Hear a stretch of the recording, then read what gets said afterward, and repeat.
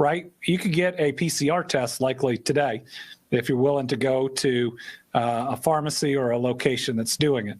But if you want a, take-home test, there are fewer of those than PCR tests because they're newer.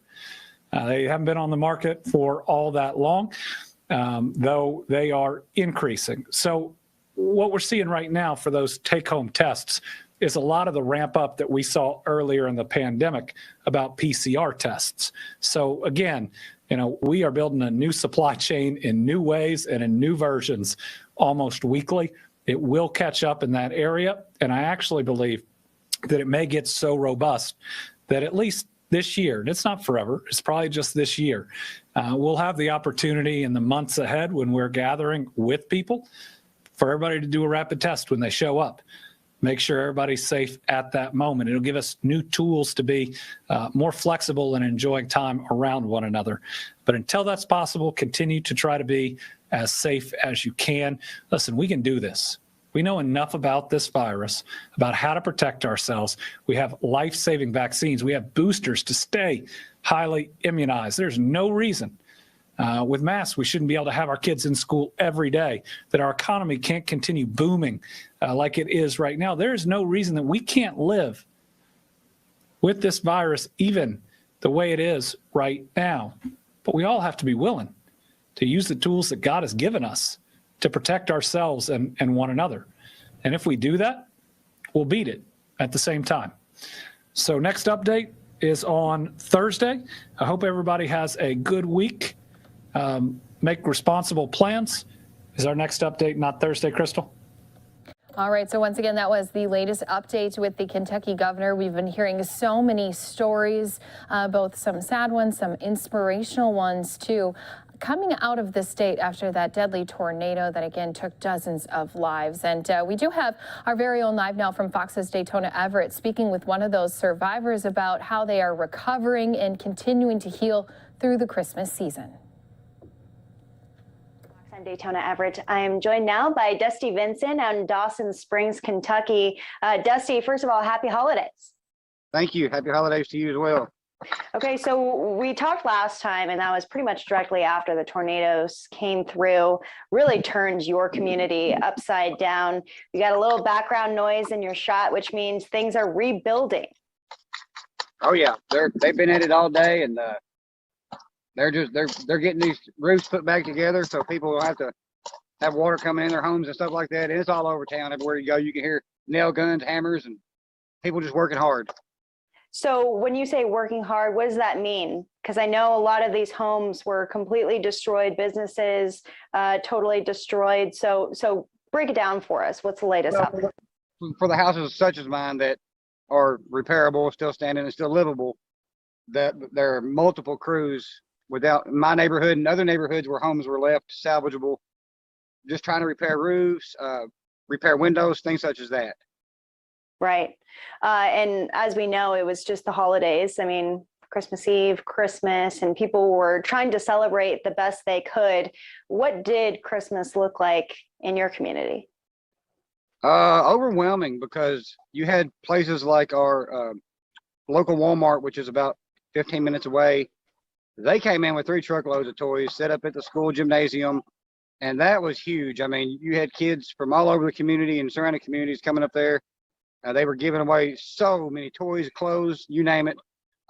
Multiple churches did the same thing. I think we've all met about 6 or 7 different Santa Clauses in the last week. It was definitely different and overwhelming. And I think for the most part, even though it didn't feel like Christmas, this is the biggest Christmas a lot of people are going to have for a long time to come. Yeah. Because of the support and people that came in to show the love and bring the gifts for the kids and all that. So let's talk about that recovery process, because FEMA is still there on the ground, right? Yes, they are. They're even more present now, so because they're starting to try to find locations within town to where they can set up headquarters, and they are going to be setting up at our local community center in the next few days to start getting people in to file their claims and stuff like that. So is that the next steps for you guys? What comes next? Well, you got FEMA, you got American Red Cross, groups like Boots on the Ground, and they're all setting up different locations so people can come for the assistance they can provide. And now we're in the process of the heavy hauler trucks coming in to start to clean up the mess. So these companies are able to check in at the command center, which is up by the parkway, the interstate, as you come into town, to get their company and their trucks on the list to come in and clean up. So you've got that coming in now, where they're going to start getting this debris out more and more and more each day. Dusty, we're coming up on the new year, 2022. It's so close. What is your hope for the next year for your community and Kentucky as a whole? Just for us all keep working together and to get this cleaned up as quickly as possible. Because we all know it's not going to happen overnight or in the next few weeks, even in the next few months. You know, this is going to be a thing that's going to take place over the next few years, if not longer. But just to see it get cleaned up as quickly as possible, and for people to heal, as far as, you know, those of us that survived to figure out how to stay stronger together and heal and move forward as much as possible with the healing process. Yeah. All right, Dusty Vinson out in Dawson Springs, Kentucky. Thank you so much for tuning in with us and following up and letting us know how you guys are doing. We're definitely going to check on you again. Absolutely. Thanks for having me. And as always, we appreciate your support and reaching out to check on us. That means a lot to us. So thank you for that. Yeah. Thank you, Dusty. See you in 2022. Absolutely. It's going to be a better year. A year definitely to look forward to, as the communities, you can again just hear the cry for the support that they've seen. They've definitely had a lot of people coming together. So we will continue to keep you updated on those relief pieces and stories coming to us out of the state of Kentucky. We are going to continue things along right here on Live Now from Fox. So when we come back after a 2-minute break, take you out to Texas, where we did have a deadly convenience store shooting. Police giving us an update. That's still to come right here in just 2 minutes.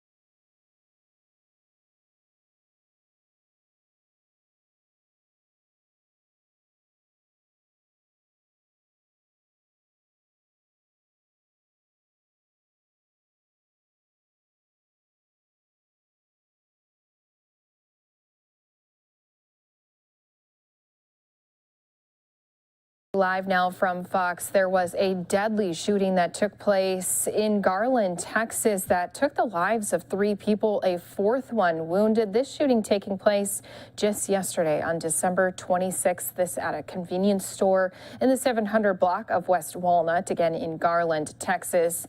Police giving an update and also showing some new video that was captured of the incident. We're going to be watching that update right here on Live Now from Fox. All right. Just want to say thank you for everyone for showing up. As a press conference in regards to the shooting that occurred last night in the 700 block of West Walnut at a convenience store. With that being said, Garland Chief of Police Jeff Bryan will give statement. Yeah, thank you for coming this afternoon. I'll say this is an active investigation, so I'm going to try to give you a lot of information, but there's a lot of information I don't know at this point, and there's a lot of information that we're learning. But as Officer Barano said, on December 26th at approximately 7:30 p.m., Garland officers were dispatched to the 700 block of West Walnut to the convenience store in reference to a gunshot wound. Once our officers arrived, they found 4 individuals inside that had been shot, and 3 of the individuals were deceased. All 4 individuals that were shot were young teenage men between the ages of 14 and 16, and they're all members of the Garland community. There is video of the incident that was captured inside the store. We are working through that video now. I'm going to show you a portion of that video. The police department immediately called in a team of investigators who worked throughout the night to track down every lead. And I can tell you, as of 30 minutes ago, we have made an arrest of someone that we suspect to be the shooter. And he is a 14-year-old teenager that we're speaking with right now. The gun used in this incident was a .40 caliber pistol. It had an extended magazine. We know he fired at least 20 rounds because we found the shell casings. And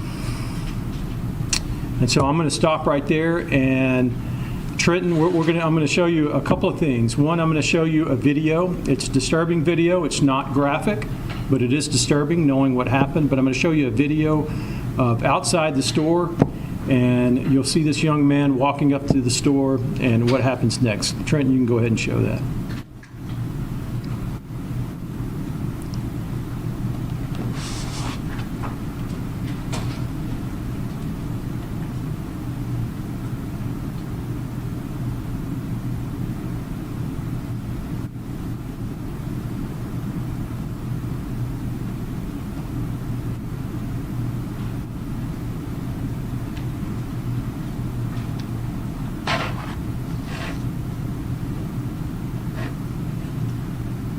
Is it over? I will tell you that there is a second person that we're looking for. We have one person in custody, but there is a second. And right now, we don't know who he is. So we are asking the public's help in identifying the subject that is up on the screen now. He is not suspected of the shooting, but he is a person of interest that we want to talk to. And so if anyone knows this person, or if he's watching, we just want to hear your side of the story. There's also a vehicle that we're looking for that I'll ask Trenton to pull up, and it's a white Ram pickup truck, and you can see the damage there on the side of the vehicle. This is the vehicle that the suspect who committed the shooting arrived in, so we're also looking for that vehicle.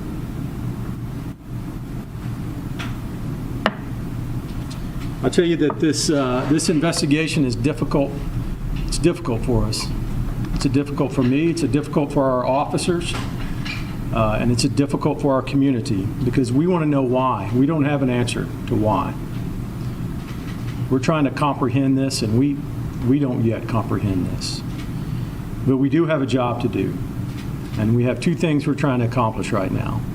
The first thing is we're trying to complete an accurate and thorough investigation and arrest. We owe that to the families. The second thing we're trying to do is support the families. I mean, a day after Christmas, they've lost their loved ones. And so I'll be meeting with the families and whatever we can do as a community to come together and support them. So that's the end of my statement. I'll open it up for questions. If there are any. Clarify about the arrest. So the 14-year-old, is he in the detention facility now? He is in custody. In custody. And is he speaking to y'all? I don't know. I don't know. Can you describe a little bit about getting too far in the investigation? What about this 14-year-old that's in custody? Yeah, I can't get into that because it would get too far into the investigation. Again, this is a very active investigation, and we're trying to give you, I know I get a lot of questions, and you're getting a lot of questions, and our community wants to know answers, and so we're trying to provide that, but there are things that I can't release right now, and that link to him is something at this time we can't release. Did he turn himself in? He did not. Were the 4 people who were shot all together in one group? Did it appear to be a targeted attack?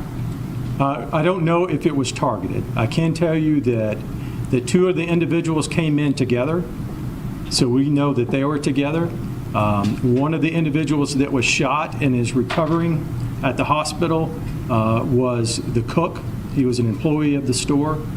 And one of the individuals, a 14-year-old, to our knowledge, was just there ordering food for his family and was not connected to anyone else. You talked about how difficult this is for your officers and yourself. Would you explain to us the difficulty dealing with this age group of victims and suspects? Well, and I think you hit on it in the question. You know, our job is to investigate crimes, and we see more things in a year or a month than people see in a lifetime. But when it's kids, when it's 14 and 16-year-old kids committing acts and victims of acts, it's even harder for us to comprehend that. We have kids, I have kids about the same age. And to comprehend the day after Christmas, when most people are winding down through the holidays and getting ready to go back to school, and that now we're trying to support and help families through this. It's difficult to describe in a lot of ways, but we know we have a job to do. Did all the people know each other? Have y'all heard anything about this? Did all the victims? Well, we know 2 of them knew each other because they came into the store together. But between the 4 of them, we don't believe, or we have not seen any indication that the 4 of them as a group knew each other. 2 of the 4, one was an employee. That's right. And one was just happened to be in the wrong place at the wrong time. That's right.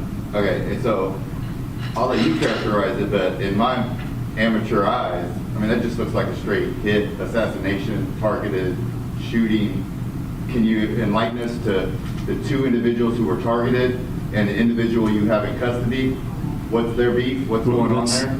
That's something our investigation will have to reveal to us. Right now, it's too preliminary. I just don't know.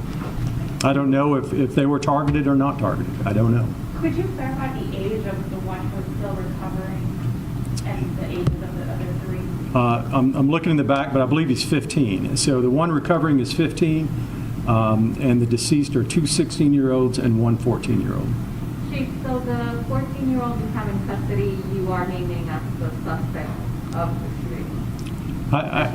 We're not naming him at this point. He is a person of interest, and right now, yes, we do suspect him to be the shooter on this. But again, this is very early. I hope everyone understands. We have a long investigation to go. Can I clarify that? The person you have in custody, you believe is the person in that video firing that weapon? That's correct. But he has not been charged with anything yet? He has not been charged yet. He is arrested on a warrant at this time. And the one that you're still looking for, is he a suspected driver? That's right. He's the one that was driving the white pickup truck. That's correct.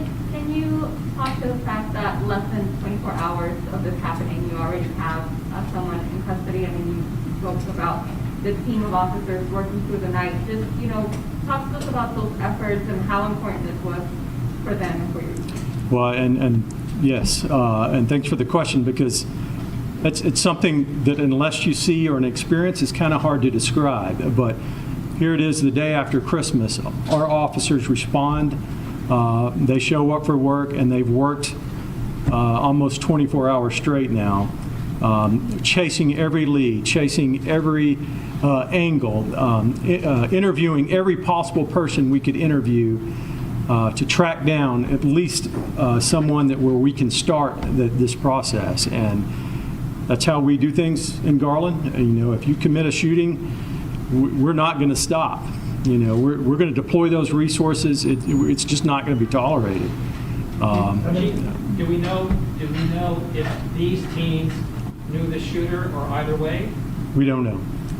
And you've been asked this, but you still don't have a motive, or you're still not revealing what you think may have been why? I can reveal to you, I don't know the motive. We don't know the motive. But why is one of our big questions right now. Chief, you mentioned these are young people in your community. I know it's like the holidays and school time. Notify the school district, do you know if these are students with NGISD, anything like that? We've notified the school district, and we are working with them, but I don't know right now if they're in school or not in school. But we have told them, and we're working on that part. And all the families have been notified? All the families have been notified. Chief, do you know the relationship between the second person of interest that you're looking for as far as the 14-year-old? We do not. We do not know who that person is. And the video, it looked like the alleged shooter, came out from a building next door. Are you investigating perhaps a setup or something like that? No, he came out of the pickup truck. Okay. You're not seeing that. We didn't show you the whole video, Okay. but he came out of the pickup truck.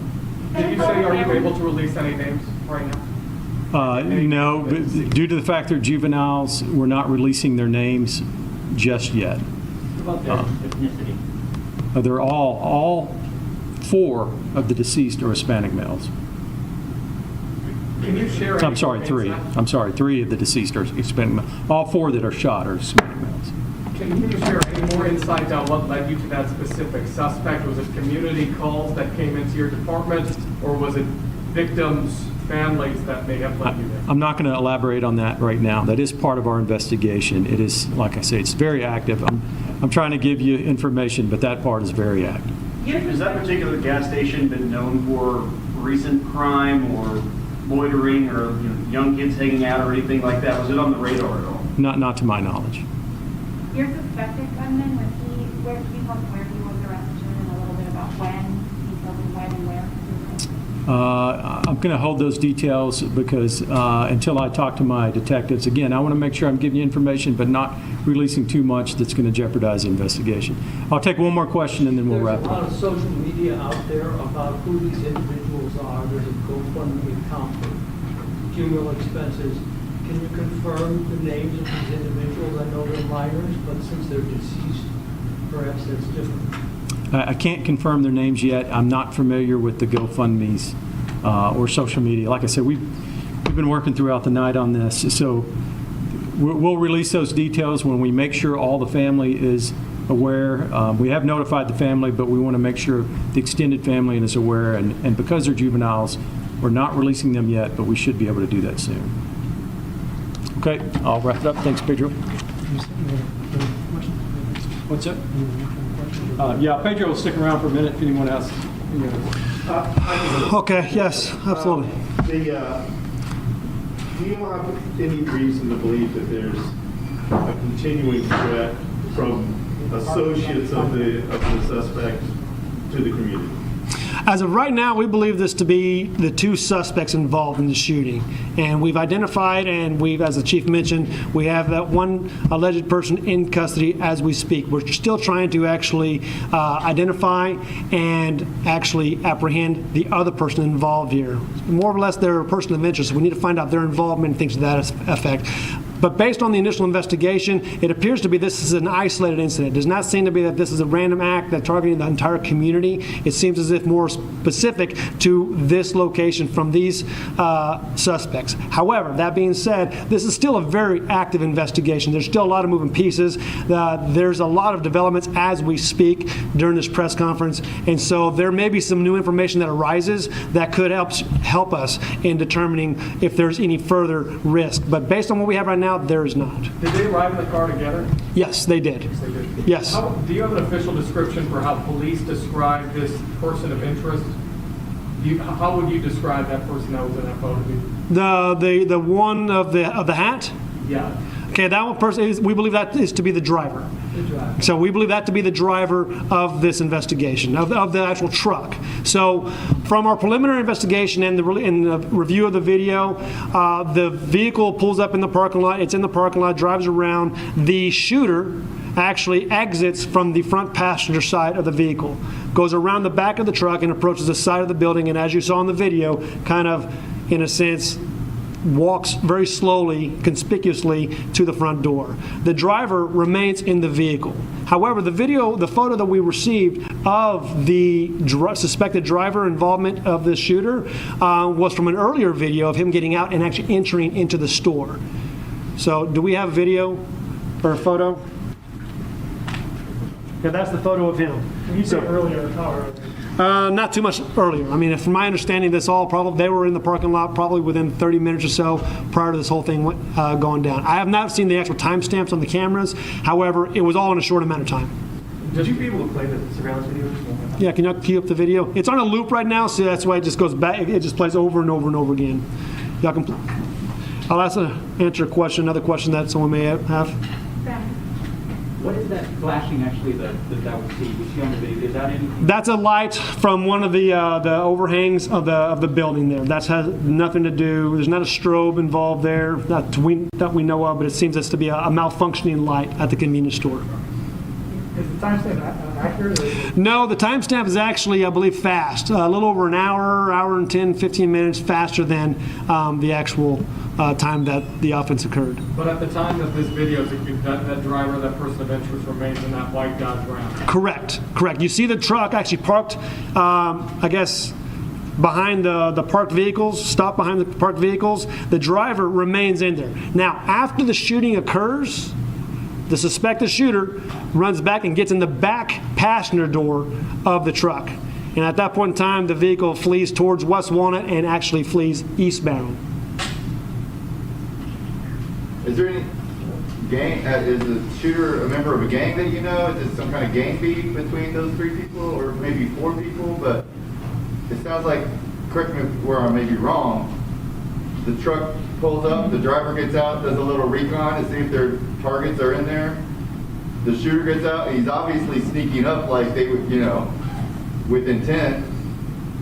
There's a lot of speculation based on what we've seen in there. However, there's still a lot of moving pieces in this investigation. We're still trying to talk to the one surviving victim, as well as talking to some of the family members of the actual deceased. They may assist us in actually helping understand relationships regarding the victims and perhaps the shooters. And now that we have a person in custody, we're hoping to find out more information regarding what may have led up to that. So those are questions, unfortunately, that are still under investigation. We're still very early on. As the chief mentioned, this apprehension happened within the last 30 minutes from what I understand.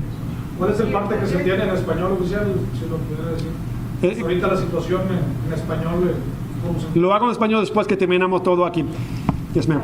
Did your suspected gunman have a lawyer yet? From what I understand, being a juvenile, there's always a representative involved with a juvenile. I don't have any information. Once again, this information that's actually escalating here, that's all coming to fruition right now, is all very active. There's so many questions that we ourselves have, and that's all part of the investigation. So I'll take one more question. Okay. Thank you guys all again. Again, my name is Lieutenant Pedro Barino. That's B as in boy, A-R-I-N-E-A-U. First name is P-E-D-R-O. The Chief of Police is Jeff Bryan. That's J-E-F-F. B as in boy, R-Y-A-N. We will be sending out a follow-up of what y'all see on the screen here regarding the video as well as photos and a downloadable link. That will be coming momentarily. As everything has progressed so quickly, we haven't had a chance to actually get that out there. But thank you guys so much. Thank you. Can you do it? So the latest from Garland Police right there, as again, 3 people are dead and another hospitalized after a shooting inside this Garland gas station. It happened around 7:30 last night at a Texaco convenience store on the 700 block of Walnut Street. Police say this surveillance video shows the gunman opening the door of the store and firing shots. That's the first time they released that video during that press conference. The gunman got back into the same vehicle on the passenger side and left the scene. All 4 male victims were standing near a restaurant area of the store. 3 died at the scene. Again, that 4th one taken to the hospital in critical condition. Police only have a limited description of the suspect and showed that video there. They're still reviewing it and talking to witnesses to try to identify him. The names of the victims have not been released, and investigators are working to determine if there's any connection between them. They're asking if anyone has any information about the case to call the Garland police. But that suspect, just 14 years old, as they work to identify all of the possible suspects in this case. Moving along here out to the Houston area, as an armed male is on the freeway causing some major lane closures. This is what we're getting in from the Houston County Sheriff's Office. They're saying that they were trying to conduct a traffic stop and that the adult male driver did not comply, saying he's possibly armed and suicidal and refusing to exit the vehicle. The man is parked off the frontage road, and as a precaution, they are closing all of the main lanes of the East Freeway there, going east. So many of these motorists are being directed to alternate routes. A media staging area has been established, but as you can see, it is very, very backed up here as many people are heading home after work, after the holiday weekend, as a possibly armed male has barricaded himself inside of his car, causing a major traffic jam here. Our Fox 26 Houston team, they're at the scene trying to get more details on this, but like we said, the traffic at this point really becoming a concern, backed up for what could be hours for many of these motorists.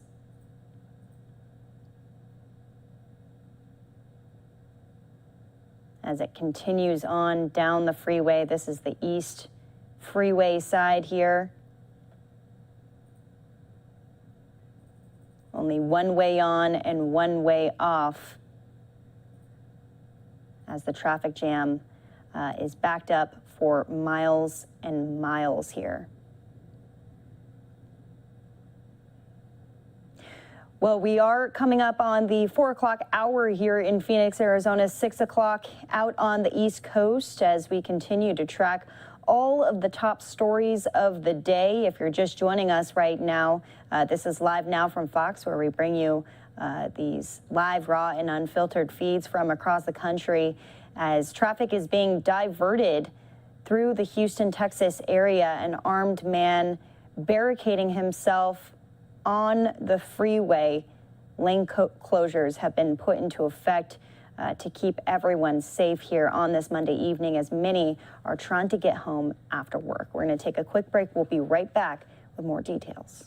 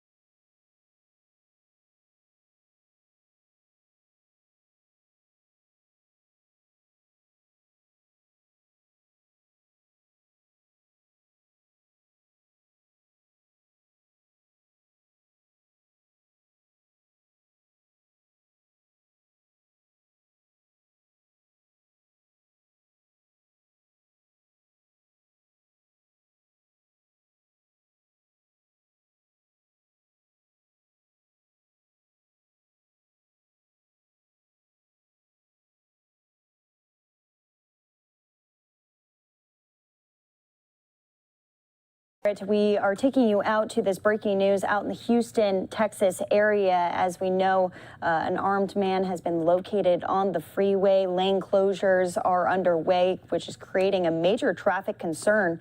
Here's more coverage from our affiliate, Fox 26 in Houston.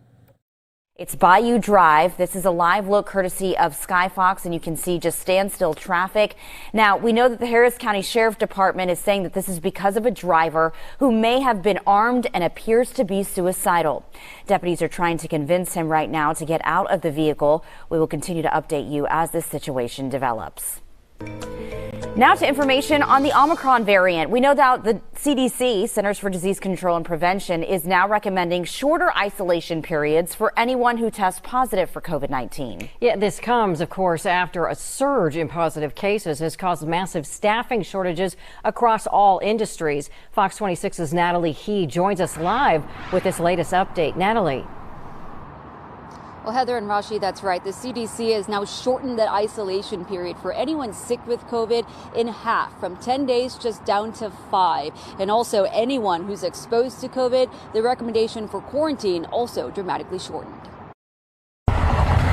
In updated guidance Monday, the CDC says those sick with COVID-19 only need to isolate for 5 days instead of 10.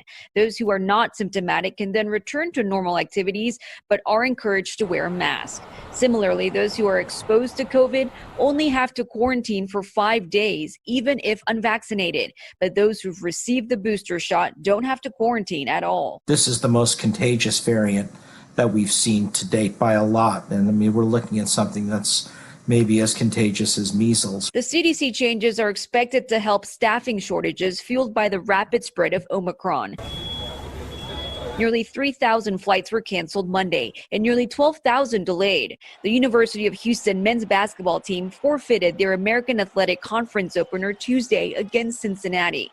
And local businesses, including dozens of restaurants and retailers like the Apple Store, have been closed for several days. If you have a big rise in cases and knocking out the healthcare workforce, that's equally concerning. So the hospitalizations right now in Texas are not going up as much because the number of new cases is not as severe right now as New York and Washington, but that's going to change. So I expect that in the coming weeks, we should see all of the numbers go up in terms of hospitalizations. Dr. Peter Hotez with Baylor College of Medicine suggests folks make changes to their holiday plans. I would say scale back your plans for the New Year's holiday. There's so much transmission going on. Now, CDC officials also say the changes come as more evidence shows that people are most transmissible and infectious in the 2 days before and the 3 days after symptoms develop. But health experts also recommend that anyone who's exposed to COVID-19 should continue to wear a mask. Natalie He reporting, Fox 26 News. Demand is high for COVID-19 tests across the country and here locally. We started seeing those long lines at testing sites in the Houston area last week. This is all due in part to the latest surge caused by the Omicron variant. And many people also wanting to see the loved ones for their holidays, and that's understandable. But just finding a test site or trying to purchase a test kit has been so difficult for many people. So know that you are not alone in that frustration. Well, here's a look at the latest COVID-19 testing guidelines from the CDC for those who have come in close contact with someone who has the virus. So if you are vaccinated, the CDC says to get a test 5 to 7 days later, even if you don't have any symptoms. Unvaccinated people should get tested immediately. If that test is negative, try again 5 to 7 days after exposure. Well, in-person visitation at the Harris County Jail will be temporarily suspended starting tomorrow to minimize the spread of the virus. The sheriff's office says the measure is being put into place to protect the community and those in the jail. Attorney-client interviews and other essential visits will not be affected. Family and friends can communicate with loved ones through calls and video visitations. Members of the Friendswood Police Department are mourning the loss of an officer to COVID-19. Sergeant James DeMent lost his battle to COVID-related illness today. He served with the department for more than 22 years. The surge of COVID cases is impacting air travel, with many major airlines facing staffing shortages. Yeah, they sure are. Thousands of flights have been canceled just over the past few days. Fox's Steve Harrigan reports from Atlanta on the struggle that the airline industry is facing. Thousands of flights canceled or delayed over the busy holiday weekend, mainly due to staffing shortages linked to the Omicron variant. The U.S. is averaging more than 200,000 new coronavirus cases each day as the variant spreads rapidly here and abroad. As a result, infectious diseases expert Dr. Anthony Fauci says a domestic airline vaccine mandate should be considered. You don't want to bring more cases into the country. But if you're talking about requiring vaccination to get on a plane domestically, that is just another one of the requirements that I think is reasonable to consider. The travel nightmare continues to accelerate at airports across the nation. Major airlines are now scrambling to accommodate passengers whose flights were canceled during one of the busiest travel weekends of the year. I just think it's kind of sad because there's going to be people, thousands of people that's going to be left stuck. I think so far today we're hoping that we can get on our flight and get back to Houston. Meanwhile, cruise lines are also feeling the effects of rising COVID-19 cases across the globe. Dozens of ships set to enter the U.S. are currently under investigation or being monitored by the CDC. Passengers on Royal Caribbean, Norwegian, and Carnival cruises are now required to wear masks at all times inside unless eating and drinking or in their rooms. Major cities around the world are scaling back or canceling planned New Year's Eve celebrations in order to slow the spread of the virus. In Atlanta, Steve Harrigan, Fox 26 News. New at 5, President Biden has signed a historic bill named in honor of Army Specialist Vanessa Guillen. The Houston native was killed by a fellow soldier at Fort Hood after her family claims her sexual harassment complaints were ignored by her chain of command. The National Defense Authorization Act will require an independent prosecutor to investigate accusations that are made against military members. 2 teenagers are recovering after being shot during a drive-by at a house party in southwest Houston. Police say they may be just innocent victims caught in the gunfire. It happened just after 1 a.m. on Croker Ridge Road near Beltway 8. An 18-year-old man was shot twice in the arm and stomach, and a 16-year-old girl was hit in the leg. When the people came out of the house, a vehicle, a red small vehicle, drove by and started shooting. It took about 8 shots, and that's when the 2 victims were hit. We do not believe at this time that the 2 victims were directly targeted. Investigators are looking for any cameras in the area to help find the person driving that red car. The Brazos Wood High School student brutally beaten at a party earlier this month is now home. 16-year-old Cole Hagan spent Christmas with his family. He was released from Memorial Hermann on Saturday. 3 teenagers accused of beating Hagan have been charged with aggravated assault. Now, there is a massive outcry after a Houston truck driver received a 110-year sentence for a deadly accident. Coming up on Fox 26 News at 5, the decision a judge made about that controversial case. And only on Fox, a man is shot 9 times on Christmas Eve. His pregnant fiancée says road rage is to blame.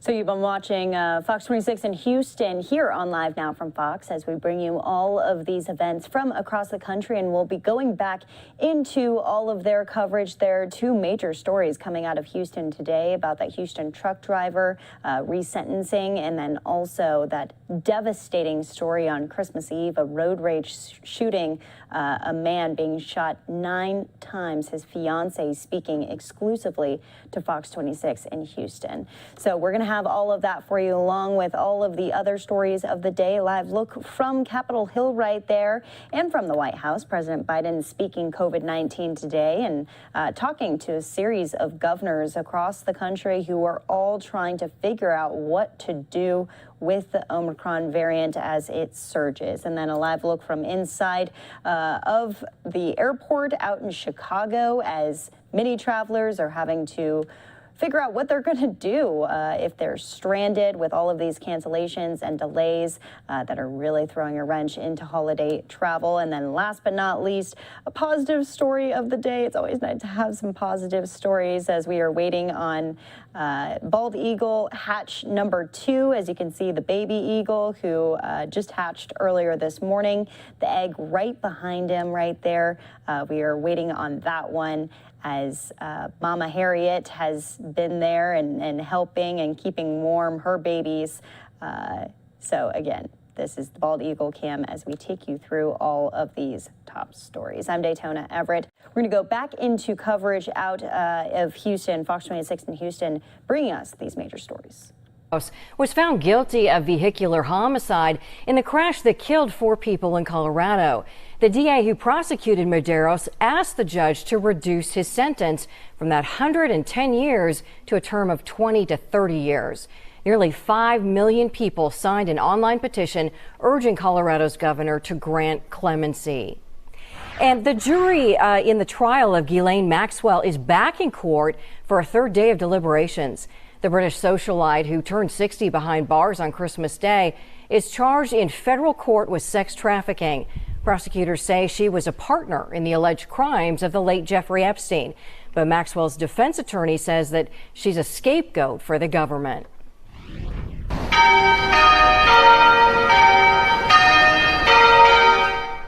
Church bells rang in Cape Town, South Africa earlier today. This is in honor of Archbishop Desmond Tutu, who died on Sunday. The Nobel Peace Prize winner was a relentless opponent of apartheid that oppressed South Africa's black population for decades. He rose through the ranks of the church and eventually became the first black bishop of Johannesburg before becoming the Archbishop of Cape Town. Desmond Tutu was 90 years old. A funeral is scheduled for January 1st in Cape Town. Americans will be headed to stores this week to return gifts that just weren't quite right. So I've got some tips for easy returns and which stores are extending their return policies this year. And rare snow impacts travel and causes power outages up and down the West Coast.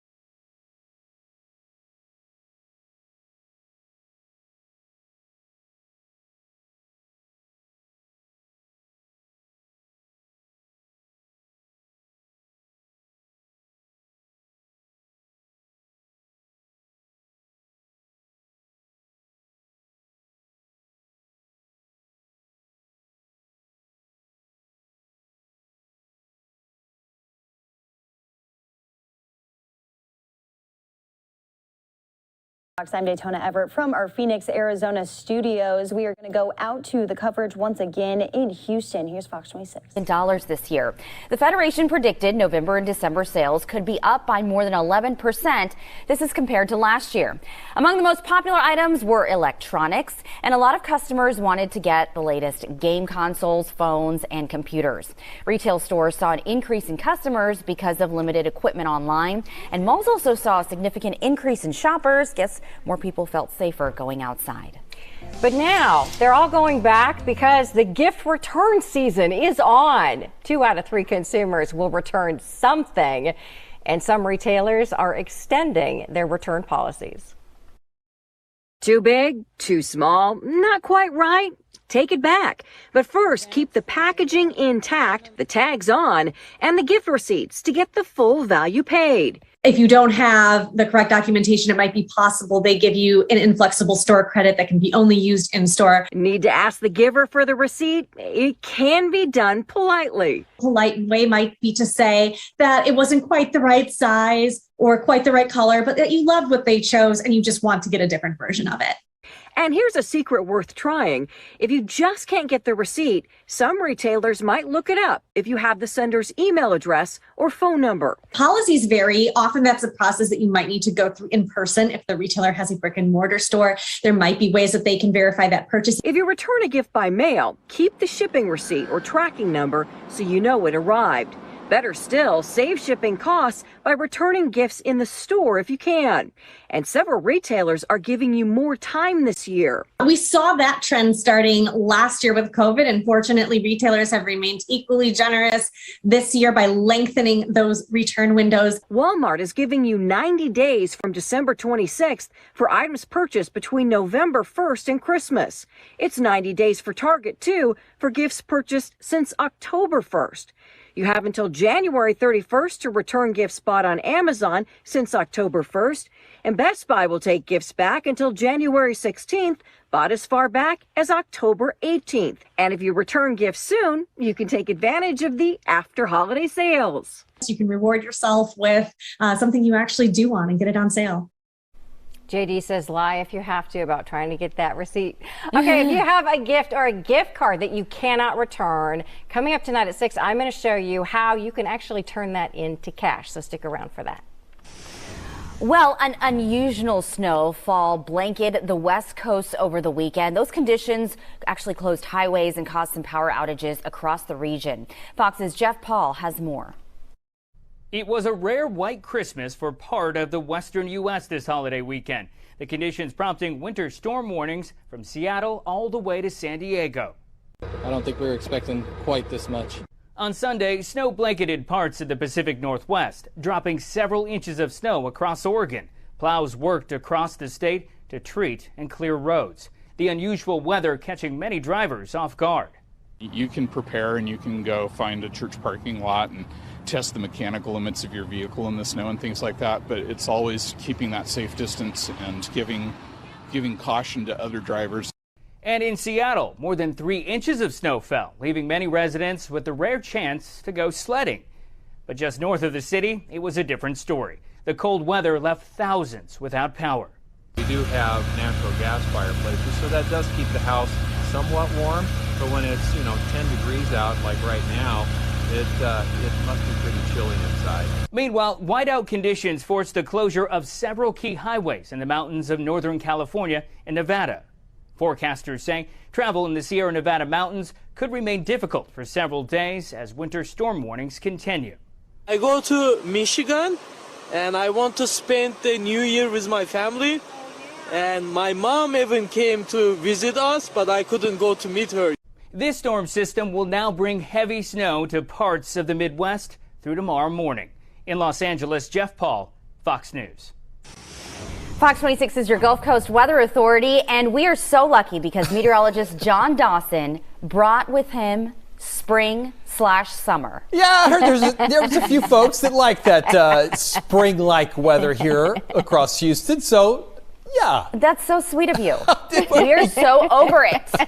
I know. I am definitely one of those who prefer to be able to put on a sweatshirt at this time of the year. But we'll do what we can, the best we can with the conditions that we have, and kind of continuing the story that we just talked about with all that snow that was on the West Coast, kind of getting that storm system moving a little bit further to the east, impacting the Rocky Mountains, and eventually, again, headed over to the central portions of the nation. That boundary that you see here is kind of a stall mild front that'll eventually get a little bit more movement to it, but it won't be diving down to the south. It'll be more or less moving from west to east. So all of these warm temperatures expected to stay that way for several days. Again, these are current temperatures, and we'll continue to see mild or even warm weather for sure here across the state of Texas for most of the week, at least the southern portions of the state along the coast for sure. We're in the mid to upper 70s right now. High temperatures that we recorded so far today. We did not set records at Hobby or Intercontinental, but College Station set a record high temperature, and Galveston Island got very close, just 1 degree away there. The next couple days we'll be talking about the same thing, possibly setting some records. It's these mostly cloudy skies that are really kind of keeping us from doing that. We're going to have some breaks in the clouds, and if you kind of hang around long enough, that'll have a chance to bump the thermometers up. But for the most part, we'll feel the humidity that's still out there. There is a chance for some light rain or maybe some drizzle, more favored in the morning tomorrow, probably clearing out a little bit in the afternoon, but you can see that on the Futurecast where we'll have that little bit of green popping up representing that light rain that we could see. Again, mostly possible in the morning, but still we're only talking about 30% chances overall as far as the rain chances go. And like I said, that's more in the morning, maybe 10 to 20% in the afternoon. Similar situations on Wednesday and Thursday. The big change is coming on Saturday, late in the overnight hours Saturday into early Sunday morning. That next front arrives. And look at the difference in the high temperatures. We'll be, again, about 80 degrees on Saturday, but when we get into Sunday and Monday, high temperatures only in the 50s. There's your sweatshirt day. All right, still to come, we're going to show you the benefits of running just 10 minutes a day. More features. And there you go, full coverage from Fox 26 in Houston right now, breaking down all of those weather questions and COVID-19 questions, and just another live look from inside of the Chicago airport right there as travelers are trying to figure out what they're doing amid delays and cancellations because of the COVID-19 outbreak. And we'll be sharing more of those stories with you later into the evening. We're going to go out to another quick commercial break. We'll be right back.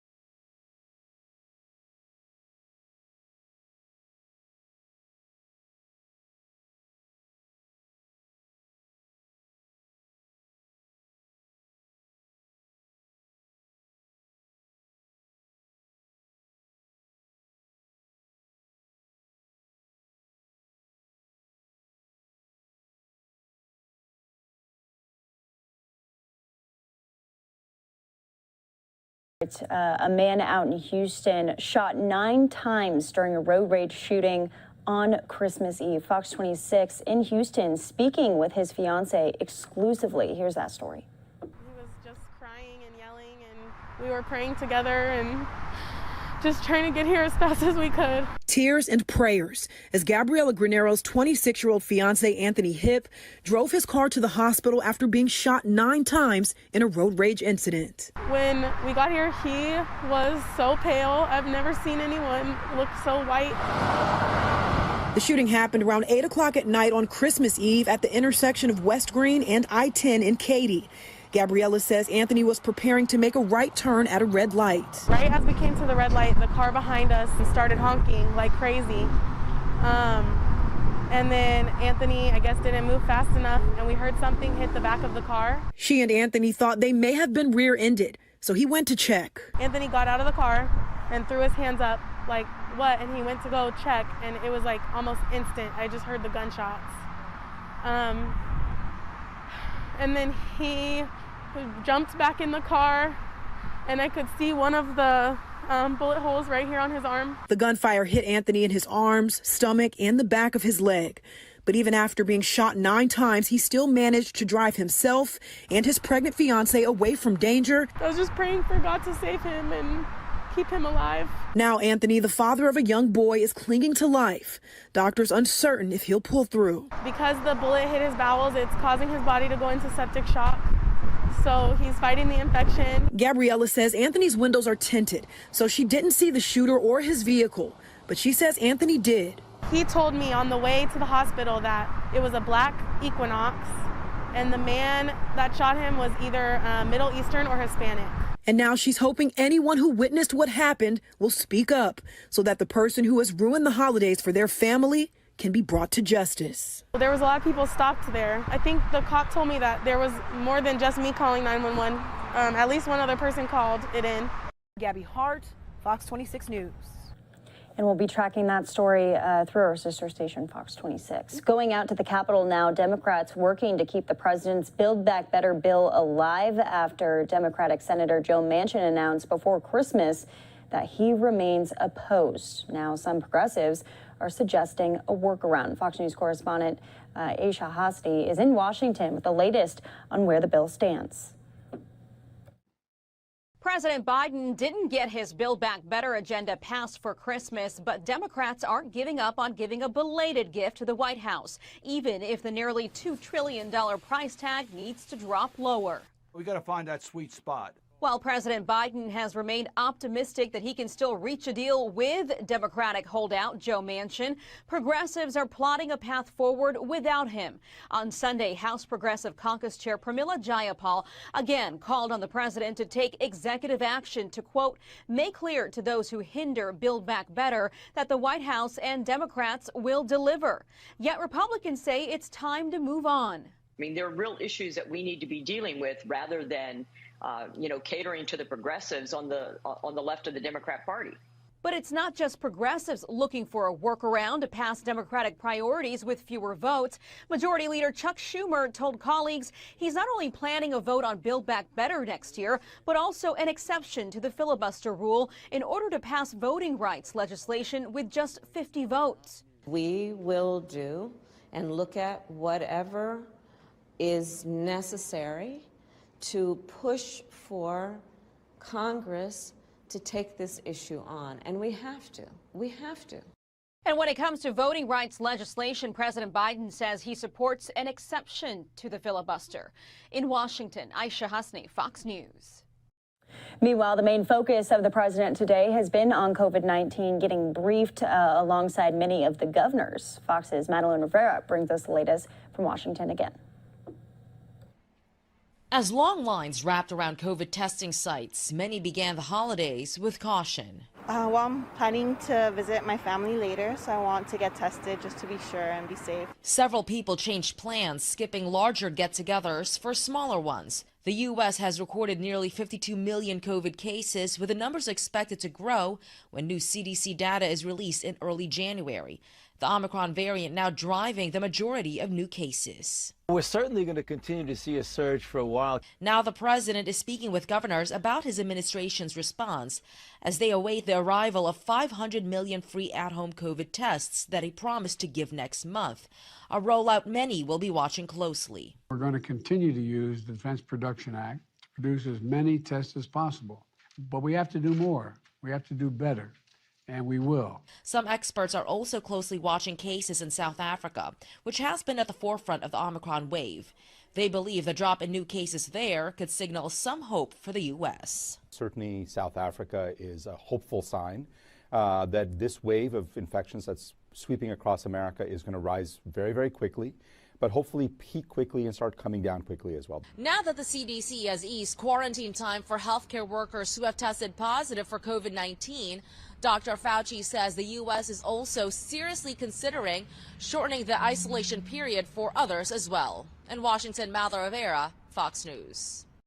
So since then, they have shortened the isolation time. It's now 5 days instead of 10 for those who are infected with COVID-19. So this continues to be a developing situation. And as we said before, the president himself speaking with several governors today about COVID-19. Here's that.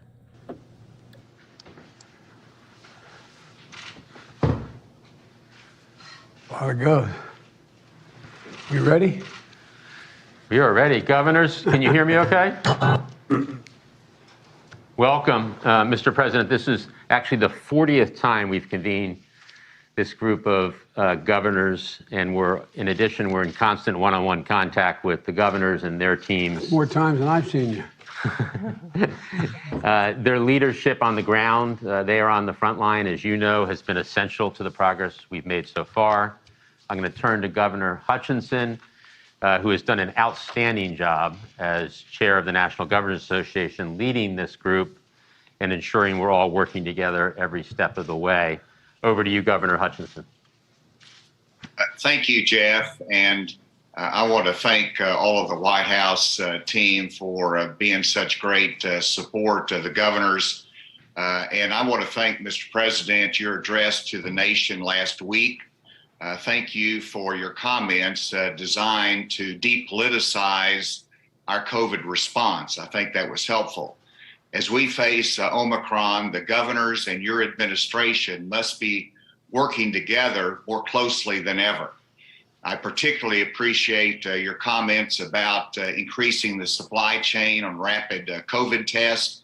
This has become a real challenge for the governors.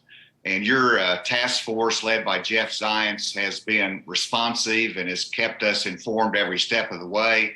A good example is this last week, I asked for more monoclonal antibody treatments. We received them last week. Still, we have a limited supply, but the responsiveness is very much appreciated. I would like to give you a glimpse of Arkansas today. First, hospitalizations are down by half from where they were this time last year, but our Omicron case count and the demand for testing has increased. In Arkansas, we have a test to stay school program that's a pilot in 50 schools. We want to expand that. And right now we have sufficient tests to be able to do that. But we also, as governors, are getting pressure to do more, and the need is great to do more in terms of the rapid test and the availability of it. And so one word of concern or encouragement for your team is that as you look towards federal solutions that will help alleviate the challenge, make sure that we do not let federal solutions stand in the way of state solutions. And the production of 500 million rapid tests that will be distributed by the federal government is great. But obviously that dries up the supply chain for the solutions that we might offer as governor.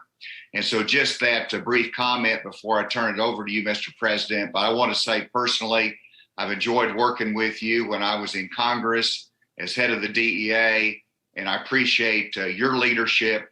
And thank you so much for giving us the time today to hear from us, but also so that we can hear from you personally about the challenge that we face. So, Mr. President, the microphone is yours. Thank you, President Biden.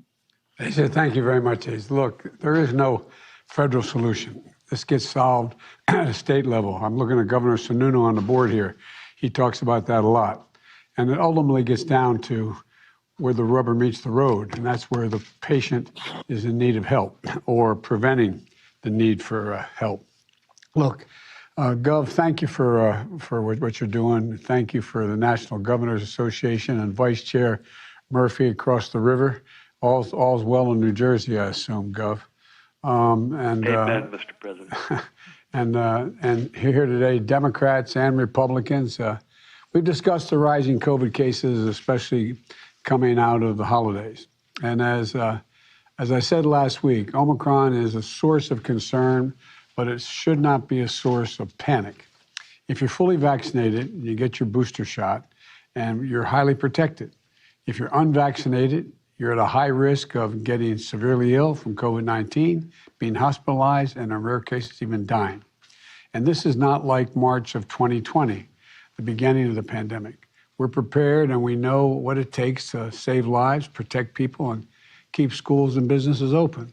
We just have to stay focused and continue to work together. My message to the governor is simple. If you need something, say something. And we're going to have your back in any way we can. Last week, we took steps to bolster support for you with number one, more capacity to get shots in arms. With more places, more vaccinators, more times for folks to get vaccinated or get a booster shot.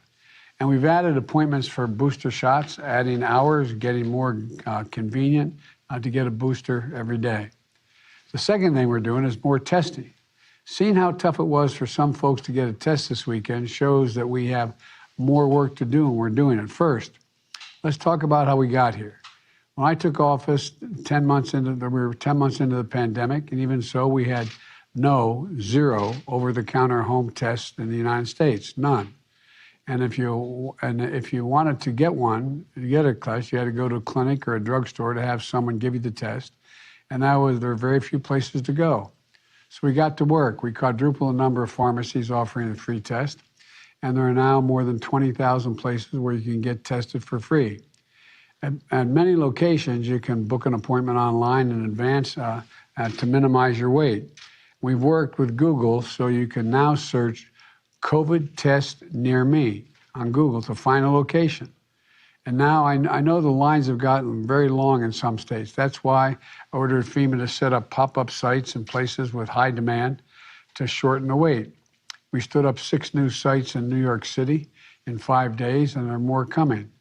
For over-the-counter at-home tests, as I said, there were none when we took office, none. Now we have 8 on the market, and just 3 days ago, another test was cleared. We went from no over-the-counter tests in January to 46 million in October, 100 million in November, and almost 200 million in December. But it's not enough. It's clearly not enough. If we'd known, we would have gone harder, quicker if we could have. Because steps we have to take to increase the number of authorized tests, we're now able to purchase 500 million at-home rapid tests to be sent to the American people for free when they request it. And we're going to continue to use the Defense Production Act to produce as many tests as possible. And starting in 2 weeks, private insurance will reimburse you for the cost of at-home tests. We're providing access to free tests for folks who don't have insurance. But we have to do more. We have to do better, and we will. The third point I'd like to make is more support for your hospitals. On hospitalizations, let me start with this. Because we have had so many vaccinated and boosted, we're not seeing hospitalizations rise as sharply as we did in March of 2020, or even this past fall. America had made progress. Things are better. But we do know that with the rising cases, we still have tens of millions of unvaccinated people, and we're seeing hospitalizations rise. It means our hospitals in some places are going to get overrun, but in terms of equipment, both in terms of equipment and staff. That's why we stockpiled and pre-positioned millions of gowns, gloves, masks, and ventilators. We're mobilizing an additional 1,000 military doctors and nurses and medics to help staff hospitals. FEMA is deploying hundreds of ambulances and EMS crews to transport patients. We've already deployed emergency response teams in Colorado, Michigan, Minnesota, Vermont, New Hampshire, and New Mexico. We're ready to provide more hospital beds as well. The bottom line is we want to assure the American people that we're prepared. We know what it takes. And as this group of bipartisan governors has shown, we're going to get through it by working together. I want to thank the governors for their partnership, and I mean that sincerely. With that, I'm going to turn it back over to Jeff, and I understand you guys may have some questions. Jeff? Good. I think we're going to clear the press first.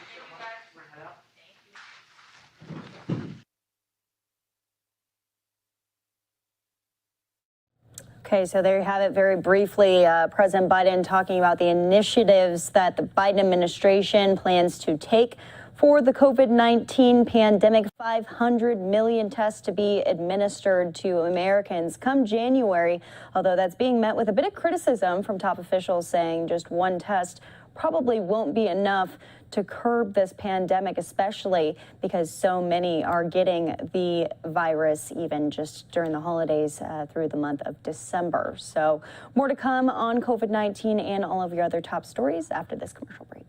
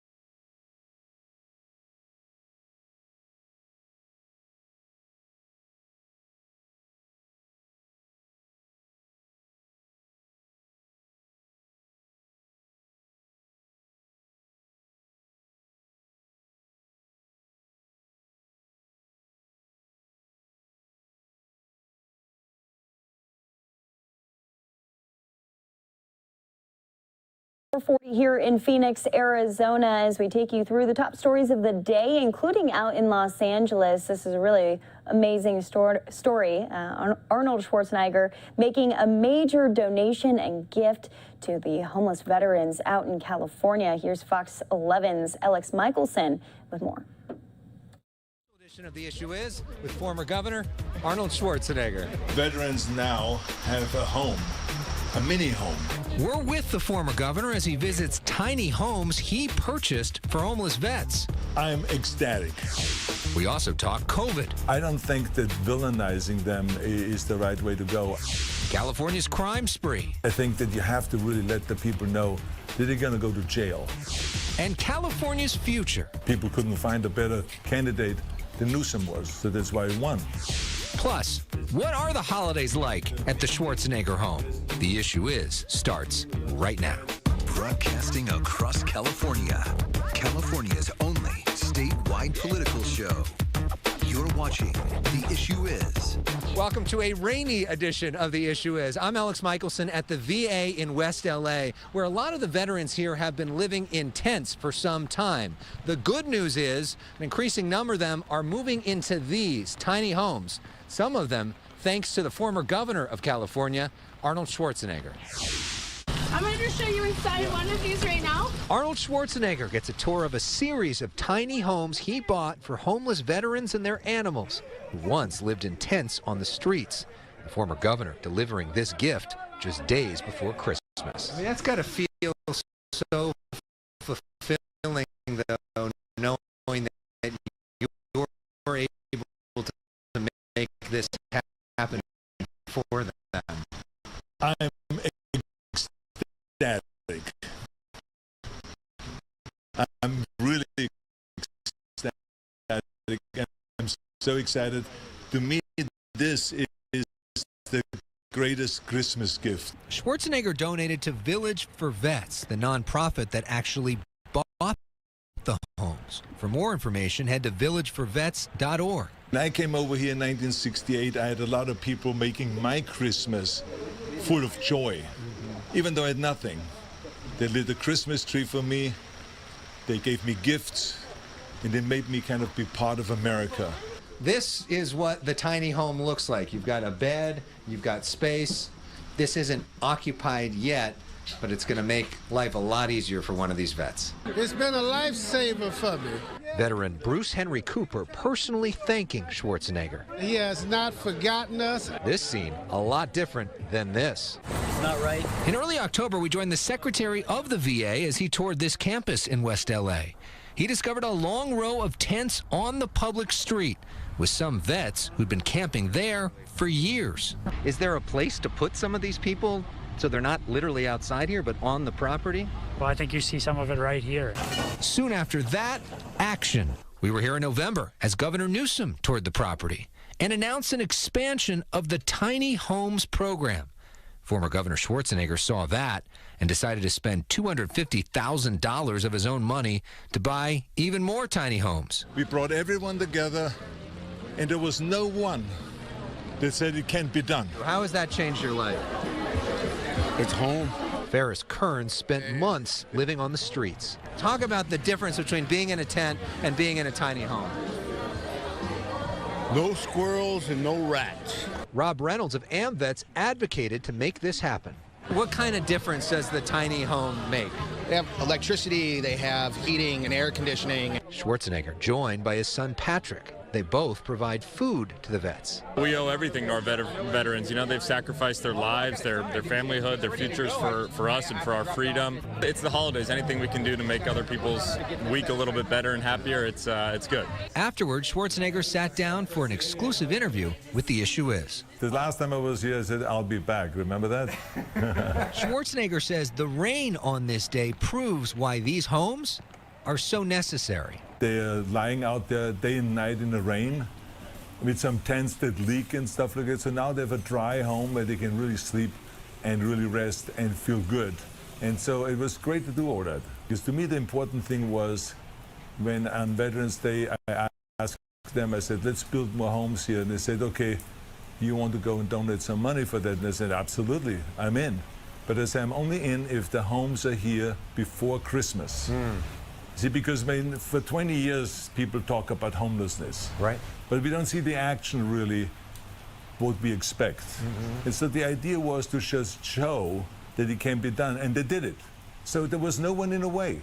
We worked, like I said to you earlier, we worked with the federal government, we worked with the state, we worked with the city, we worked with the locals, we worked with the Veterans Administration, we worked with everyone, and everyone came together. No one said, no, you can't do that. We came together and we did it. And the day it's here, the homes are here, they've moved in there. It's fantastic. It makes me feel so good. What do you think is a lesson that everybody else can learn when it comes to homelessness? Because this problem, as you mentioned, has been around for so long. It's so complicated. And there are so many areas where you don't see action. Well, it's the wrong time now to be negative. So I don't want to attack the city officials, and I don't want to attack the state and all those people that have dragged their ass for too long. So I don't want to attack them, okay? I think that the key thing here is that they all worked with us and came together and said, let's do it. So I think that everyone is trying their best, and it's just that sometimes people just don't know how to execute something. So to me, the important thing was to set a date and say, this is when it has to be up, this is when the people have to move in, and that was the important thing. And you know, I walked around today, and it just makes you feel so good when they look you in the eye and they say, thank you. Thank you for this home, I now have a home. And it makes me feel good because it's a great Christmas gift, and it's, like I said, a great Christmas gift for them, but it's a great Christmas gift for me because it makes me feel good that I was able to do something for these very, very special people, the veterans, that they've served this country so well, and that I could do something for this country. And as you know, we talked about this many times in the past, that I'm into giving back, you know, because I've made and had this great success only because of America. If it is in bodybuilding, if it is in business, if it is in show business, movies, in politics, and whatever I tackled, I achieved because of America. So to me, it's always great to give something back. It doesn't matter if there is a shortage of masks and you donate $1 million for masks to get immediately masks to all the hospitals in Los Angeles, or if it is, giving out toys at the Hollenbeck Youth Center for people that really can't afford toys for their kids, or if it is handing out turkeys on Thanksgiving, or after-school programs and all of this kind of stuff. It makes me feel good that they continuously can give something back to this country that means everything to me. We also discussed the issue of COVID-19, with Omicron cases exploding this week. Come with me if you want to live. Arnold has publicly advocated for the vaccine since the beginning and went viral for sharing his frustration with those who refused to get it. Screw your freedom, because with freedom comes obligations and responsibilities. In The Atlantic, he wrote, quote, "Don't be a schmuck. Put on a mask." What do you make of this moment and the fact that there still are millions of people who are unvaccinated? Well, it's a very complicated issue. There's just some people that don't believe in vaccination, and we just have to do everything we can to convince them that this is the right direction to go. I don't think that villainizing them is the right way to go. I think the right way to go is to just keep explaining to them from every angle, and one of the angles will work and it will be a breakthrough.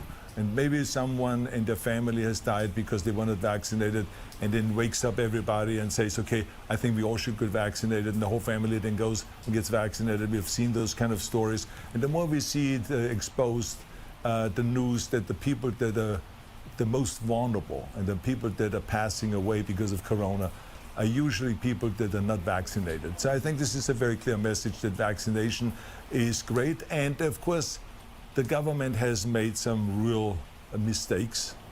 The scientists and the experts have made mistakes because they tell us a story as if it is a factual story, and then they go and they have to pull it back and say, no, it's actually this way. And so there's this back and forth where people don't feel really secure, and they feel like, do they really know what they're talking about and all this? So it's very complicated, but it doesn't mean that we cannot tackle it.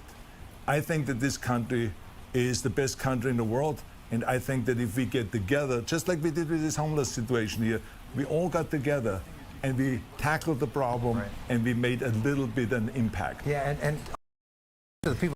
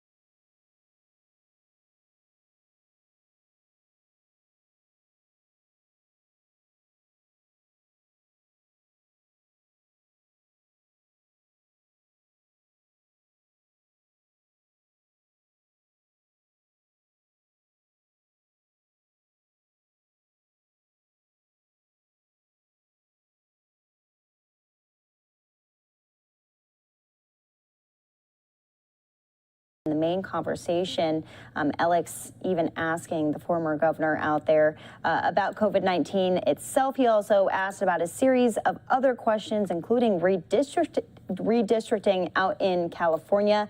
Here's that portion of the conversation. Started. Plus his thoughts on Governor Newsom, the recall, and the road ahead. 5 Democrats, and 4 independents, and they voted unanimously. Arnold Schwarzenegger helped to create this system with Prop 11. He also helped to pass California's open primary system. What do you make of a unanimous result? Democrats, Republicans, independents all coming together on this. Well, as you can see, I have a big smile on my face, right? I'm ecstatic about it. And this is one of those issues when you talked about complex issues, complicated issues. It's a very complicated issue, this redistricting, and to reform it. It's a system that has been in place, this gerrymandering has been in place for over 200 years. And so people kind of don't understand it. I saw right away when I was governor that there was something off. And so when I looked into it more and more, I realized that it was that the politicians drew the district lines in such a way, people didn't even know it, but they drew it in such a way that they fixed the system, that you couldn't get any politician out. It was like a job safety kind of a thing, like let's hold on to my job rather than let's do what is the best for the people. And so we fixed it. We created the open primaries. We created an independent redistricting commission. It was amazing that you think about that 5 Republicans, 5 Democrats, and 4 independents unanimously voted for those district lines that they drew. That is unheard of. With all the arguing and the fighting that's going on nationwide and statewide between the parties, it just shows you that it can be done. And so California is a perfect example. We have the most competitive races in California because of the great lines, the district lines that were drawn by this independent commission. So I'm ecstatic about it, and I want to congratulate them and say thank you for the great work that you've done. Yeah, and now there's going to be all these competitive elections, and also next year an election for California governor. What was your big takeaway from the recall last year, and what do you sort of look forward to with the 2022 race? Well, to me, the big takeaway was that people couldn't find a better candidate than Newsom was, so that's why he won, and that's why he was not recalled. It's very simple. I think that, to me, it makes no difference if a Democrat wins or if a Republican wins. What is important to me is do the people's work. Don't do the party's work. Do the people's work. That is the most important thing, because you're swearing and you say your oath that you serve the people, not your party. And so that's, to me, the most important thing. Do you think Newsom's doing the people's work?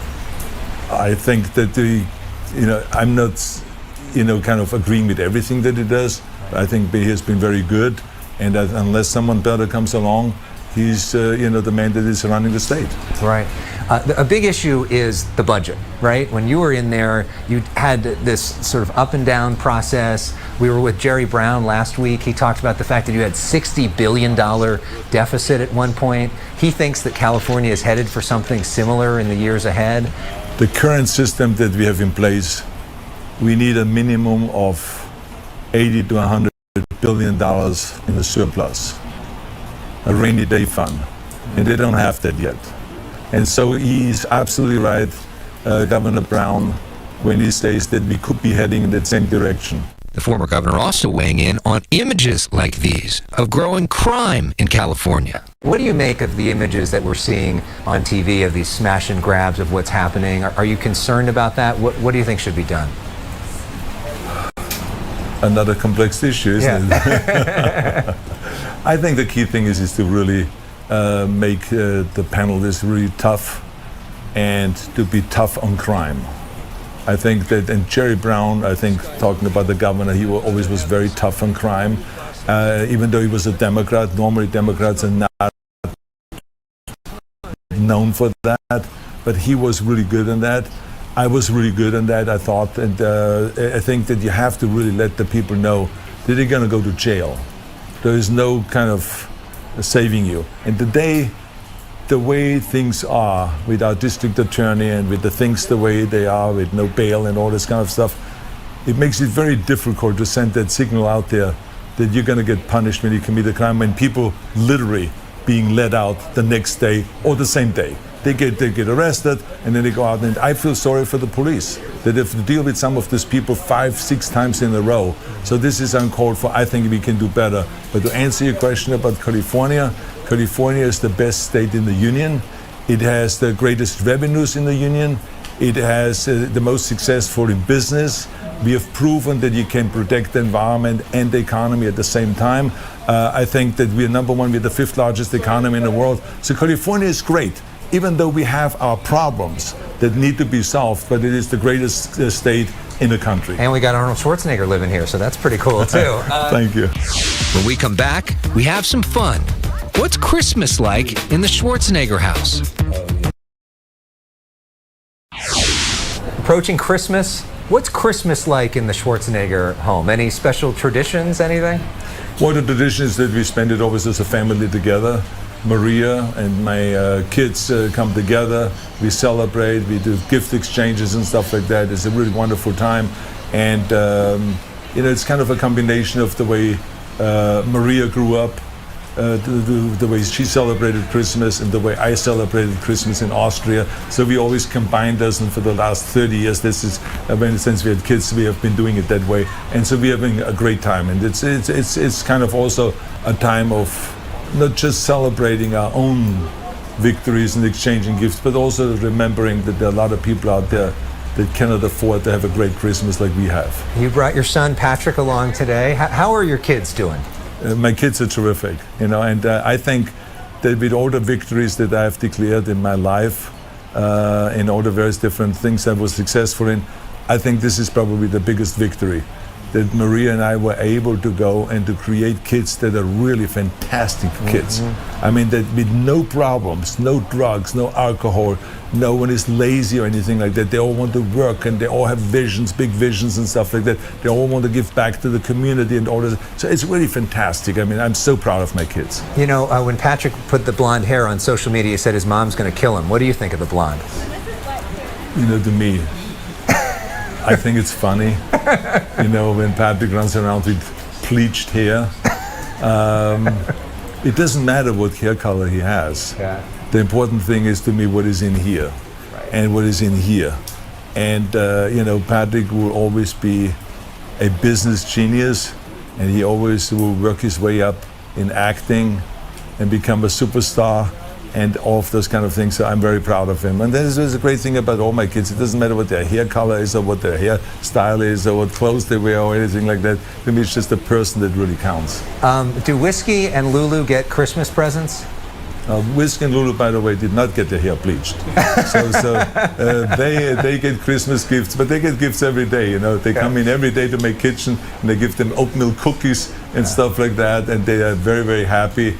And the day they even had a fight in the kitchen over the oatmeal cookies because I ran out of oatmeal cookies, so one wanted to take it away from the other, and then the dogs jumped in, they wanted to take it away from. So, it's just one of those things. But they have been the greatest thing since the corona, since I'm spending more time at home, or most of the time at home.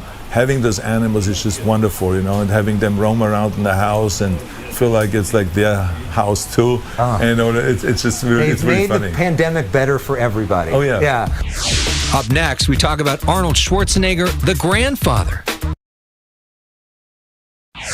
And lastly, the last time we talked, you weren't a grandpa yet. Now you're a grandpa and about to become a grandpa a second time, right? Catherine about to have her second baby. What's Grandpa Schwarzenegger like? I'm very happy about being a grandfather, even though it sounds really weird. As a matter of fact, I've signed birthday card or something like this for Lila, for Catherine's daughter. I sometimes, by mistake, write Uncle Arnold. And she says, "You're not her uncle?" Oh yeah, Grandpa, okay. Opa, in German it's Opa. Yeah. So then I write, I say, love Opa Arnold, and also, because it's so hard to feel, because in my mind I'm like in the middle of my age, right? And so to feel that, to know that you're a grandfather, and now she is expecting a second child, it's just wonderful. I went on bicycle rides with Lila. It's just so much fun to do the things now again that I did 30 years ago with Catherine. We're doing the same thing basically over again, and she does the same, and she's a fantastic mother, and of course Chris is really a great dad. Do you spoil her more than you did your kids?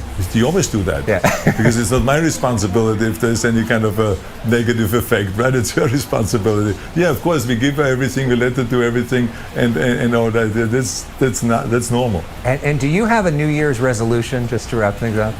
I just think that I want to go into more films, do more TV work, do more work with my Schwarzenegger Institute, and really address heavily the environmental issues, to reduce the greenhouse gases and to really get rid of fossil fuels, get rid of pollution and all that stuff, and to really fight for those kind of things. Continue fighting with for the after-school programs and all this. So there's a when you talk about New Year's resolutions, I write down not just 3 things. I write down 2 pages of things that I'm planning to do every year. So I'm very ambitious, and age hasn't slowed me down. And so there's a lot of things that we can do. And the key thing is to always know that when we work together, we can get anything done. Well, Arnold Schwarzenegger, I hope one of those things has come back on The Issue Is, because you're welcome anytime. Well, thank you. We love having you. If you ever need a workout buddy, I'm here for you. Okay, good. And thank you so much for coming on. Thank you. And thank you for watching The Issue Is. We'll see you next time.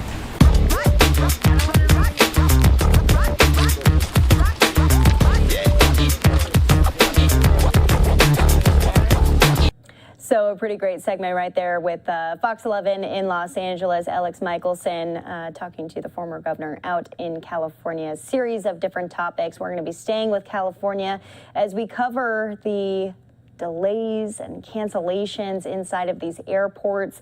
Thousands and thousands of Americans having to deal with all of these issues. We'll be going out live to the Bay Area to check in with one of our reporters there on the scene to see how it is looking inside of the airport. We were just looking at Chicago, and it looked pretty packed inside, people running to get to their flights. So we'll be checking in there in a few minutes. Stay with us.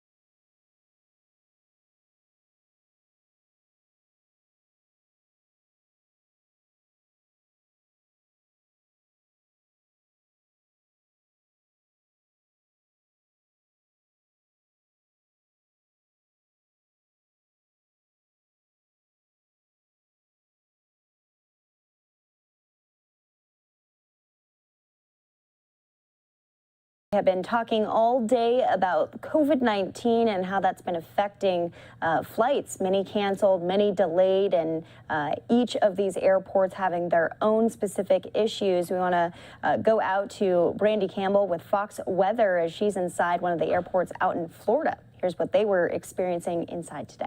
As we make our way through the holidays, the increase in airline passenger traffic is being met with flight delays and cancellations across the nation. With good weather in Miami, some flights made it into the city seamlessly.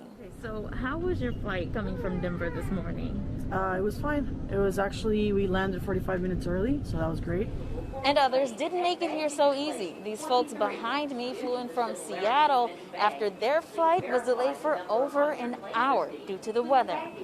We lived there for about 3 years now, and I don't remember seeing a snowstorm as bad as that. We had one canceled, and then we bought another ticket for another company because we really need to be here because we have a wedding. So it was like pretty stressful. This particular flight was delayed for about a couple hours. Yeah. What was that like for you guys? Stressful. Stressful. Yeah, definitely. Stressful. We're glad to be, or to have landed and to have some pretty good weather around here. Yes. According to the FAA, some terminals are being affected by snow in cities like Minneapolis and, again, Seattle.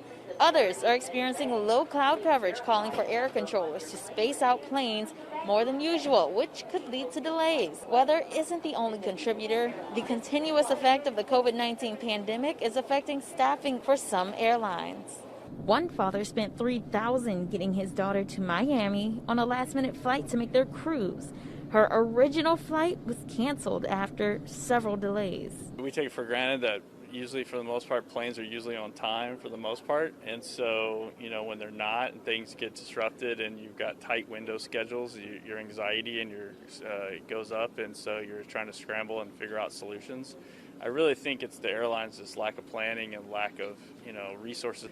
They're already stretched thin with labor shortages, and then you throw the COVID and the weather, it's a perfect storm to have what's going on. Despite the travel hassle many Americans are going through, costing them time and or money, the people I spoke with are just happy to make it to their destination and continue on their trip. Reporting in Miami, I'm Brandy Campbell for Fox Weather. Okay, so really great update from Fox Weather right there. Brandy Campbell joining us from Seattle there. It's another day of canceled flights, though, as you could tell, with more than 1,000 cancellations across the country today. The U.S. has seen well over 3,000 flights canceled over the Christmas holiday the last 4 days. Weather playing a part in some areas, but major airlines are also blaming the spread of the Omicron variant.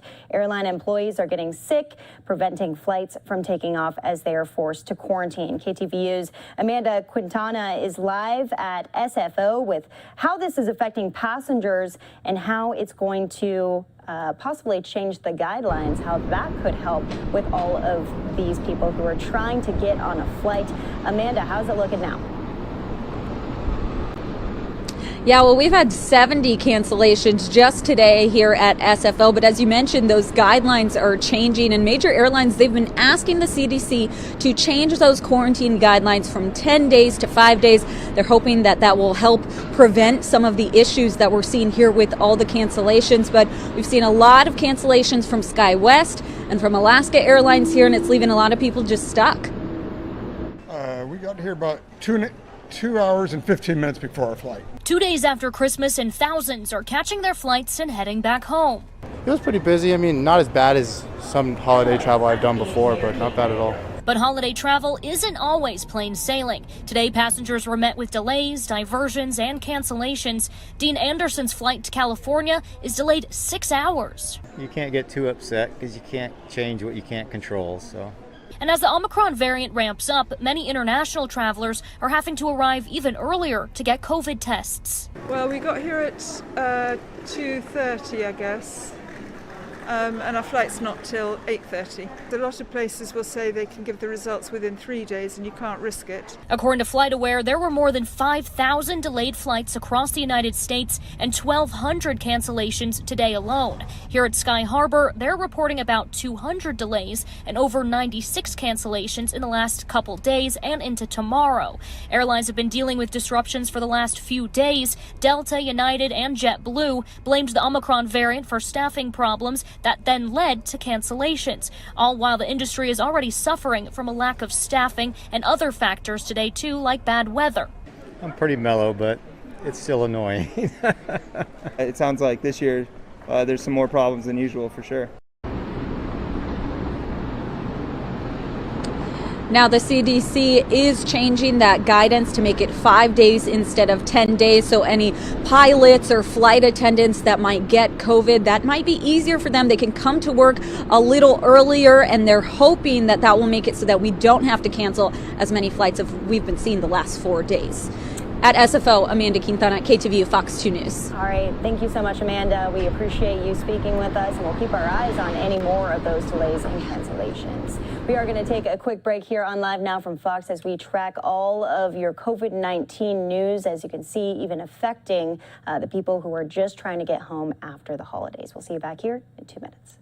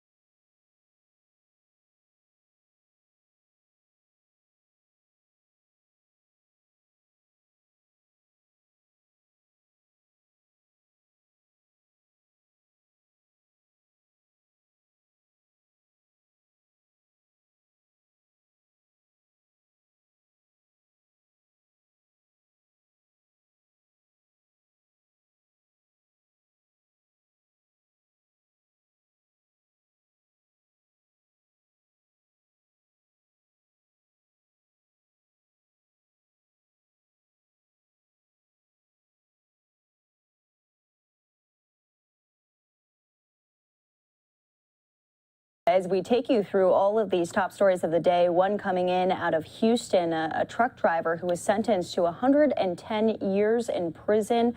Resentencing held today. Here's what happened in the courtroom.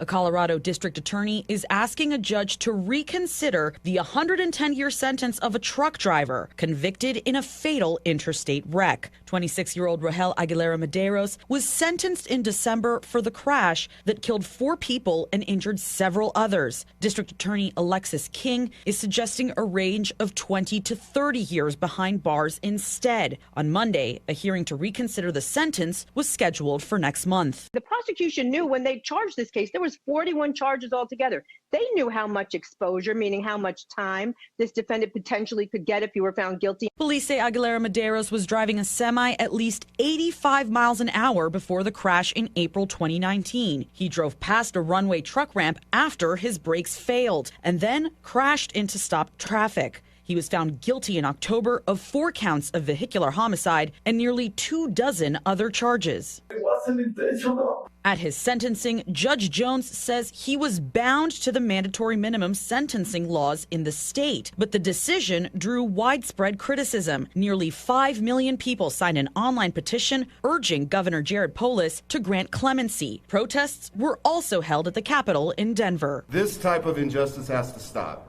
It has to stop at every level. Starts with the legislation. Governor Polis' office says it's reviewing the clemency request. Anna Eliopoulos, Fox 4 News.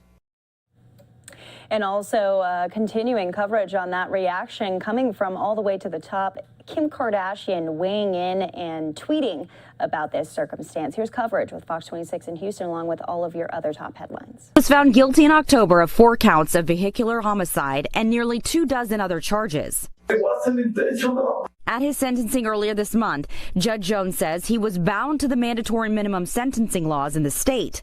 The decision drew widespread criticism. Nearly 5 million people signed an online petition urging Governor Jared Polis to grant clemency. Celebrities like Kim Kardashian tweeting out saying, another shocking and unfair part of this case is that the judge didn't want to sentence him to such a lengthy sentence. However, because of the mandatory minimums in Colorado, his hands were tied. Mandatory minimums take away judicial discretion and need to end.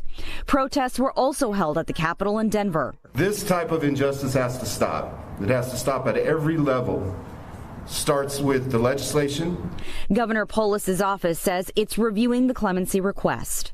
The CDC just announced it's shortening the recommended isolation time for those who test positive for COVID from 10 days to 5. That's also their recommendation for those who came in close contact with the virus. The agency says new evidence shows COVID is most transmissible in the 2 days before and 3 days after symptoms develop.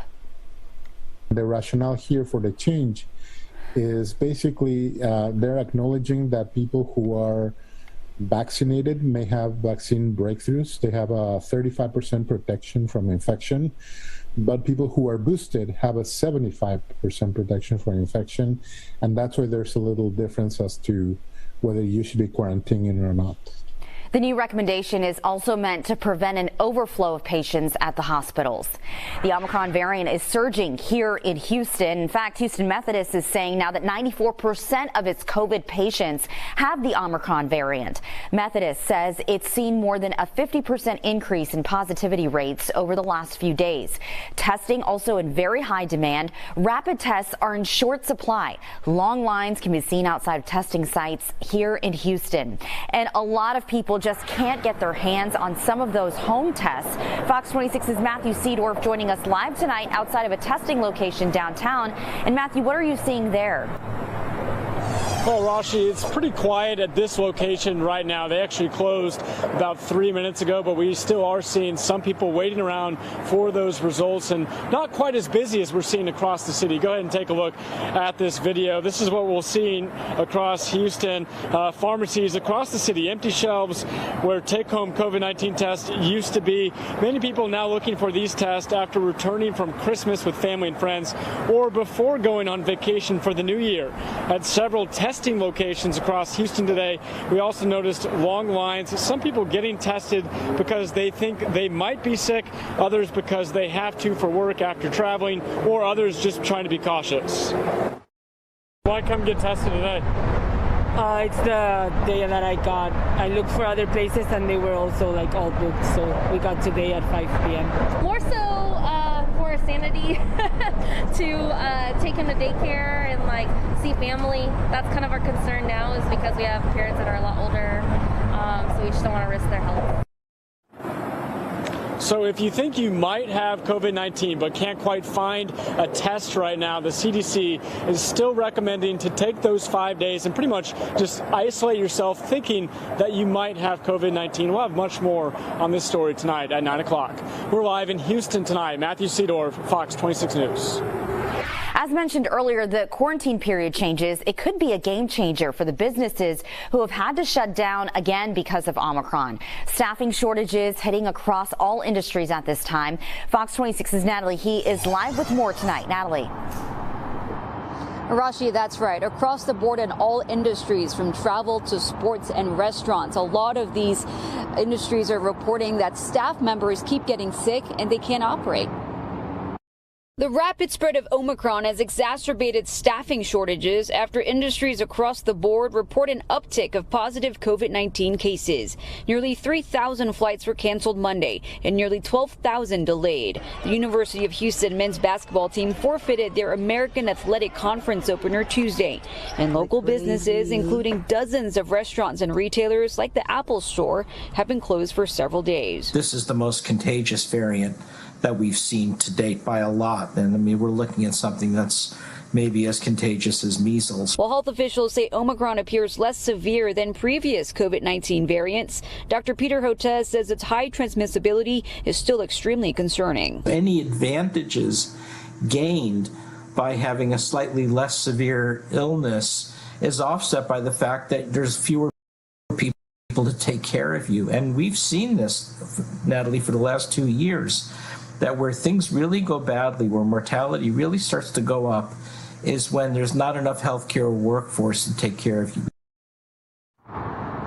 Dr. Hotez does recommend that folks consider scaling back their New Year's holiday plans in light of the surging cases.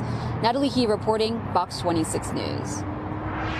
France hit 100,000 new COVID cases for the first time since the pandemic started. New restrictions will start after New Year's, and they do include no eating or drinking outside of restaurants or bars. The government also mandating employees work from home at least 3 days a week. France is also limiting large gatherings, so no more restrictions there. And we're talking about in England specifically. There are some huge surges in England. Daily new infections there hovering around 100,000. But other places in the UK, they've closed nightclubs and limited gatherings. The Netherlands also going as far as shutting down non-essential stores, restaurants, and bars. They also extended the school holidays. All of this in hopes to stop Omicron from spreading more than it already has. And if you've lost a loved one due to COVID, here is a reminder. The federal government could help with funeral expenses. FEMA will reimburse up to $9,000 for funerals. FEMA saying that not a lot of people have taken advantage of this program so far. So to be eligible, death certificates must be dated after May 16th of 2020 and must indicate the cause of death was COVID-19. 2 more people have filed lawsuits against ExxonMobil after being injured in a recent explosion. Both plaintiffs were burned and sustained spinal and head injuries. One even broke their leg. The firm representing both says Exxon failed to keep their work site safe. The Brazoswood High School student who was brutally beaten at a party earlier this month is now recovering, thankfully at home. 16-year-old Cole Hagan was released from Memorial Hermann Saturday, so he did get to spend Christmas with his family. The 3 teens accused of beating Hagan have been charged with aggravated assault. Houston police are still investigating after an officer hit and killed a man. It happened yesterday. The officer was driving north on Shepherd. The other driver was driving south and turned in front of the cop. That man, who was in his 70s, died at the scene. Near Dallas, a 14-year-old is suspected of killing 3 teenage boys and injuring a 4th. This happened outside of a gas station yesterday in Garland. The suspect hasn't been charged. A motive remains unknown at this time, but the police have ruled out robbery because nothing was taken from the store. Starting today, U.S. passports are getting a big price hike. It's going to cost $20 more for a new passport or to renew. So here's a look at the price breakdown. If you're 16 and older and are getting a new passport, the price goes from $145 to $165. If you are just renewing, the price will now be $130. And for children under 16, the fee jumps to $100. You can apply for a new passport online or in person. And that's the rundown. If you have any thoughts, please do tweet me. It's at Rashi Vats. I'll be checking during the breaks. And coming up, a surge in suicides along the border. This is raising new questions about how members of the Texas National Guard are being used.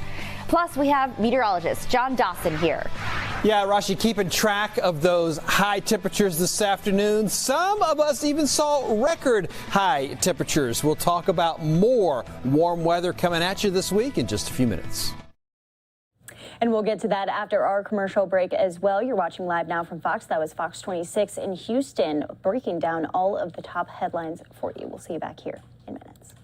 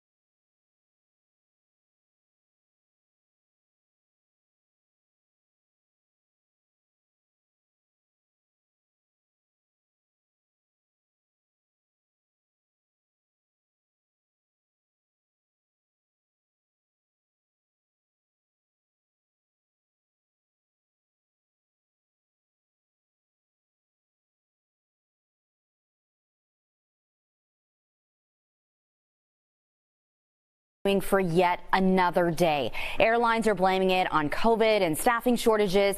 It could last through the week. Fox's Rebecca Castor is live from Louis Armstrong International Airport in New Orleans. Rebecca, what should flyers be prepared for if they're traveling for New Year's Eve? Good evening, Rashi. People are definitely going to want to check their flight status before they head to the airport. So far today, over 2,000 flights have been canceled across the U.S. and nearly 9,000 have been delayed. And with many people excited to get back to traveling this holiday season, there is definitely some frustration here at the airport. Take a listen. First came here, it was like we had a 6-hour flight delay, and it was horrible. The service was bad, everybody was rude. The whole situation just crazy. I'm just glad to go home. Trying to get out on December 24th to see my family. Couldn't find many flights. 6 a.m. flight, hoping to get there for dinner, but woke up at about 10 p.m. to a message and I had a canceled flight, so I had to jump from 3 different various airports throughout the city to get home, and luckily I made it around about 8 p.m. and still got to see my family. Coronavirus is once again sidelining crews. Many flight attendants and pilots are out sick with the Omicron variant. But breaking this evening, the CDC has just shortened the quarantine time from 10 days to 5 for people who test positive but are asymptomatic. This is a win for the airlines who want to get their staff back to work before New Year's Eve. In the meantime, though, travelers should pack their patience. With over 6 million people expected to take flights, those who can make other arrangements might want to do so. Folks, if they have an option to maybe look at some of their flight times in the next coming week, having an earlier flight can actually benefit you in the sense that there's less likely to be delays or cancellations for flights that are first, taking off in the morning. Also, if you are traveling and you are checking a bag, make sure to have essential medications, maybe a change of clothes and some toiletries in your carry-on. That way, if there are any changes or flight cancellations and you get separated from your checked bag, you're still going to have the things you need with you. Now, for those who are traveling by car, AAA expects Thursday to be the busiest day on the road. They recommend leaving in the morning to avoid the most traffic. Live from Louis Armstrong International Airport in New Orleans, Rebecca Castor, Fox 26 News. You're watching the News Edge Early Edition. Well, new questions are being raised now about how members of the Texas National Guard are being used on the border. This is all in wake of a surge in suicides among the guards deployed to secure the border. Fox's Rudy Koskis has more from Austin. More than 6,000 Texas National Guardsmen have been deployed to the border as part of Operation Lone Star. Another 3,000 provide support at other locations. The extra help, according to Governor Greg Abbott, was needed to address a surge in illegal crossings. But a call to scale back is now being made by retired Command Sergeant Major Jason Featherston. I don't think that the mission is over, but I don't think that there has to be 10,000 troops on the border. Featherston was the senior enlisted advisor with the Texas National Guard. He was featured last week in an Army Times article which reported 4 suicide cases in the past 2 months by Guard members involved in the deployment. This is much more than just a mission. You're dealing with people's lives. Right now there's 4 families that will never see their loved one again because they didn't get the help they need. Problems, according to Featherston, began this past fall when the Guard stopped using volunteers for Operation Lone Star. Call-ups came fast, hardship waivers slowed, and many were rejected. There were guardsmen that were told, at the beginning of this, the themes and messages, you're going to work 5 days a week. The days that you're not at work, guess what? You can go home and see your family. That won't be a problem. We'll issue you a pass. Then they show up down there and something totally different has happened. Officials with the Texas National Guard claim mental health services are provided, but Featherston argues those services are overwhelmed, and he wants a comprehensive review of deployment policies. If the proper hardship packets were processed in a timely manner at the beginning, you wouldn't have as many behavioral health issues with soldiers on the border. And so, but now that you've involuntary and kind of disregard soldiers' needs and send them down to the border, yes, there definitely has to be resources sent to the border to talk with soldiers. Using the Biden administration as a way to deflect political criticism of his border strategy may not be the clear path that it once was for Governor Greg Abbott. That's because the Remain in Mexico policy is returning, and the federal government just recently announced that it will fill some of those small gaps in the border wall that President Trump started building. And if there continues to be trouble at the border with people, he's not going to win friends with anybody. Political analyst Brian Smith noted it didn't take long for the Army Times article to be used by Abbott's rivals. Democrat Beto O'Rourke Friday issued a statement against the governor, followed by an op-ed in his hometown newspaper. If you want to say a Christmas gift, maybe not the best gift of all for Christmas for Beto, but certainly it was something in his stocking. Abbott's response, according to Smith, may not factor into the upcoming primary, but could come back and haunt him in the general election. He needs to make sure that he listens to the people in the National Guard. He has to take care of the troops first. And so he does have some ability to make sure that those concerns are listened to. If he ignores those concerns and the troubles continue, this is not going to be good for the governor or for the National Guard's morale. Featherston agrees and warns the damage could go beyond a ballot box and to retention efforts. In Austin, Rudy Koski, Fox 26 News. This is a very important message. Regardless of military status, if you or someone you know needs help, call the National Suicide Prevention Lifeline. That number is on your screen. It's 800-273-8255, and it's available 24 hours a day. Well, let's turn to weather now because it is spring-like weather. So a little bit of everything, right? Because looks a tad colder later on. Yeah, we're definitely going to be talking about a cold front because I know many of us enjoy the cooler weather. But when you look at the bigger picture, we're still sort of expecting a warmer trend overall. This is that extended outlook from January the 2nd through the 6th, and we're still looking to have above average temperatures overall. But like I said, we are definitely expecting that cold front, and we'll be talking about that for sure.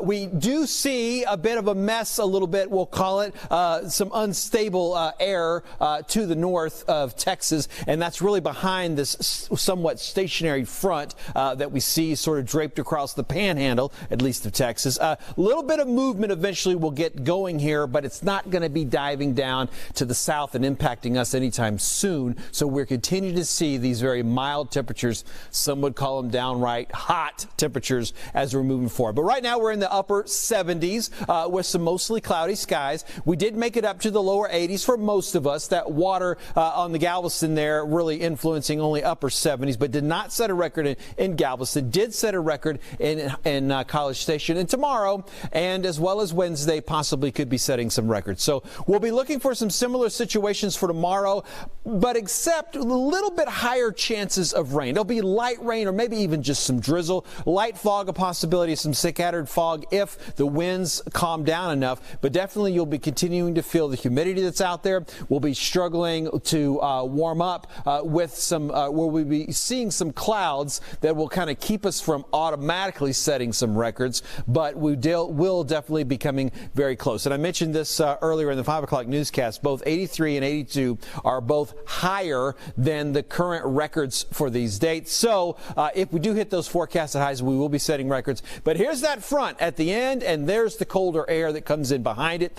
Be ready for some much chillier days. That's 50s are high temperatures expected on Sunday and Monday. We'll have more The News Edge early edition after this break. Don't miss the premiere of And a look right here from Big Bear in California, a beautiful shot. They are seeing tons of snow up in the California mountains, a winter storm blast moving through to really give a white Christmas this past weekend. So these are the ski lifts right here as many are heading to get in as many runs as possible. So fun out there ahead of New Year's Eve. Let's go back into some of the coverage with Fox 26 in Houston as they're talking consumer news. Early edition.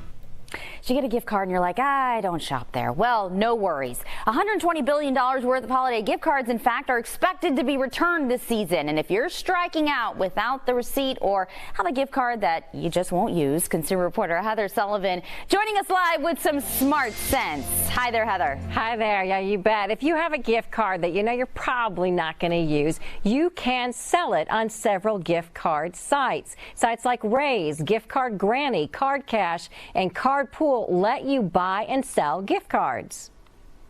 You likely won't get, the full value of your gift card back. But if you'd rather have a little extra money in your pocket to get something you actually do want, that's totally an option. But here's a secret. So while you won't get the full value of the card, you sell it at a discount, but you can turn around and buy a different card that you will use at a discount. So really, you can break even, Rashi.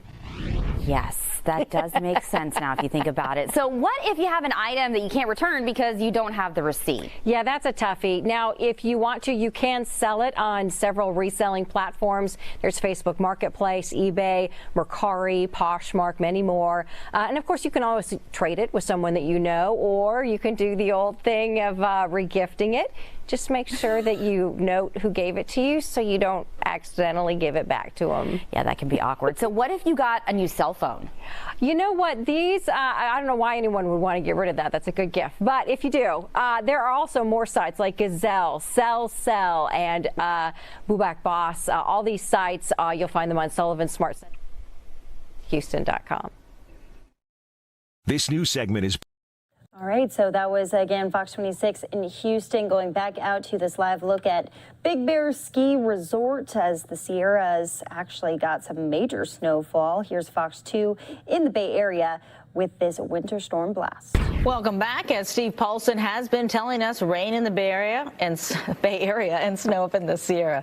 The roads, unfortunately, are still closed at this hour, and right now we do not know when that will change. So here to give us a firsthand account of the latest conditions, let's bring in Kevin Cooper. Good morning, Coop. Man, I mean, we wanted some snow, and did we get some snow? Too much of it, I think, because people can't enjoy it necessarily. They can't get to Tahoe. They can't get out of Tahoe. They can't get to the resorts. How are things looking where you are? I'll tell you what, Claudine, there's a lot of snow like you just said. But you know what? There's not too much snow. We need this snow. But over 100 inches. If you would have asked me 4 days ago, is it going to be 100 inches plus? I was on the light side. I'm like, no, maybe 3-4 feet. We've had over 115 inches at the summit at different snowtel sites. This is unbelievable. All the major highways in and around the Sierra are closed at this time.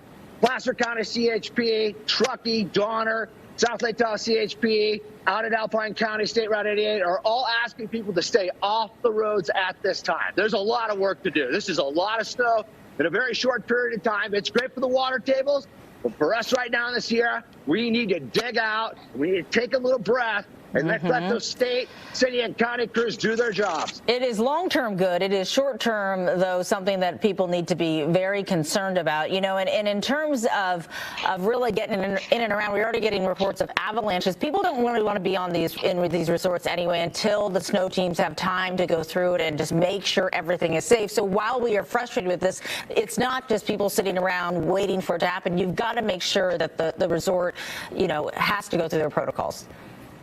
Absolutely. The mountain operations teams have a lot of work to do. I was looking at social media today, following Twitter feeds, and a lot of the resorts announced early that they were going to close. At North Star, they have an active situation going on right now where they're looking for a missing skier. It's deep out in the backcountry. In fact, just behind me, 20 days ago, there was no snow. Right now, we're talking about 10 feet of snow here at lake level that I've been shoveling over the last several days. That's definitely the cause. If you go to the backcountry now and you fall and you don't have a friend, beacon, pack, probe, or shovel, or anybody to help you, you're going to be in a deep immersion. It is deep out there. So you really need to be careful. You really need to think about playing it safe and playing it all season. Hunker down and let's get through this, because it's going to be a good winter. Yes, it'll be good. But hey, it looks pretty windy out there too. I mean, windy at lake level means, windy at those higher elevations, that which usually shuts down Heavenly in particular. Yeah, 50 to 70 miles an hour at lake level. Kirkwood Mountain Resort clocked 118 miles an hour. I saw Squaw Valley 117, about 110 miles an hour. up at Sugar Bowl. That's what's really causing some of the challenging situations on the roadway as well, is that whiteout effect. Not only do you have snow falling at about an inch an hour, you have the wind blowing, which causes that whiteout effect. And that's why we should just stay off the roads. Even in the city, you know, the South Lake Tahoe Police Department has issued warnings for city driving. That's unheard of. They had a social media tweet that said, stay home. Stay home. Well, you know, it's interesting because, Coop, I was up there last week. I got out there, you know, late Tuesday night. I left on Friday, so my timing was good to kind of get in and around. But you know me, I consider myself, you know, a pretty frequent, long-time, lifelong traveler to South Lake Tahoe. And, you know, even get on the mountains for a couple of hours, for people who feel like, look, I've done this before, this is kind of one of those situations that even if you've done it before, even if you're a local, these conditions are so bad that you really have to take this seriously. You can't kind of barrel your way through it. You know, in some storms, if people are veterans, they feel like they know how to get there prepared. That's what we were saying last week, just be prepared. This is really a stay-at-home kind of situation. Absolutely. I consider myself a veteran after 30 years. The truck is parked. It's dug out. It's going to get some chains on it if I need to. We'll wait for the plows, but I'm not going to go out and drive around. There's no need for me to drive around. I have my supplies at home. I'm ready to go. We got hot cocoa tea and a good bottle of red. We're all set. Yeah, the hippie house is always hippie house is a good place to be. And really, for people to know, you've been digging out. How long until all your work has disappeared because the snow just keeps falling? I'll tell you what, I went to bed last night and this deck was shoveled. I woke up this morning. I've got about 30 yards of a plow road out to get to my truck again and start digging again. It just is, it's go to sleep and refresh. Again, it's great for the state. I think I saw 7 to 17 inches of moisture along the crest, and that was 4 days ago. We are the 8th snowiest December. I believe we're now the snowiest December since 1970. So that's crazy. Good. But you mentioned earlier, we're 53% of snowpack for the season. Hopefully, we see a nice break. People can get up and ski and ride. And then we just see consistency throughout the winter. So we gain a little bit back on the drought. Yeah, and listen, it is December, so we got early, we got a lot, and that's good news for the long haul. You know, if you're looking at it from up there and you're giving us an eyeball, I've got some friends up there who drove 8 hours on Saturday. We're hoping to ski in, ski out, and they are sitting there waiting. Do you think tomorrow? Or do you think really, you know, given what you've seen, that even tomorrow is maybe not a possibility? Well, from what I've been hearing from Steve, I've been listening all morning and looking at the radar. It looks like we're going to get another 2 to 4 feet. So they're going to try. Mountain operations teams always try, but it's always for the safety of the mountain team, for their employees, and of the guests. So they've just got to kind of wait, watch, and see. I mean, there's a lot of movement with the wind that builds those big wind slabs up. And I mean, this is really light snow. This is super light stuff. So it can move very easily and transfer down the mountain. So they've got to be really careful out there. And I'm sure they're going to work with the city and state teams on the roadways as well. Because if the resorts say come up, people will. Even though the road may be closed or it might be challenging, people will try and get out there. Well, the message, just wait. The message is the same right now. Stay home, stay where it's safe, do not get out. I know it's light now. You were calling it what? You call it gorilla snot? Is that what you call it? That's what it was last week. So now it's a little lighter, and we're glad to have it. But yes, everyone stay safe out there. Certainly they'll get those open as soon as they can, roads and resorts. Hey, Coop, thanks always for the on-the-ground look at what's happening there. Stay warm. So that was from obviously earlier this morning, a look back out at Big Bear Ski Resort as it is so white out there, probably can't even see major winter storm conditions. And that's not the only location that's getting quite a bit of snow. Duluth also getting nearly a foot of snow. Here's Fox's Armin Rahman with more. Welcome to Duluth. Get a shovel. Get a snowblower. You're going to be out here for quite a few hours, that's for sure. Dozens woke up Monday to dig out of the almost 1 foot of snow that fell across the Twin Ports. Tristan Jennings' mom deciding to capitalize on her son's winter break to spend some quality time shoveling, but he might not think of it that way. It's going great. I love the 8 inches of snow we got here. 8 inches.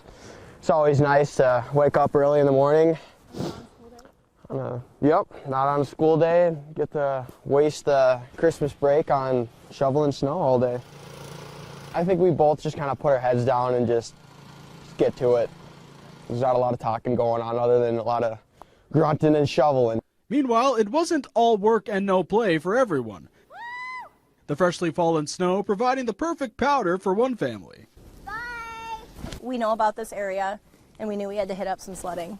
Sarah Yokums and her husband went to college and grad school in Duluth and fell in love with the vibrant nature every season. While most keep their kids inside on the couch on a day like this, they didn't want to waste a minute. Being outside and with nature is really important for our family and with mental health. And it's just, you know, just getting kids away from screens sometimes, a lot of times actually, and just being outside and just finding the beauty in Mother Nature. It may seem like a lot, but for many, it's just an up north winter.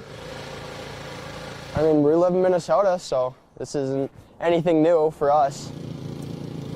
In Duluth with photojournalist Adam Jaganich, Arman Rahman, Fox 21 Local News. Well, it seems like they probably could use a snow plow right about now, but just like everything else, there's shortages for snow plows too. Here's the latest. Interstate 90 in Washington State has been a nightmare for motorists. With so many spinouts and accidents in the mountain pass, it's already been shut down 4 days. The State Department of Transportation blames bad driving. Those closures have been, and we've checked to verify, those have been due to driver behavior. That they were not that the snow levels were too much for our crews to handle, or that we didn't have enough crews, up at that site. It was that people were driving too fast. It's an ominous start to a winter that could be among the most treacherous on the roads. Above average snow is forecast for the West and Midwest, and there's a nationwide shortage of snowplow drivers for many reasons. I'd say probably the biggest one is it's a pretty hot job market for commercial motor vehicle operators. There's a lot of incentives out there for people to jump ship from one company to another, whether it's signing bonuses or higher initial starting pay. Another factor, hundreds of snowplow drivers either quit or were fired for not getting a mandatory COVID vaccine. Washington State lost 15% of its winter operations staff. Oregon is down 13%. Both fired unvaccinated drivers and mechanics. Colorado is down 20%, even after offering a $2,000 bonus for just showing up to work. John Curley, a Seattle radio host, is usually among the 20,000 people who drive through this busy mountain pass daily. He blames Democratic Governor Jay Inslee's mandate for making the freeway more dangerous and less predictable. So think about the number of lives, whether it's somebody trying to get to work or someone trying to get home to see a sick child or someone just trying to be able to transport goods and services back and forth. Thousands and thousands and thousands and thousands. I mean, exponentially, you're probably looking at millions of lives impacted every time they close that pass. When the Washington State COVID mandate kicked in and the snowplow staffing fell off a cliff, the state DOT warned drivers that the maintenance on the roadways would not be the same as in years past, and it didn't take long for the dangerous and frustrating chaos on the roadways to ensue. In North Bend, Washington, Dan Springer, Fox News. And continuing on with our storm coverage, Seahawks fans braving the winter storm, still going out and watching the game last night. Here's the latest from Fox 13 out in Seattle. We were outmatched today, but you know, I'm always here to support our Seahawks. I love the snow. It brings a good attitude. It brings positivity. The temperature at kickoff stood at 25 degrees, but the wind chill made it feel like 15. It was cold. I thought we were going to win, but we lost. Did the snow bug you? No, this I didn't. It's freaking cold, but awesome. And while the Seahawks have played with snow flurries at home before, this is only the third time they've played in the snow at home with 1 or more inches blanketing the stadium. It would be better if we won. It was a little rough to lose. Oh, the drinks never got warm. That was a real bonus. Meanwhile, a quarterback in the NFL giving a pretty well-deserved gift to a local waitress. Here's Fox News with more. Welcome back. This will make you smile. A New Jersey waitress getting the surprise of a lifetime on Christmas morning. Kenza Thaluzma was working at the Ritz Diner in Livingston, New Jersey on Christmas morning when New York Jets rookie quarterback Zach Wilson was having breakfast with his family. After learning that Thaluzma's son is a huge Jets fan, Wilson gifted Thaluzma with 2 tickets to the Jets game against Jacksonville Jaguars yesterday. Now, Kenja didn't make it to the game because she did have to work, but her son and his girlfriend put those tickets to use. Here to tell us all about it is the recipient of those tickets, Ritz Diner waitress Kenja Thaluzma. Kenja, just tell me for a second, you know, we've all had such a hard year, and it's been a hard end to this year as well. How did it make you feel? It's out of, I can't imagine. I don't know what to say. I'm out of word. It was such a beautiful morning for myself and my family.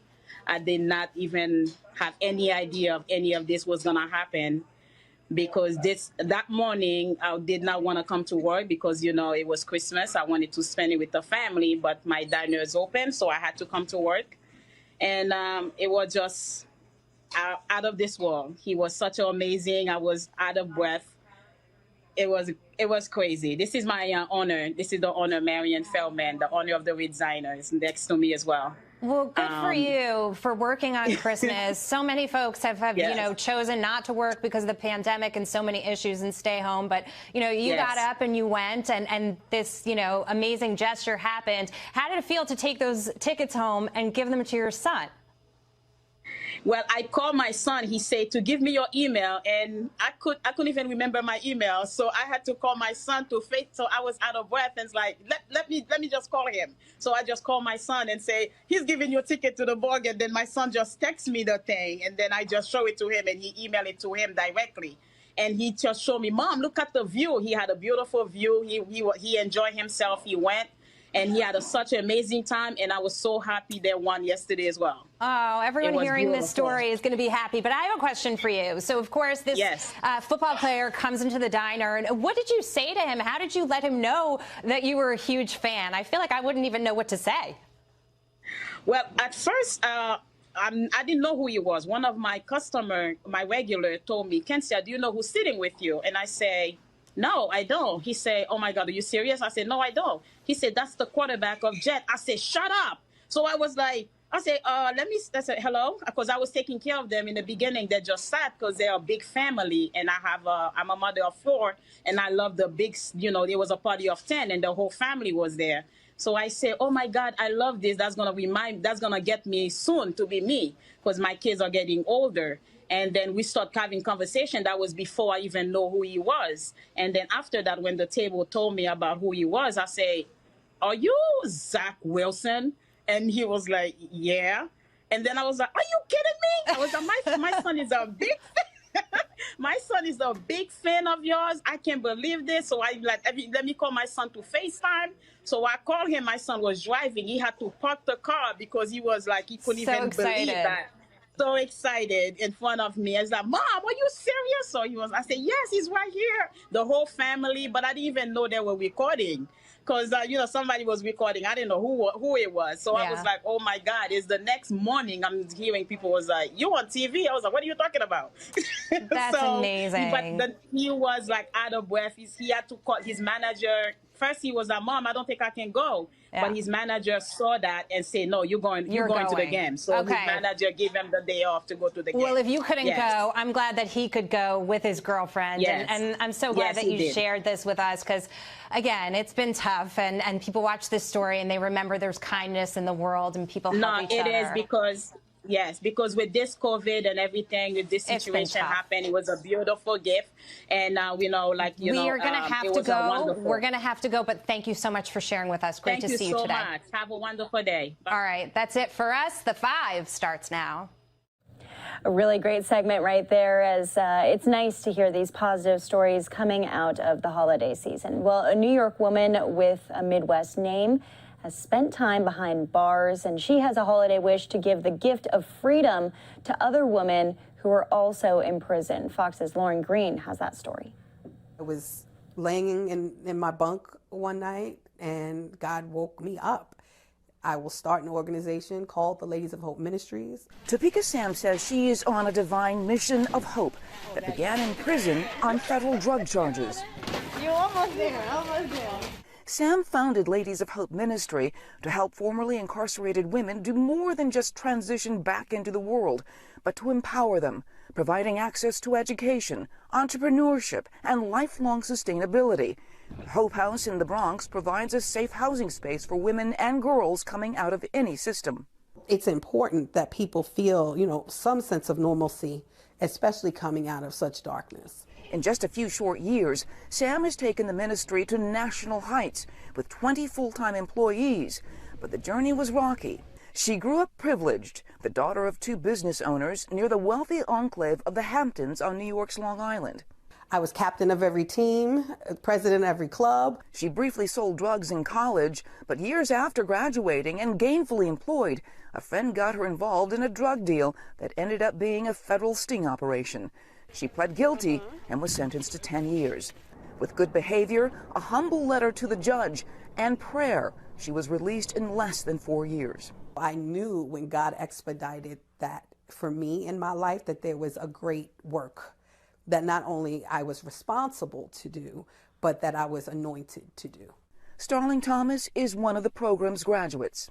This program is so revolutionary because it gives the power back to us, the power that was taken from us. Helping to change the stigma of being incarcerated, Sam attracted corporate sponsors like Chanel, the NFL, and now Virgin Orbit. Richard Branson's company is looking to hire as many as 3 women from the program. If somebody has an issue somewhere in their life, it should not define them as a person for the rest of their life. And there's huge potential for them to, frankly, have a great career and grow, and we'll grow along with them. The hope of this season is that a hurting world could find peace and joy. Topeka Sam works to create a bit of heaven on earth for those who need a little more than a helping hand. In New York, Lauren Green, Fox News. A fantastic story right there as we bring you all of these from the winter break, from Christmas. Really beautiful, amazing stories coming out of that. The gift of hope really being provided to those women out there in New York. This is a live look from Big Bear in California at the ski resort. As we know, California has been hit hard by so much of these storms, the winter storm coming through some of these locations, seeing more snow than they've ever seen before. And we're actually going to be getting the very latest from our team, Fox 11 in Los Angeles, as they are giving full coverage on not only the winter weather rolling through, but also COVID-19 variant causing quite a bit of issues for a lot of travelers, and new body camera footage released of a possible theft inside one of the stores out there. So here's Fox 11 with more. Welcome, everyone, to the Fox 11 News at 5 o'clock. Thank you so much for being with us on this Monday. I'm Marla Tejas. And I'm Coco McAvoy. Alex and Christine are off for tonight. We do begin with this breaking news. Dramatic video just released showing the moment an LAPD officer opened fire inside a department store, accidentally killing a teenage girl. We do want to warn you, the video is intense.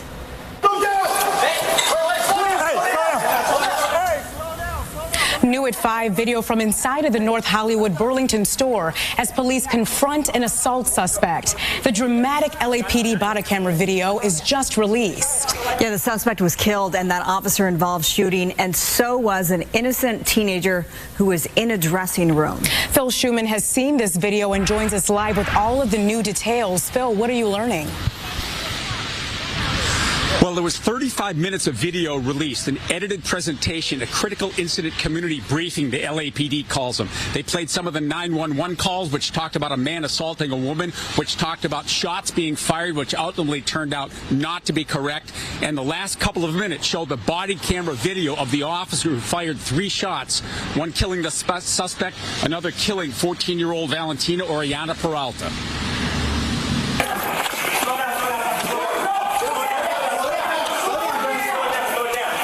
She's bleeding! She's bleeding! I got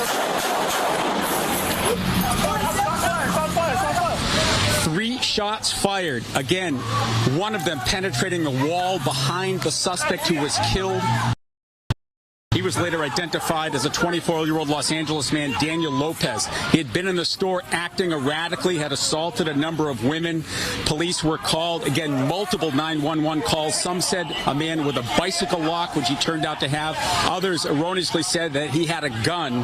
The LAPD responded in force. At least 6 officers there. From watching that video, you could tell that they were highly trained. It was a coordinated response.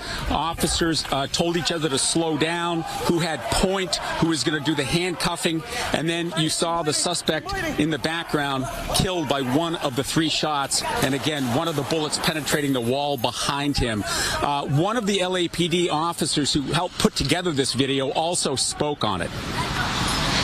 We at the LAPD would like to express our most heartfelt condolences and profound regret for the loss of this innocent victim, Valentina Oriana Peralta.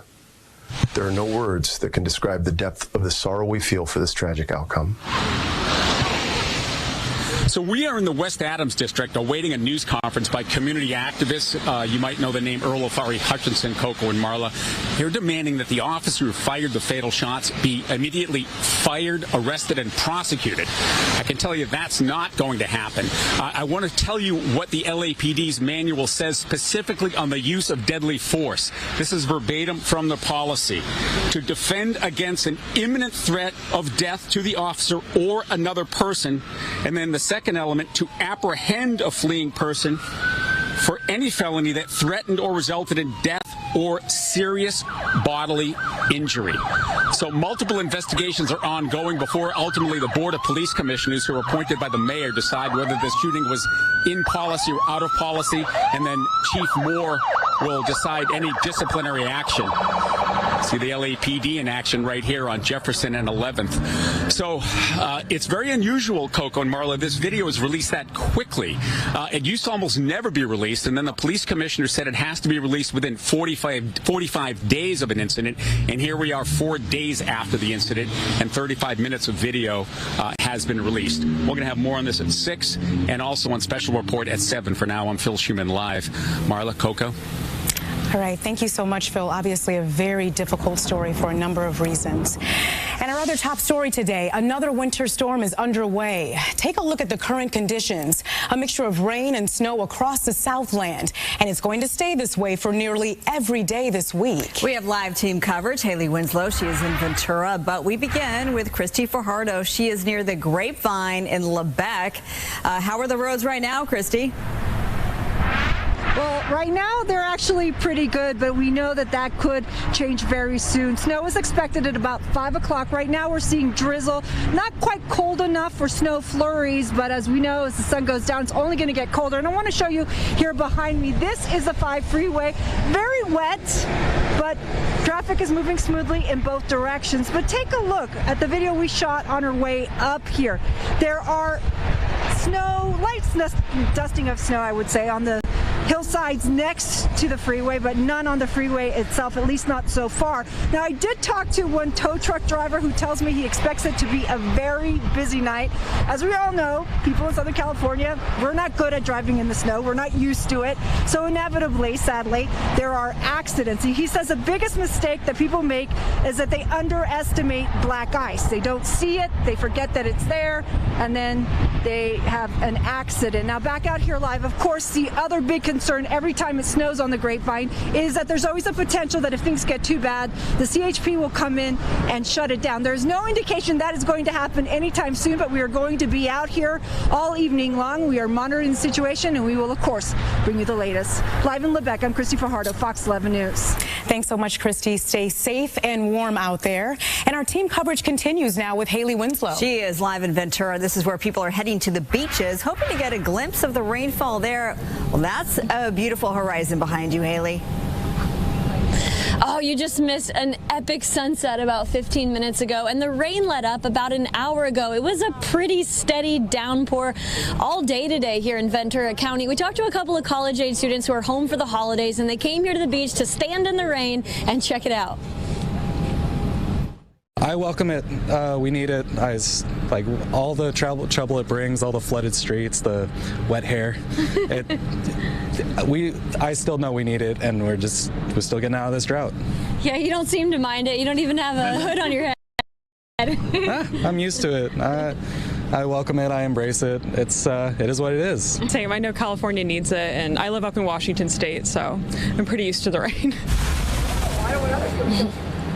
Driving here from Santa Clarita through Fillmore on the 126, it was a downpour pretty much the entire way. At Ventura Beach, when we got here, I mean, you could barely make out the pier. It was so rainy and foggy. Even the seagulls looked cold. So the rain actually brought a pretty good amount of people to the beach wanting to just come check it out. Some with umbrellas, others just bearing the brunt of it. One guy we saw braved the slippery rocks out on the jetty. There was a bit of a break in the clouds for a little while, and the sun came out and then just made for the most beautiful sunset. 11-year-old Olivia's mom delivers for Instacart, and she used the time to walk around in the rain. I really do like the rain. It's always been my favorite kind of weather. We don't get it very often here, right? Yeah, barely. So it's kind of like surprising that we have it now. It's going to be freezing literally in many parts of Ventura tonight, and then it's going to be sunny tomorrow, so enjoy that because another round of rain coming on Wednesday and Thursday, and then it's expected to be dry for your New Year's. Reporting live here in Ventura County, I'm Haley Winslow, Fox 11 News. All right, Haley, thank you so much. Meteorologist Mary Yoon has more on the storm and what we're seeing. Mary. Tracking our latest cold front pressing through portions of Southern California. Heaviest rain bands right now through parts of Ventura County and eastern parts of LA County.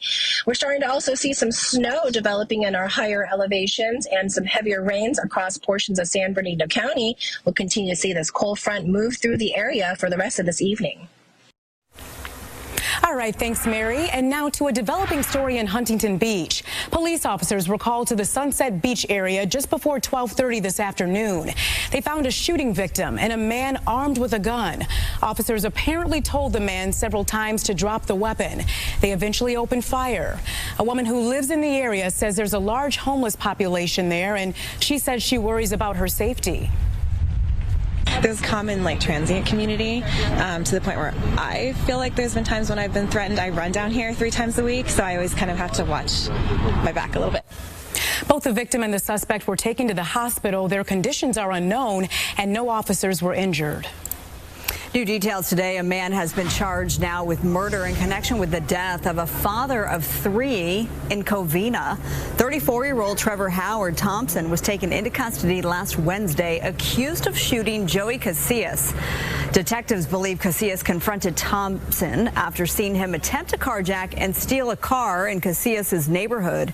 Thompson held police in an hours-long standoff before they were able to take him into custody.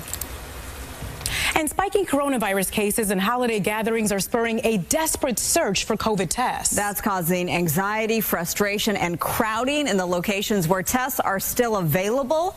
Laura Diaz is live with the latest. They're a hot commodity these days, Laura.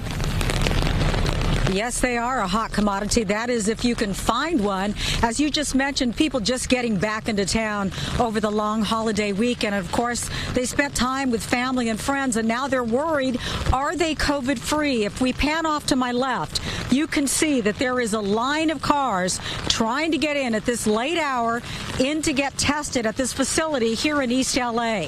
And this is not unique. This is happening all over Southern California. People are competing to get a test, and let's just say it's crunch time. It's definitely scary. It definitely feels like March 2020 all over again. It was a scene played out all over Southern California the Monday after Christmas, bumper-to-bumper traffic. These crowds not looking for holiday bargains, but for COVID-19 tests. From the air, Sky Fox flew over El Monte and Downey. Surface streets jammed into testing centers, irritating neighbors at times. The wait was also frustrating for those who struck out, like Lucy Ramos, who spent her morning trying to get tested. I have tried 6 places to get a test. I have been online for an hour and a half to schedule a test, and we couldn't find anything. At a Total Testing Solutions location in East LA, traffic was backed up for blocks. People eager to get the word that they are COVID-free. We watched as they were tested, including this young family, dad, mom, and children. I want to just be safe for my family. chief medical officer at the location telling Fox 11 the demand is through the roof. 12 locations and extended hours, yet they struggle to meet the demand. It almost doubled in the last 10, 15 days or so. At each of our sites, we've more than doubled capacity, had to extend our hours. In East LA, one neighbor complained of traffic in his backyard. Creates a big problem with the parking. This thing's backed up about 5 blocks right now to like Cesar Chavez. 5 blocks would be kind because it's wrapping around, I would say, for miles. The advice I can give you, you cannot walk into one of these testing sites. You must have made an appointment in advance. And if you want to buy one at the local store, good luck. They don't seem to have any either. You will have better luck online, perhaps, ordering a test kit for home. But in the middle of all this, there's still a little bit of sunshine, if you will. Off to my right, the taco truck. He saw an opportunity where people are jammed in traffic and said, what the heck? I'm going to make some sales. So even though life can be bleak, there is always a little bit of sunshine in our lives. Laura Diaz reporting live from East LA. Now back to the studio. Now that is a smart businessman. Yes. Laura, thank you. Thank you so much for that. And yes, the testing is a huge problem, obviously. All right, Fox 11 News at 5 is just getting started. Thousands of flights already canceled, and one of the busiest holiday travel days is still ahead. We have a closer look at the crisis. Then, you don't want to bring more cases into the country. Plus, why now Dr. Fauci is pushing for even tighter restrictions for flyers. What he says would make us all safer. And it's not just Southern California getting the weather. Northern California getting pummeled with record-breaking snow again. Details and which major highways are affected. That's next. Close kept. And a look from Big Bear out in California right now as the snow really is coming in harder and harder as it gets later into the evening. You've been listening in to Fox 11 in Los Angeles here on Live Now from Fox. We are also going to take a quick commercial break. We'll be back with all of those top stories we are tracking, specifically COVID-19 restrictions changing. More details on that when we come back.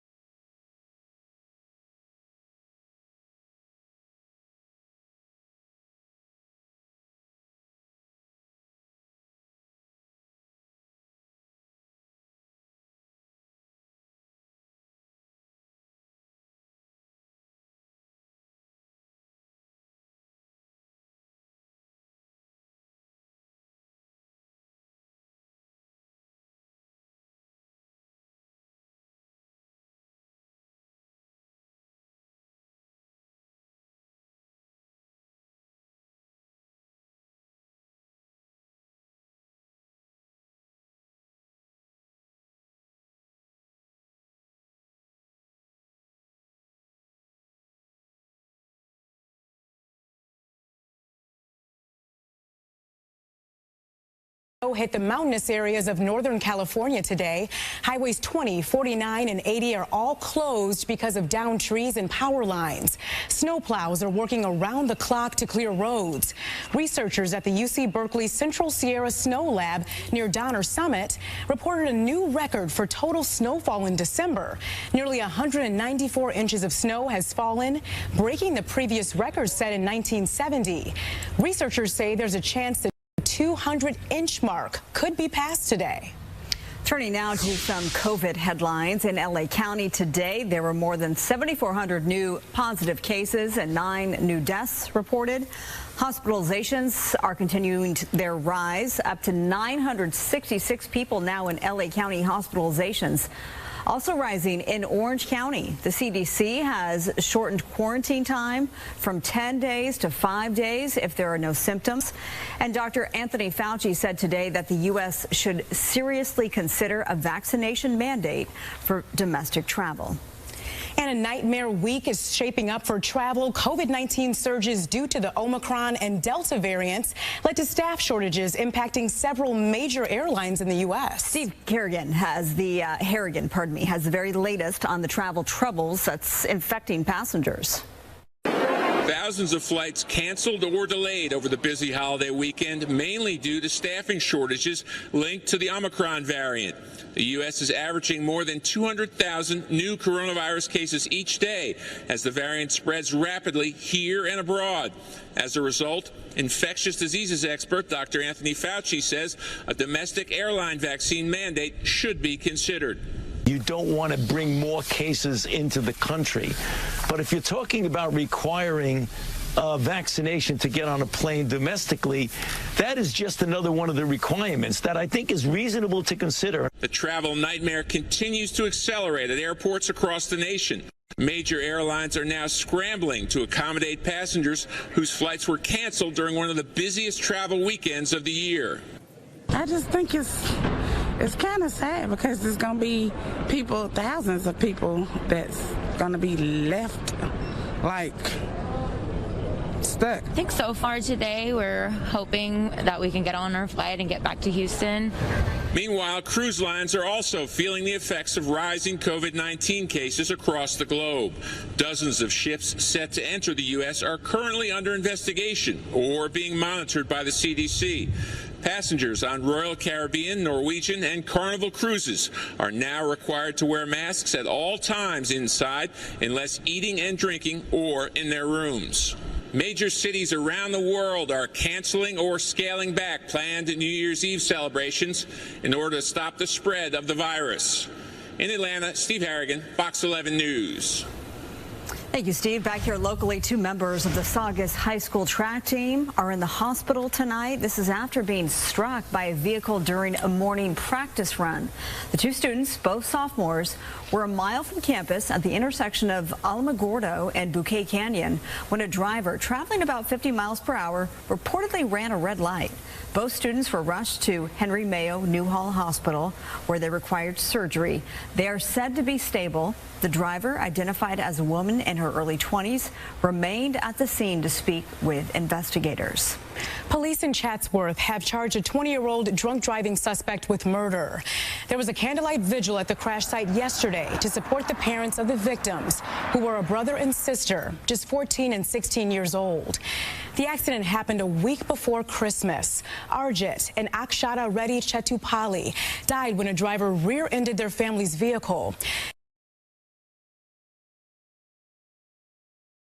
The boy died hours after the crash. His sister was taken off of life support on Christmas Day after being pronounced brain dead. The holidays are a difficult time of year for blood banks. That's because community donations fill up blood banks, and donations drop drastically during the holidays. That's even without a COVID-19 pandemic. In a sign of how critically low blood supplies are right now, Cedars-Sinai Hospital today issued an urgent call for blood donations. The hospital's blood bank director says a single blood donation, which takes 10 minutes to collect, can help save lives. There may not be the blood that is required to take care of patients who require blood on an urgent basis, to care for patients requiring emergency surgeries or who have suffered trauma, and even regular scheduled surgeries or blood that's used to support regular inpatient procedures or chemotherapy that patients may receive that leads them to require blood transfusions. The concern is that we always want to be prepared to care for all of these patients in our community. Cedars-Sinai Hospital says all healthy adults are eligible to donate blood. Its blood donor services is open Monday through Saturday. Our website, foxla.com, has all the details about how you can donate. Check it out. All right, TikTok may be the most popular app in the world, but it is no replacement for a doctor. Find out why experts say too many teens are misdiagnosing themselves online. Plus, So you've been listening in to Fox 11 in Los Angeles right there with all of the top headlines, and we keep bringing you out to this shot in Big Bear, California, as it is crazy out there. You heard about the winter storm that passed through Northern California, getting some of the highest snowfall that they've had ever. Record-breaking snow coming out to Northern California there. So we're going to leave you with this shot, go out to a quick break. We'll see you back here in minutes.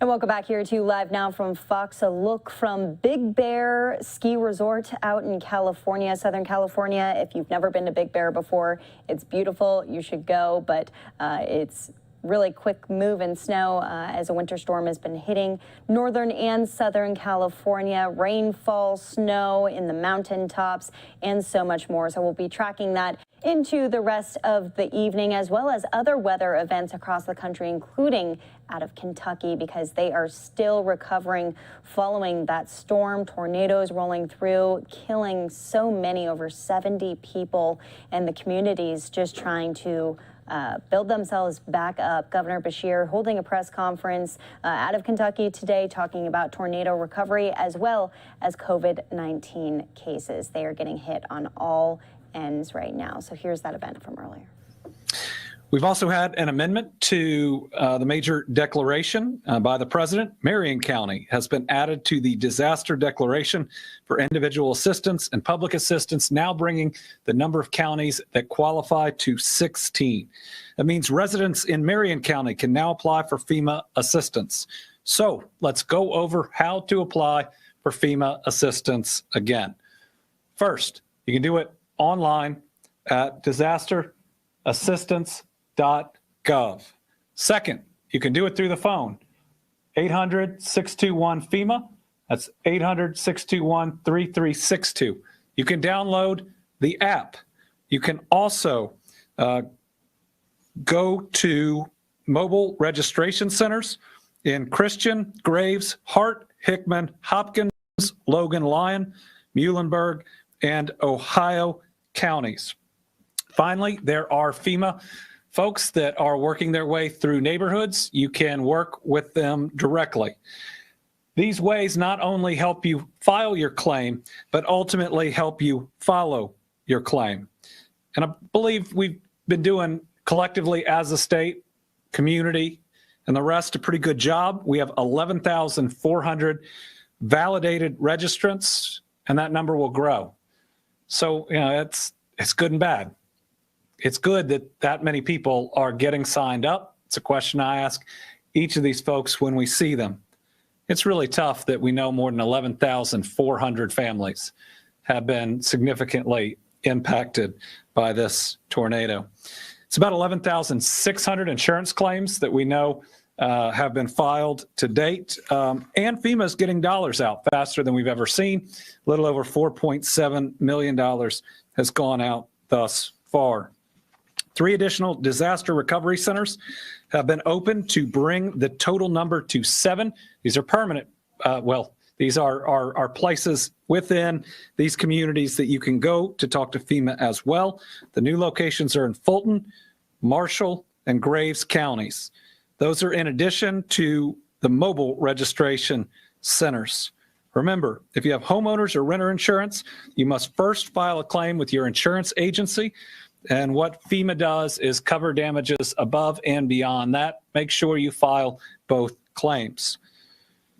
Debris removal remains a key priority, and it is really starting to ramp up.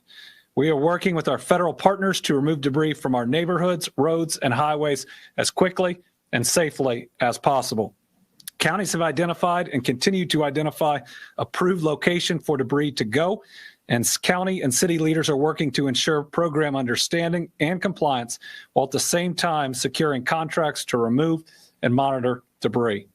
Kentucky Parks update. Our Kentucky state parks are providing housing and food services for 606 displaced Kentuckians and 154 first responders. We have 208 state park rooms occupied by displaced families and 81 rooms occupied by first responders. New website. This was important. Last week, we launched a convenient, easy-to-access online resource to assist Kentuckians affected. Here it is. The website is located on governor.ky.gov, just as /tornado resources. We want to make sure that every individual and family in Western Kentucky knows all of the different resources that are out there, where to go, and who to talk to, and we've tried to put it in one easy location to access. These are things like lost property, employment, transportation, important documentation. Again, any and every service that is out there, our goal is to get it on this page so you can look in one place. The website provides a listing of information from a large number of state government assistance programs, including many on the topics we're talking about today.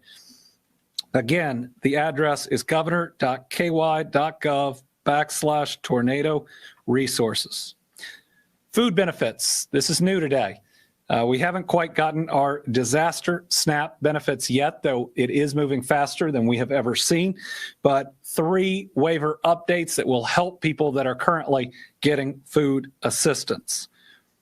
Through a special waiver for current SNAP beneficiaries, they can request benefit replacement by calling the Department of Community-Based Services at 855-306-8959 or visit their county's DCBS office. So if you currently get SNAP assistance, you can request your benefit replacement by calling 855-306-8959 or visit your county's DCBS office.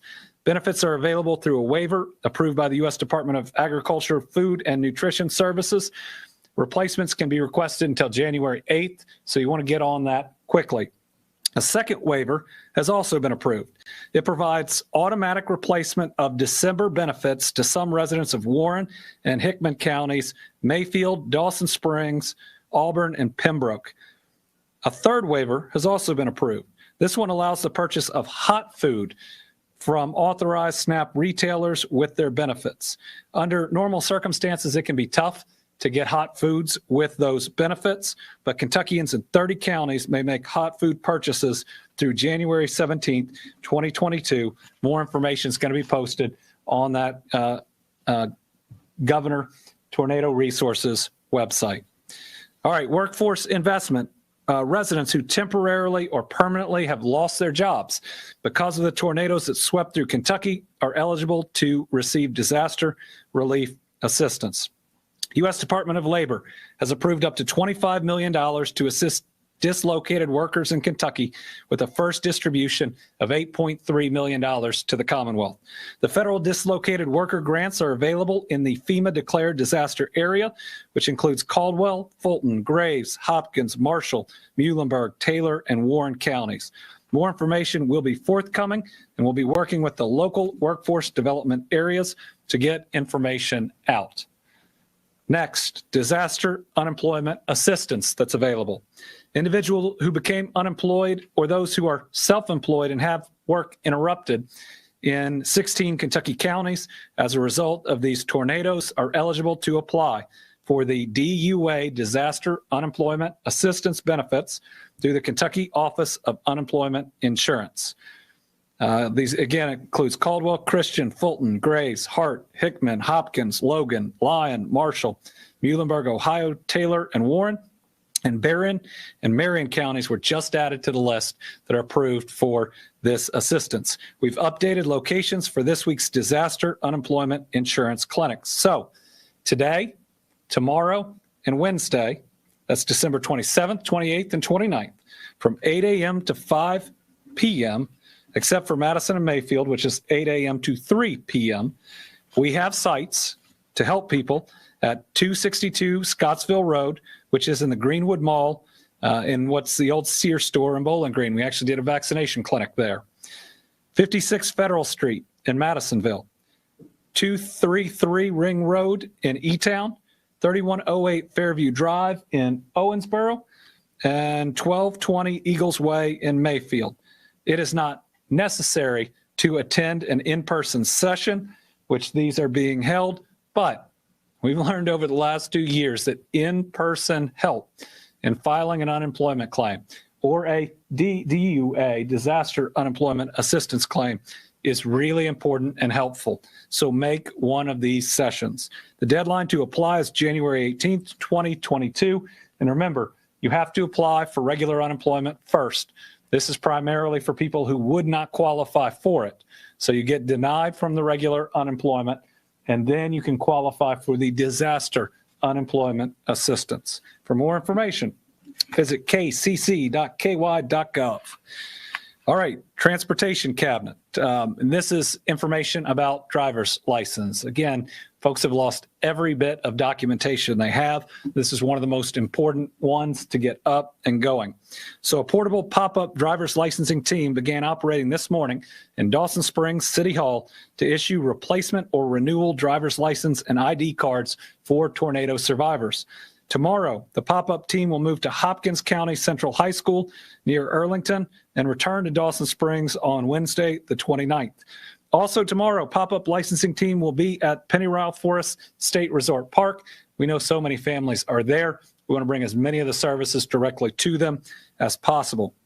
The first pop-up team sent into a disaster area is still operating in Mayfield. It issued 53 replacement or renewal credentials last week. Remember, that address is 355 Charles Drive.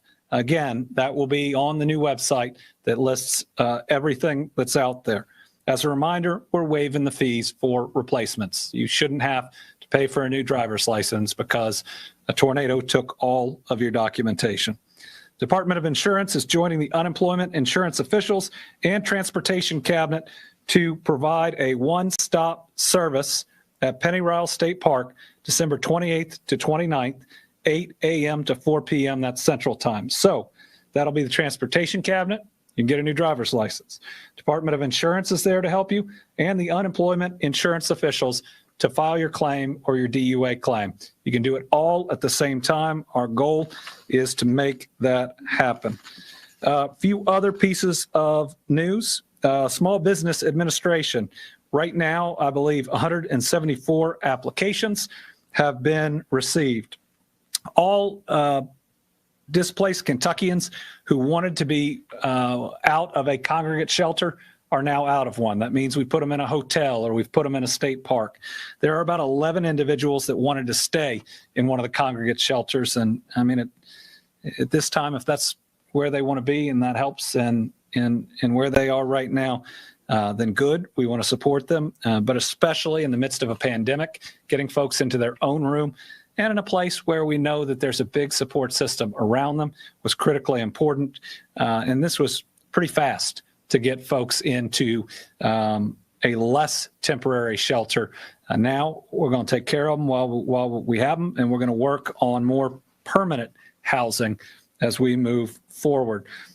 We are 83% complete on bridge inspections that may or may not have been impacted by the tornadoes. All state roads are passable. Only 3 county roads at this point are still closed.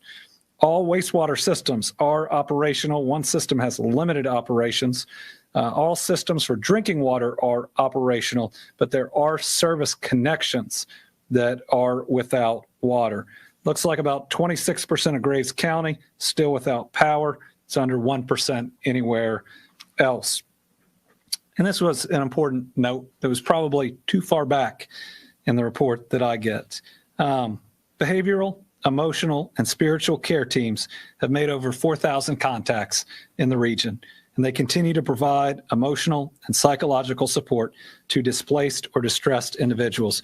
We got more than 148 mental, behavioral, and spiritual care responders working in the impacted communities. And this is so important.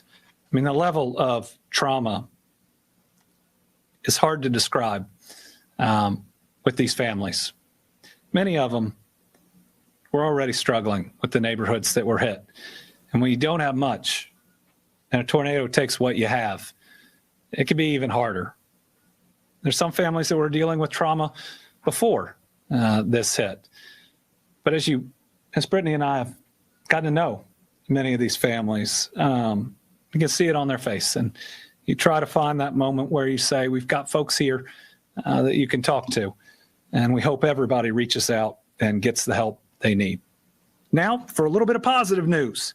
Thanks to the generosity of people across the country and right here in Kentucky, the families and counties impacted have received an overwhelming amount of donations. The Team Western Kentucky Tornado Relief Fund, now at nearly $30 million, 130,491 donations. It's truly extraordinary. We've issued 39 funeral expense checks so that families don't have to front that money to grieve with us over their lost loved ones. If you're interested in that fund, 100% of the proceeds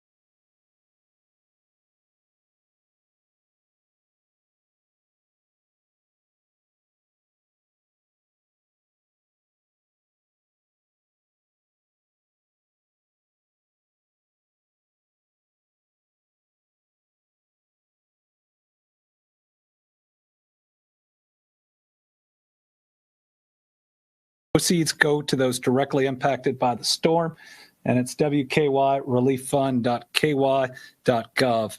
The second thing we're going to do with this fund is for uninsured homeowners. Now, FEMA has that limit that's going to run out pretty quickly, $37,900. We're going to add 10% on top, and it has to be for expenses not covered by FEMA, and everybody's going to have to attest to that. But we want to try to get that level up to a point where you can actually replace your home. And we challenge any other fund out there. Match us. Put 10% on top of us. So they could have FEMA. And then the 10% we're adding. And then dollars on top of that. But this fund is for the long haul, right? We've got a lot of great organizations on the ground now. And they're going to have to be on the ground in other places in the immediate aftermath. But rebuilding these homes and structures and lives is going to take years. And we've got to make sure when support is needed down the road that we have it, it's there, and we can deploy it quickly to help these families. Now, here to share some more positive news, First Lady Brittany Bashir. I know you.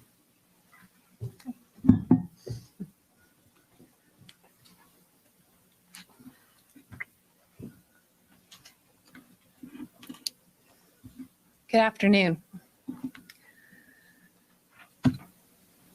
I hope this Christmas you each got to feel a little bit of light and joy after the dark and challenging days our state has had for the past few weeks. This whole weekend, Andy and I were thinking about the families who would be hurting this Christmas, those who've lost their home, and especially those who've lost a loved one.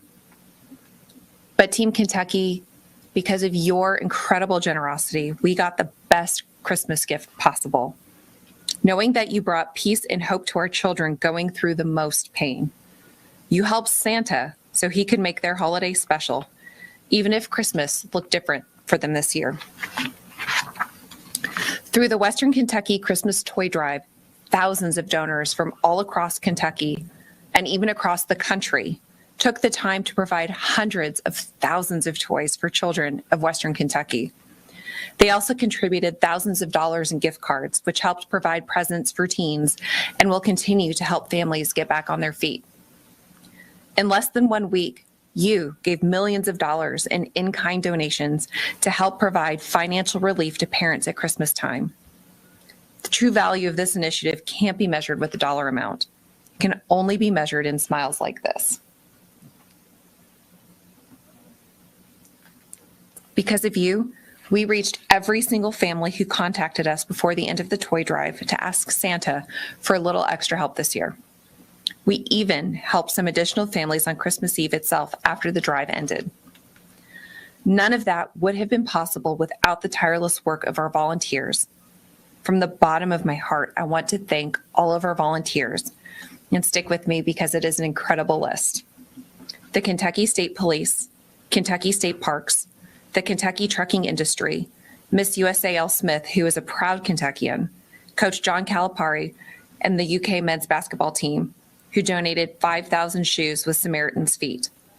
Local and national journalists and outlets that helped spread the word about the drive.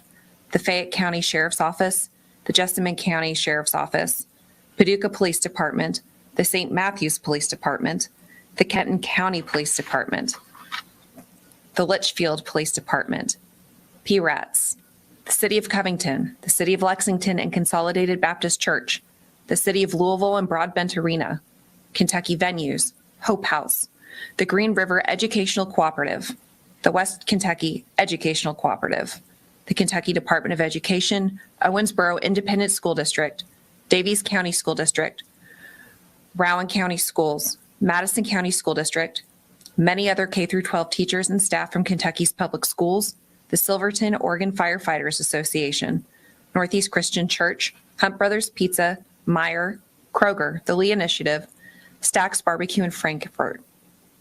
And once again, thousands of donors across the country, including large groups who brought toys from Indiana, Tennessee, North Carolina, Alabama, and Arizona. I also want to thank my staff and Andy's staff as well, because the coordination to get this accomplished was no small feat. If you given this list of incredible volunteers. So thank you to them as well. And then the biggest thanks, of course, Santa Claus. So many people helped with this effort, and I know I'm sure I've left some of you out, but each of you are truly appreciated, and thank you so much. Together, we showed the world that the true meaning of Christmas isn't what you receive, but the joy of giving. We have enough toys left over that we'll even be able to be giving many of the impacted children additional gifts for their birthdays. If you contributed to the toy drive and want to continue helping these families into the new year, there are two main things you can do right now. First, donate blood, as our state's blood supply is critically low after the tornadoes. It's simple to sign up at redcrossblood.org. You can save a life. Second, you can still contribute to the Team Western Kentucky Relief Fund at teamwkrelieffund.ky.gov. Will help meet critical needs of the families as they rebuild their lives, as Andy just mentioned. We will continue to update you if additional in-kind donations are needed for these families on top of monetary contributions and blood donations. Thank you for making the toy drive an incredible success. When we come together, Team Kentucky can do anything. Happy holidays. I'm wishing you all the very best in the new year.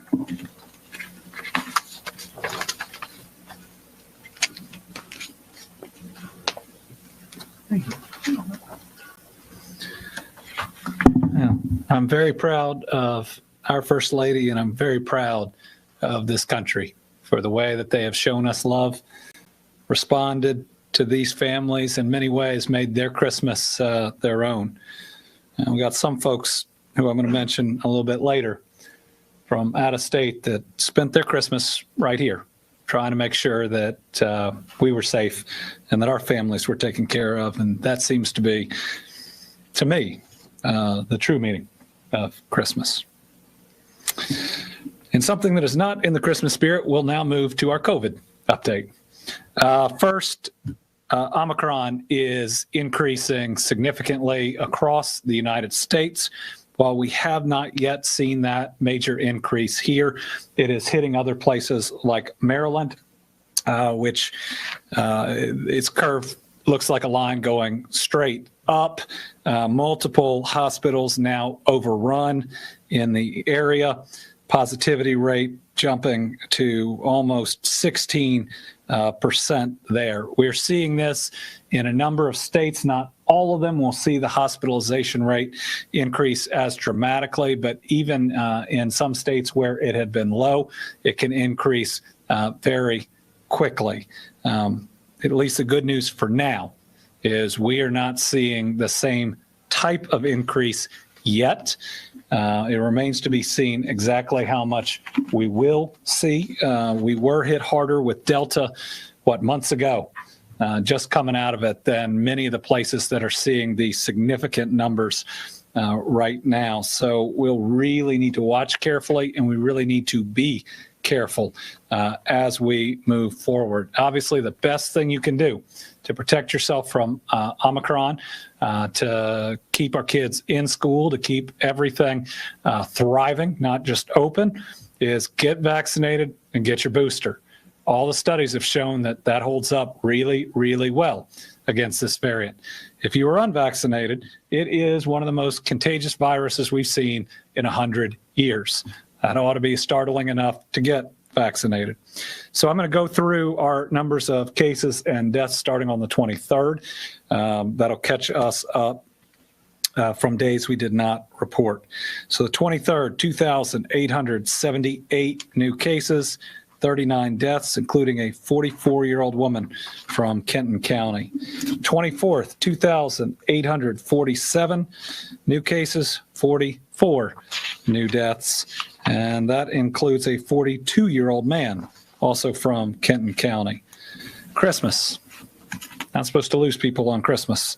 1,946 cases, 34 new deaths, including a 46-year-old man from Hardin County. Again, primarily Delta is killing people in their 40s at a rate we have not seen before in this pandemic.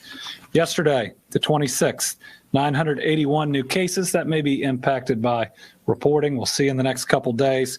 22 new deaths, including a 49-year-old man from Lincoln County. And today, 1,342 new cases, 17 new deaths. And we'll look at the stair-stepper chart in a minute.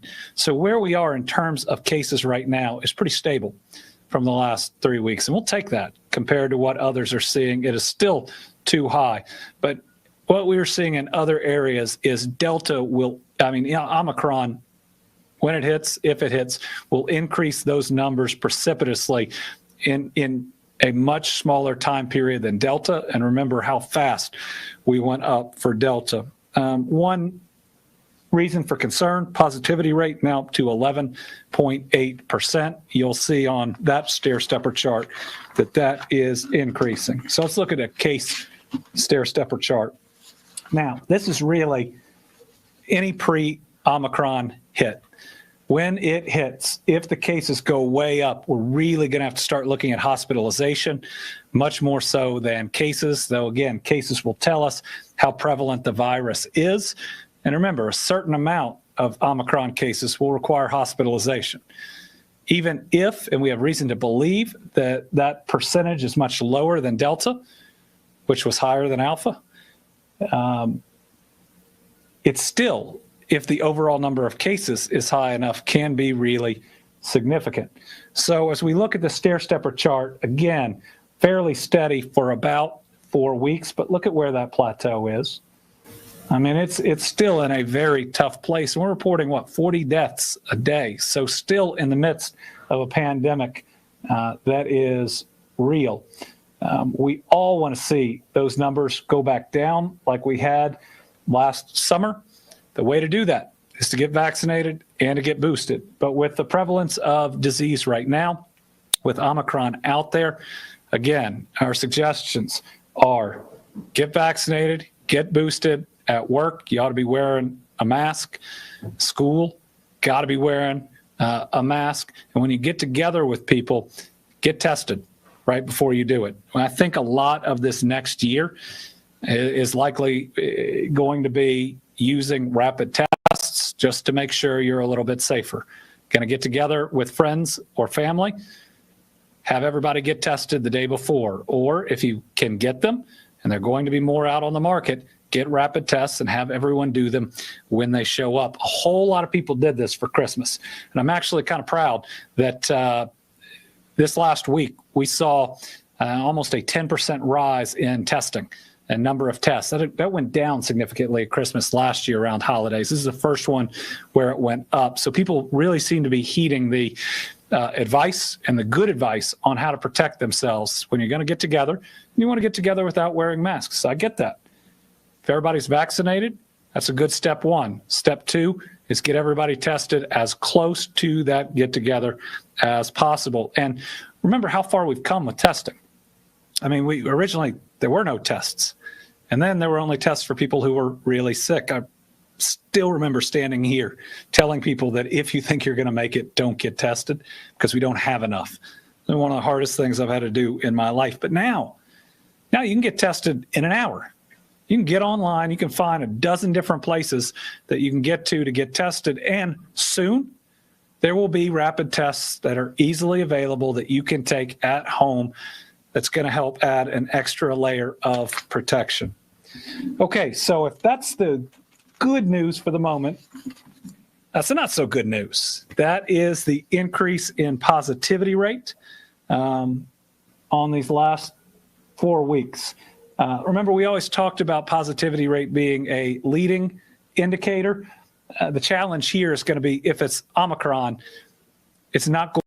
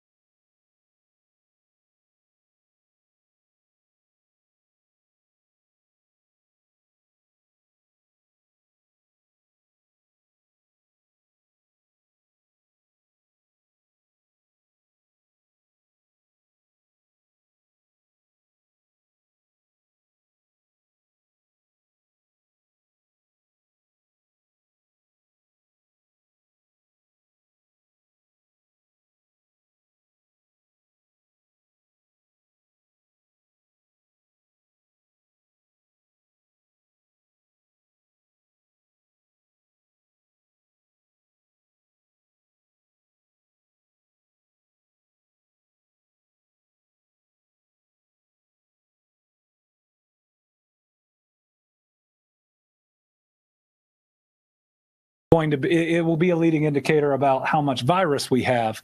But hospitalizations will likely be how serious of a surge we're actually in. So let's look at that. Line graphs that we typically look at, hospitalization at the moment. We're holding steady. That is a very good thing with what we are seeing in other places. ICUs, we are seeing a moderate increase. I don't think that this is cause for alarm yet. And then Kentuckians on a ventilator. Remember, this is somewhat flat, maybe a small increase, and that typically flat will mean you go up and you go down depending on reporting. But again, look at where if we hope we're plateaued, but if we're plateaued, it's where our original surge was that we went through. That's the seriousness of where we still are. But let's look at the bright side. People continue to get vaccinated. We continue to talk as a nation about not enough people being vaccinated, but people continue to get vaccinated and continue for the first time. I'd remind everybody that in the course of a year, we've vaccinated more people than ever in human history. Pick any state, regardless of how they've done. In 1 year, more vaccinations, faster based on when we first learned of the virus than ever before. If this virus wasn't so transmissible, we'd be celebrating. We'd be winning. It's just that our adversary is that big of a challenge. But the good news today is over the weekend, 11,071 Kentuckians got their first shot of hope, meaning 11,071 Kentuckians made the decision to get vaccinated. Also a good number, because I truly believe whether we have another surge doesn't depend as much on new vaccinations. It depends more on boosters. 35,296 Kentuckians getting their booster over the weekend. We continue to see a significant uptick in that. Let's just congratulate the top 5 counties in vaccination, at least one shot. Fayette County now 74% of all residents. That's almost 3/4 of every man, woman, and child in the county. Woodford County, 73%. Jefferson, 70%. Campbell, 69%. Perry County, 67%. So in many parts of the state, showing that it can be done anywhere. Let's look at the demographic breakdown that we always do. We now have 2,764,914 Kentuckians that have gotten at least one shot. And that represents, again, 62% of our population. That is 62% of every living being in Kentucky has gotten at least one shot. Those that qualify, right? Because you can't if you're under 5. 2/3 of everybody has agreed and gotten at least their first shot. And then 18 years or older, where you can make your own healthcare decisions, 73%. I've made this point each of the times we've gone over this, but people like to talk about vaccines like they're divisive, that there are almost these two equal schools of thought out there. That's not the case. 73% of these would be eligible voters. These would be adults. These would be people that can make their own decisions. 73% have already gotten vaccinated, and more continue to. This is overwhelming support of vaccination. Again, it's just the adversary that we face. We need it to be even more. And if you haven't gotten vaccinated, please talk to someone who has, that you love and care about. Nobody's trying to make your choices for you. Nobody's trying to bully you into getting things. We just care about you. We know they work. We've seen too many people die or suffer long-term impacts that could have been avoided. Your family members that are pushing you to get it done are doing it because they love you. That's the only reason. Not government this, government that, purely because they love you and they want you to be safe. So our first number, which ticked up 1, is especially exciting. 75 and up went from 91 to 92%. Remember, 91% is great unless you're in the most vulnerable age group that's up there. So we celebrate every 1% that's increased. The next one is the 40 to 49. That is now up to 70%. And then we go down to 16 to 17, now up to 49%. And then if we go all the way down to 5 to 11, it's at 16%. So Brittany and I are parents of an 11-year-old and also a 12-year-old. We know these vaccines are safe. Our kids got vaccinated the first moment they could. They are completely fine. Actually, they're better protected, and we take great comfort in that. We really need more than 16% of kids in that age group to be protected.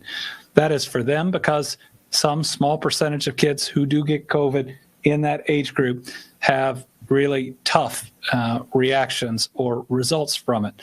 But the other piece is so many kids, 5 to 11, have grandparents and other folks around that need to be protected too, and getting them vaccinated is one way to do that.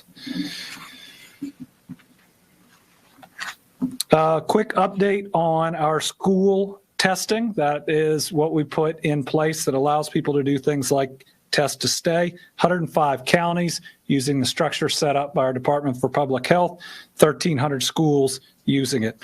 Here is a really important suggestion. We have a lot of people getting tested right now after Christmas. Good. And if it's hard to get a test right now, I'm sorry, it is still a good sign that so many people want to get tested. That's really taking decisions and responsibility, and that's helpful. But parents, we need you to get your kids tested right before they go back to school. And any school systems that want to do that, right? The same reason that we want to test ourselves before getting together with our families ought to apply to kids before they get together with their classmates. Monoclonal antibodies. For the first time in a while, our demand was above our supply. We requested the federal government supply us more. They did, but that demand increasing does suggest we're seeing at least some more severe illness. Again, only one of the monoclonal antibody treatment work against Omicron. Only one. So those that didn't want to get vaccinated relying on the treatment, you could potentially be out of luck with this variant. We've had 2 pills recently passed through the FDA, allowable to use. Pretty excited about the Pfizer pill and what it may be able to do, but we're going to have very limited doses. I think we're going to have 720 total doses over 2 weeks. That's tough.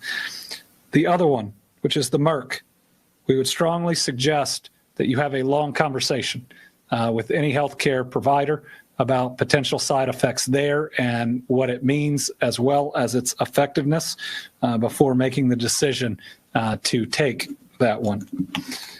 All right, and finally, we don't have a slide on this because I decided as I was walking down here, we have some Team Kentucky All-Stars with us. We have individuals from other states or other areas that have been at our Emergency Operations Center for now over a week. They gave up their Christmas in their hometowns and with their families to be here with us, protecting us. So we've got Jordan Udis. Yes, who's from Jefferson County, one of our own. We have Steve Basso, who is from Ohio. We have Katie Brady from Stafford County Fire in Virginia. We have Alyssa Sanders from Nebraska Emergency Management and Jeff Sands from Delaware Emergency Management. We can't thank you all enough. You've been there for us in our time of need. They have helped put together things for this briefing and for other reports. They have been additional eyes and ears to communicate to the public so people know the type of help they can get, as well as know how they can help. You all have been amazing help to us. Again, we are grateful, and we're going to be there for you in your time of need. We have seen an outpouring of love like nothing we've ever seen before, and we're going to spread that love back wherever it's needed. So thank y'all. All right, and with that, we will open it up to questions. 3 journalists here, a ton on the phone. So I'll give really long answers to the first 3 questions and see who hangs on the line. So with that, we'll start with Mike. 2-part question, Governor. 1, can you describe the governor's call with the president today, if you were on that call? I was. And 2, thousands of flights across the world, thousands across the country have been canceled over the last few days. leading Dr. Fauci to raise the possibility of a vaccine mandate for airline travel. Is that something you would co-sign? So one question is about Fauci mentioning a vaccine mandate for flights. I'd want to know what it is. I mean, the overall employer mandate is not a vaccine mandate. It is a testing requirement depending on your vaccination status. And I guess different terms are used depending on where you are. For instance, with the Sixth Circuit reinstated, they would apply to employers like the Commonwealth. Doesn't require anybody to get vaccinated. It just says if you are not vaccinated, you get tested once a week. I don't know if that's something he was talking about. I think airlines should look at rapid tests as potentially helpful. I don't know if they should be required, but they would be potentially helpful. But I don't know from the airlines how much of it is a staff issue versus others. The call with the president was a good one. Went over the Omicron variant and repeated that it was cause for concern, but right now just concern. He pledged the full help of the U.S. military in terms of their medical personnel, as well as additional help through FEMA. Now, we've gotten a lot of that already. What a lot of people are asking for right now is help that we got during the Delta surge. There are places they need to be right now. We're going to try to hold off on asking for additional help until it's absolutely necessary with how hard other places are getting slammed. They did that for us. We're going to do that for them.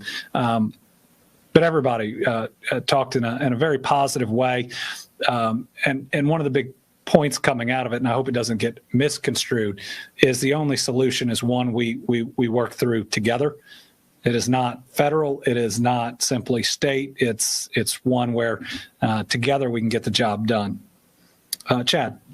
You talked a little bit about school and testing. Going before school districts, they have this week still before they go back to class next week. A lot of them will. In terms of, I know your hands are pretty tied, but any kind of recommendations that you think districts should consider coming up?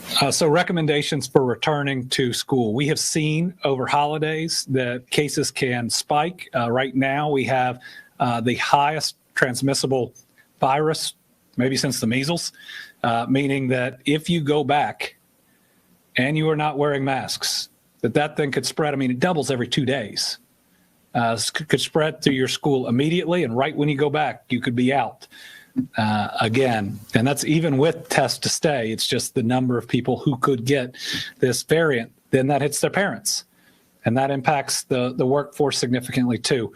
So my two recommendations are, number one, set up a program where you can test as many kids before they come back, or as parents, take on that responsibility. That's something that we're going to do. Number two,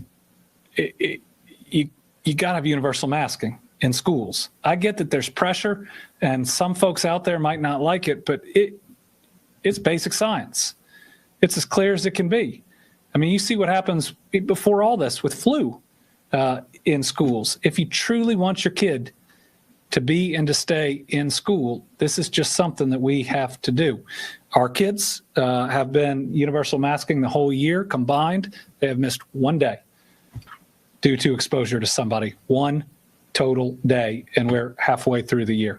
That's pretty good. Tom. Thank you, Governor. I've got a two-parter as well, strangely enough. You mentioned about the Sixth Circuit.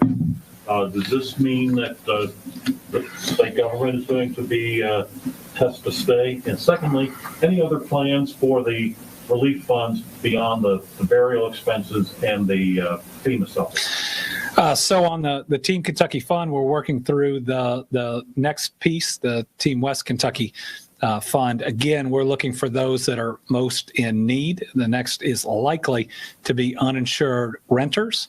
But again, so many of the expenses aren't, how am I going to get through this month, right? FEMA can help with that. It's really, once the structure of my house starts going up, what is everything else that we've lost? It's rebuilding entire communities. It's the extra help that we're going to need to wrap around these kids and these adults. So again, there's a lot of help incident to month 2, but month 3 to month 24 is what I'm really focused on. The ruling from the Sixth Circuit, I believe, has been appealed to the U.S. Supreme Court. If the U.S. Supreme Court does not change that rule,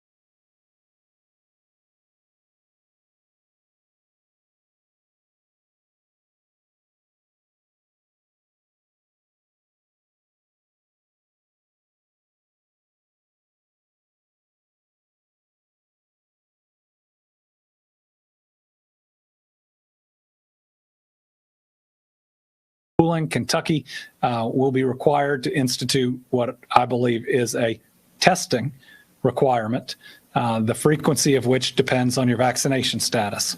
We've had to prepare for this. Whether or not we'll have to operationalize it depends on the courts. If it remains federal law, then we'll have to operationalize it, I think, in the middle of January, and we'll be ready. Again, it'll require whatever percentage of state and other qualifying employees that have not gotten vaccinated to get tested, I believe, once a week until they get vaccinated. But otherwise, if they are not, we'd really like to know if they are positive to get them any medical help that they might need. Debbie Yetter from the Courier-Journal. With the positivity rate approaching 12%, do you have any reason to believe it's not being fueled by the Omicron? And also, do you have any idea of what hospitals are facing throughout the state? The hospitalizations are going up in Louisville. So with the positivity rate going up, part of it's got to be Omicron. I mean, it's everywhere else. We know it's here. There's no reason to think that any changes that we are seeing aren't driven by Omicron. Now, if our positivity rate is going up, I'd rather it be Omicron than Delta because it appears that it comes with less severe disease. I don't want another spike in cases, but if there's going to be another one, again, we'd prefer that it is not Delta. We are not hearing the sound of the alarm yet in hospitals across Kentucky. I know that they are vigilant. I know that they are monitoring, but we do have more systems in place now, especially the connection between our nursing programs and our hospitals to be able to hopefully respond quickly as that grows. Joe Ragusa from Spectrum. Kind of on the same topic, have we seen any particular strain on hospitals in Western Kentucky specifically that are still kind of dealing with the influx of people coming in for tornado-related injuries? Have they seen any increased strain as it relates to both that and increased hospitalizations due to COVID? So I have not received any reports of significant increase of hospitalization for COVID in those Western Kentucky areas. I know we've had a few positives in our congregate settings, and that's why we've made sure to get them into their own rooms. So we're going to watch it very carefully, but as of yet, we haven't seen a significant rise in hospitalizations. But where it's happened, it has happened really quickly. And I missed part of that question. What was the other part? I'll get it with the next question. Melissa Patrick. Hi, Governor. So CDC data in the New York Times shows that Kentucky's had the largest drop in new cases in the last 2 weeks. Today, reporting down 44% in the last 2 weeks. Do you have any reason for that? Can you speak to why you think that's happening? So I think it's too early for that to be a cause and effect. It could just be that over the weeks that'll work itself out. But I do want to see, as hard as we got hit with Delta, and we got hit almost as hard as states to our south, what impact that has on how hard we get hit in this next wave. Some of these waves, as you've seen, have really happened regionally. It doesn't happen all nationwide at the same time. I know that this is a different variant, but whether Delta drove people to get vaccinated for the first time, whether we had so many people that had it, they have higher antibodies at the moment, we know that won't last, and they still need to get vaccinated. But one question I have is the impact about what we have been through and its impact on what we are going through. I do know we still have enough unvaccinated people that Omicron is going to cause more cases. We expect to cause significantly more cases, and that we are likely to see a rise. But I'd like to believe that our booster numbers, which are better and fully vaccinated people than in many places in the country, is also playing a big role in that. The more people we get boosted, the fewer people get any form of COVID, and the fewer people who are hospitalized. Karen Czar. Thank you, Governor. Thank you, Virginia. One on COVID and one on storm recovery. You touched on this, but could you elaborate for those people who really do focus in on the positivity rate as to why we are looking at that differently now as opposed to a year ago or even 6 months ago, with so many people who are now being tested for the holidays? And then on storm recovery, we are about halfway through the president's commitment to pay for cleanup and other financial help that we need. How far along would you say we are in the progress of the cleanup, and how far do you anticipate we'll be able to get within that deadline? Thank you. We got a long way to go. We had entire towns wiped out. Now, the pace is increasing as the Army Corps come in Mayfield and other contractors in other areas. They bring larger equipment, which starts to move that debris faster. It's certainly going to take more than 30 days. We'll have another request for the president as we get closer to it. But we are really grateful about the 100% for the first 30 days. And right, I only think it's good manners to get through at least a significant part of that before you ask for something more. But we're going to need some more help on that for sure. I'm not sure we've seen a cleanup quite like this, especially as located as it is in Mayfield and Dawson and some other places. You know, cleanup may go faster in somewhat more rural areas where not as many structures were hit, but you got to look at the demolition that's going to be required in Mayfield. It's going to be really significant too. So it's really hard. And even with what's left of people's homes, it's before they can haul it out, they got to knock it down. If that's not awful on people who have already been traumatized.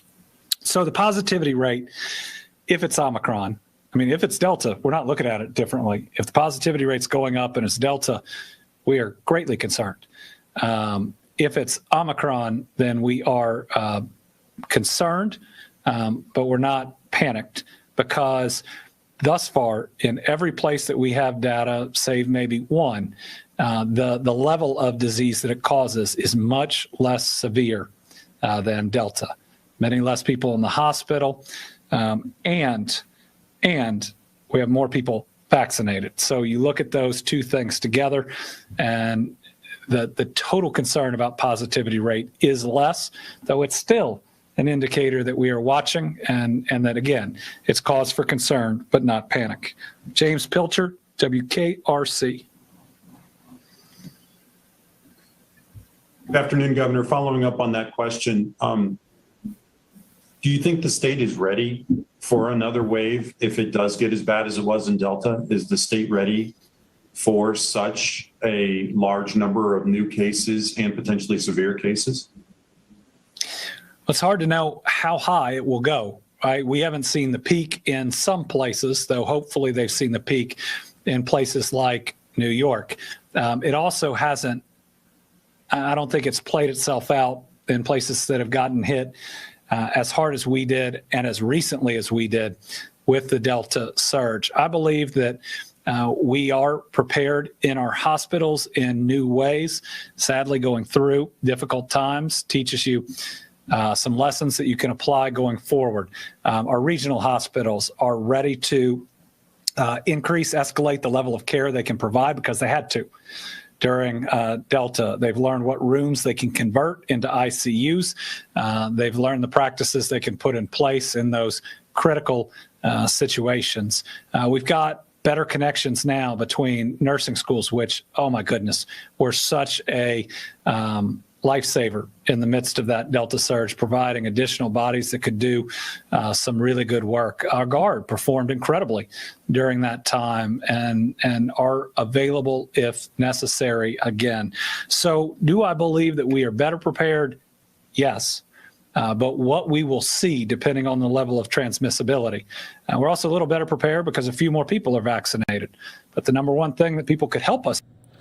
All right, we're going to hop out of that. That was the latest from Kentucky on the recovery out there from the tornadoes that have been hit and destroyed and killed a lot of people over the past few weeks. We are going to go into our next story. We're going to go out to Fox 11 out in L.A. And their top coverage from their 5 o'clock show. They have some video, newly released video from the fatal police shooting inside the Burlington Coat Factory last week that left a 14-year-old girl dead. This video coming up here in their coverage. Welcome, everyone, to the Fox 11 News at 5 o'clock. Thank you so much for being with us on this Monday. I'm Marla Tejas. And I'm Coco McAvoy. Alex and Christine are off for tonight. We do begin with this breaking news. Dramatic video just released showing the moment an LAPD officer opened fire inside a department store, accidentally killing a teenage girl. We do want to warn you, the video is intense.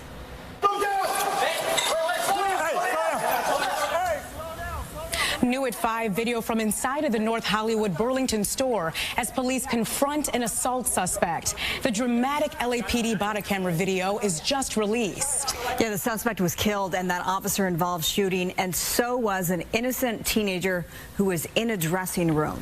Phil Schuman has seen this video and joins us live with all of the new details. Phil, what are you learning? Well, there was 35 minutes of video released, an edited presentation, a critical incident community briefing, the LAPD calls them. They played some of the 911 calls, which talked about a man assaulting a woman, which talked about shots being fired, which ultimately turned out not to be correct. And the last couple of minutes showed the body camera video of the officer who fired 3 shots, one killing the suspect, another killing 14-year-old Valentina Oriana Peralta.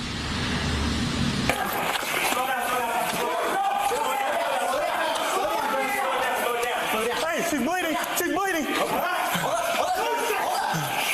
I got her.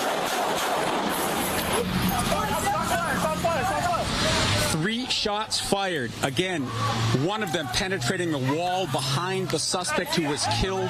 He was later identified as a 24-year-old Los Angeles man, Daniel Lopez. He had been in the store acting erratically, had assaulted a number of women. Police were called. Again, multiple 911 calls. Some said a man with a bicycle lock, which he turned out to have. Others erroneously said that he had a gun. The LAPD responded in force. At least 6 officers there. From watching that video, you could tell that they were highly trained. It was a coordinated response. Officers told each other to slow down, who had point, who was going to do the handcuffing, and then you saw the suspect in the background killed by one of the 3 shots, and again, one of the bullets penetrating the wall behind him. One of the LAPD officers who helped put together this video also spoke on it.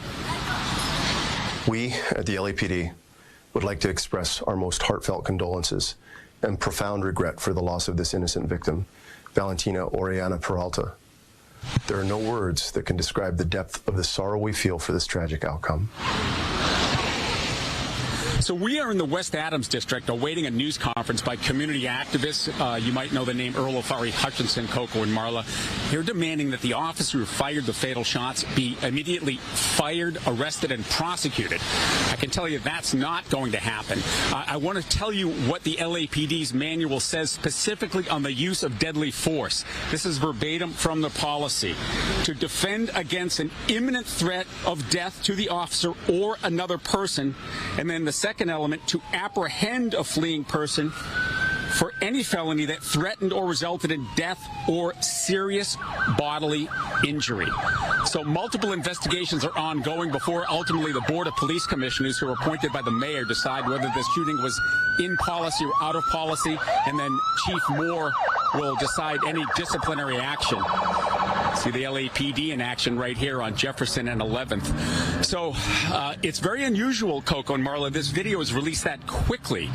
It used to almost never be released, and then the police commissioner said it has to be released within 45 days of an incident, and here we are 4 days after the incident, and 35 minutes of video has been released. We're going to have more on this at 6, and also on Special Report at 7. For now, I'm Phil Schuman live.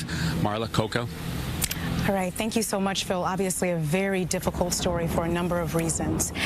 And our other top story today, another winter storm is underway. Take a look at the current conditions. A mixture of rain and snow across the Southland. And it's going to stay this way for nearly every day this week. We have live team coverage. Haley Winslow, she is in Ventura. But we begin with Christy Fajardo. She is near the Grapevine in Lebec.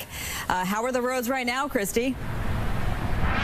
Well, right now they're actually pretty good, but we know that that could change very soon. Snow is expected at about 5 o'clock. Right now we're seeing drizzle, not quite cold enough for snow flurries, but as we know, as the sun goes down, it's only going to get colder. And I want to show you here behind me, this is the 5 freeway. Very wet, but traffic is moving smoothly in both directions. But take a look at the video we shot on our way up here. There are snow, light dusting of snow, I would say, on the hillsides next to the freeway, but none on the freeway itself, at least not so far. Now, I did talk to one tow truck driver who tells me he expects it to be a very busy night.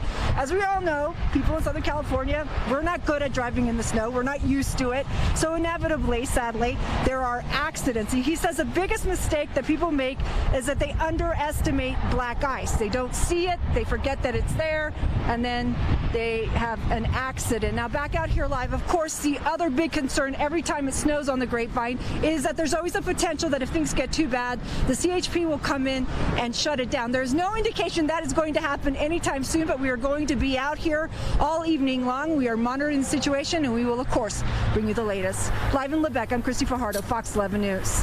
Thanks so much, Christy. Stay safe and warm out there. And our team coverage continues now with Haley Winslow. She is live in Ventura. This is where people are heading to the beaches, hoping to get a glimpse of the rainfall there. Well, that's a beautiful horizon behind you, Haley. Oh, you just missed an epic sunset about 15 minutes ago, and the rain let up about an hour ago. It was a pretty steady downpour all day today here in Ventura County. We talked to a couple of college-age students who are home for the holidays, and they came here to the beach to stand in the rain and check it out. I welcome it. We need it. Like all the trouble it brings, all the flooded streets, the wet hair. I still know we need it, and we're still getting out of this drought. Yeah, you don't seem to mind it. You don't even have a hood on your head. I'm used to it. I welcome it. I embrace it. It is what it is. Same. I know California needs it, and I live up in Washington State, so I'm pretty used to the rain.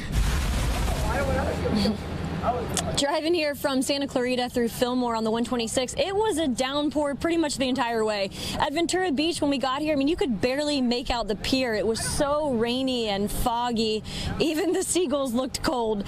So the rain actually brought a pretty good amount of people to the beach wanting to just come check it out, some with umbrellas, others just bearing the brunt of it. One guy we saw braved the slippery rocks out on the jetty. There was a bit of a break in the clouds for a little while, and the sun came out and then just made for the most beautiful sunset. 11-year-old Olivia's mom delivers for Instacart, and she used the time to walk around in the rain. I really do like the rain. It's always been my favorite kind of weather. We don't get it very often here, right? Yeah, barely. So it's kind of like surprising that we have it now. It's going to be freezing, literally, in many parts of Ventura tonight. And then it's going to be sunny tomorrow, so enjoy that because another round of rain coming on Wednesday and Thursday. And then it's expected to be dry for your New Year's. Reporting live here in Ventura County, I'm Haley Winslow, Fox 11 News. All right, Haley, thank you so much. Meteorologist Mary Yoon has more on the storm and what we're seeing. Mary. Tracking our latest cold front pressing through portions of Southern California. Heaviest rain bands right now through parts of Ventura County and eastern parts of LA County.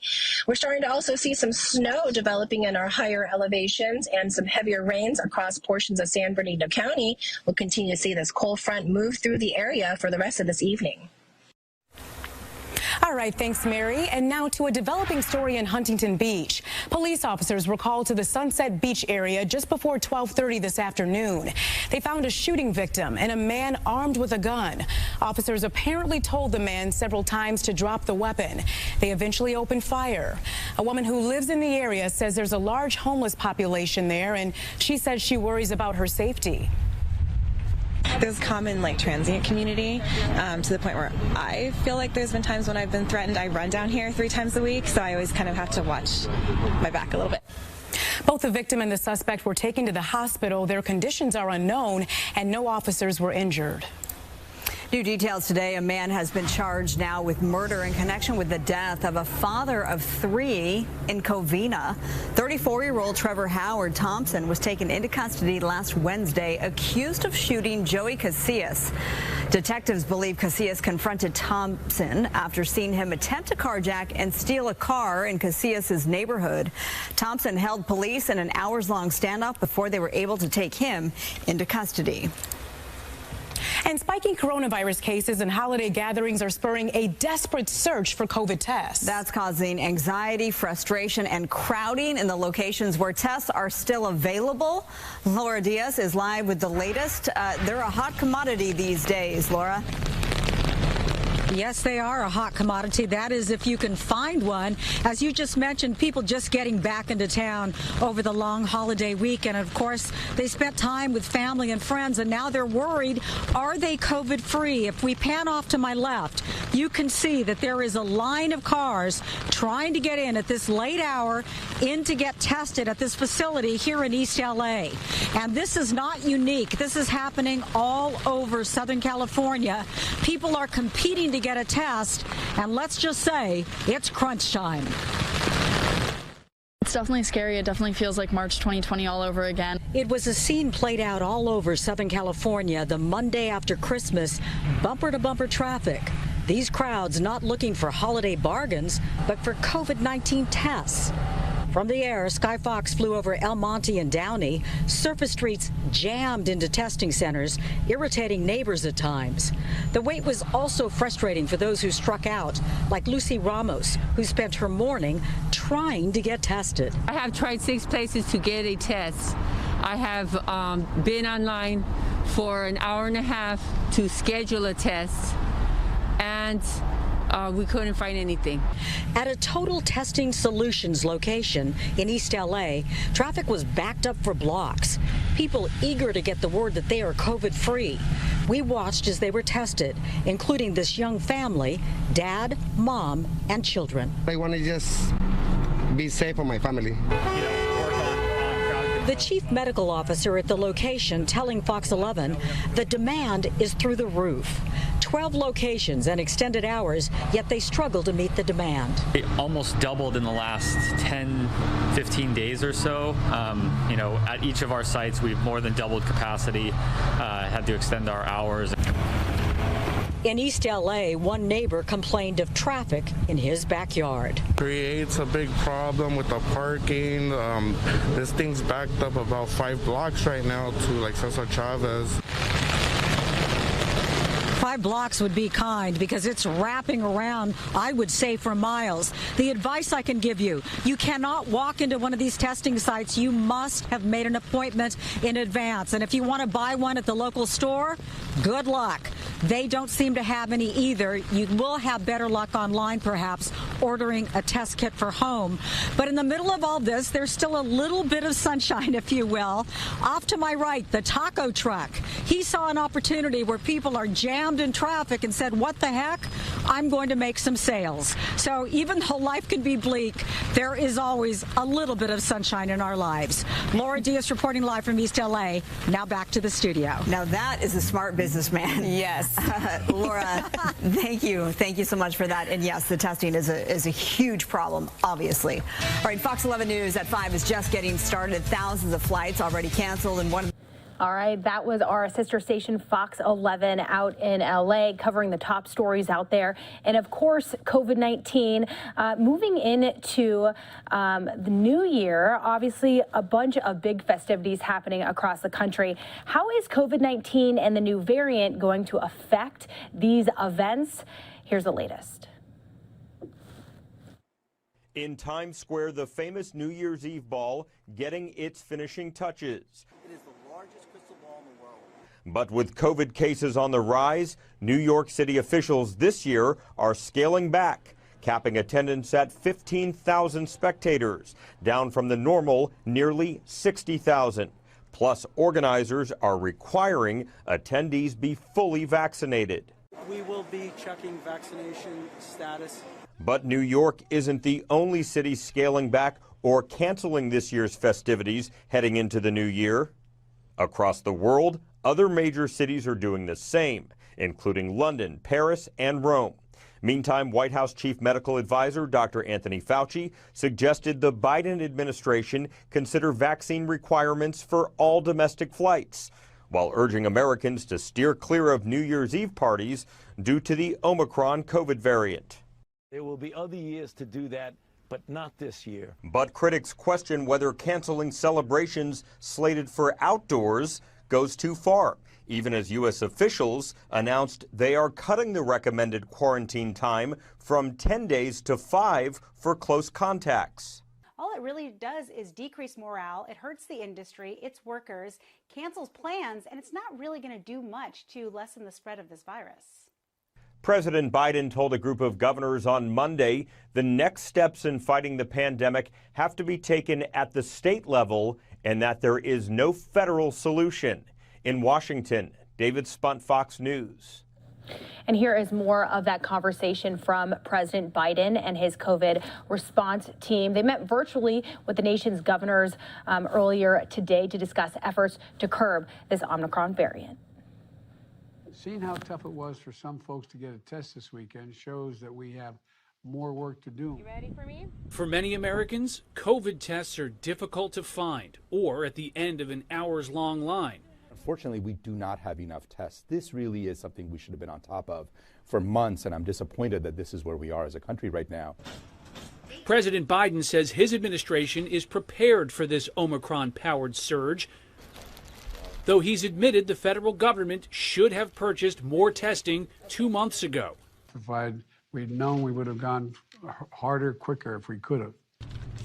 Though a group of public health officials from the Harvard T.H. Chan School of Public Health, the Rockefeller Foundation, the COVID Collaborative, and several other organizations pitched the administration in October with a plan to secure hundreds of millions of tests, send them to Americans, and blunt a potential holiday COVID surge. The response from the White House then? No thanks. That's according to a report in Vanity Fair.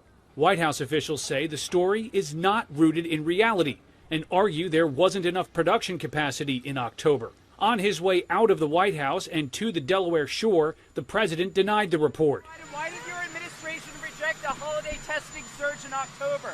Does the buck stop with you there? Rejected the surge. We didn't reject it. The administration says it will order 500 million at-home tests for Americans to request free online. The website isn't up yet, and the tests will likely go out next month, well after the holidays. We're addressing the testing problem, and that very soon that will be corrected. Speaking to governors today, the president stressed local officials are largely responsible for handling this surge, that there is no federal solution. This, he says, gets solved at the state level. In that meeting, President Biden again said unvaccinated Americans should get their shots and stay out of the hospital. At the White House, Rich Edson, Fox News. And of course, speaking of COVID-19, how does it affect your physical fitness? Well, Fox News has an exclusive with Arnold Schwarzenegger about his take on physical fitness when it comes to this virus.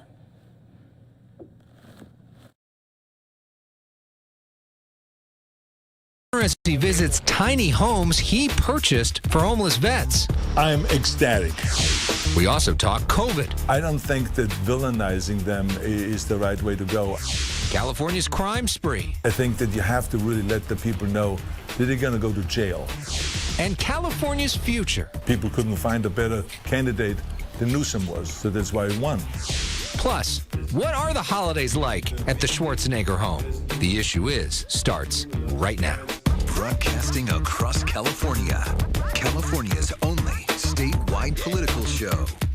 You're watching The Issue Is. Welcome to a rainy edition of The Issue Is. I'm Alex Michelson at the VA in West LA, where a lot of the veterans here have been living in tents for some time. The good news is an increasing number of them are moving into these tiny homes, some of them thanks to the former governor of California, Arnold Schwarzenegger. I'm going to show you inside one of these right now. Arnold Schwarzenegger gets a tour of a series of tiny homes he bought for homeless veterans and their animals who once lived in tents on the streets. The former governor delivering this gift just days before Christmas. I mean, that's got to feel so fulfilling, though, knowing that you're able to make this happen for them. I'm ecstatic. I'm really ecstatic. I'm so excited. To me, this is the greatest Christmas gift. Schwarzenegger donated to Village for Vets, the nonprofit that actually bought the homes. For more information, head to villageforvets.org. When I came over here in 1968, I had a lot of people making my Christmas full of joy, even though I had nothing. They lit a Christmas tree for me, they gave me gifts, and they made me kind of be part of America. This is what the tiny home looks like. You've got a bed, you've got space. This isn't occupied yet, but it's going to make life a lot easier for one of these vets. It's been a lifesaver for me.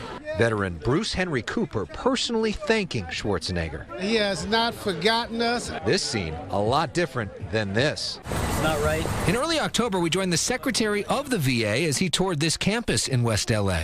He discovered a long row of tents on the public street with some vets who'd been camping there for years. Is there a place to put some of these people so they're not literally outside here but on the property? Well, I think you see some of it right here. Soon after that, action. We were here in November as Governor Newsom toured the property and announced an expansion of the tiny homes program. Former Governor Schwarzenegger saw that and decided to spend $250,000 of his own money to buy even more tiny homes. We brought everyone together, and there was no one that said it can't be done. How has that changed your life? It's home. Ferris Kearns spent months living on the streets. Talk about the difference between being in a tent and being in a tiny home. No squirrels and no rats. Rob Reynolds of AmVets advocated to make this happen. What kind of difference does the tiny home make?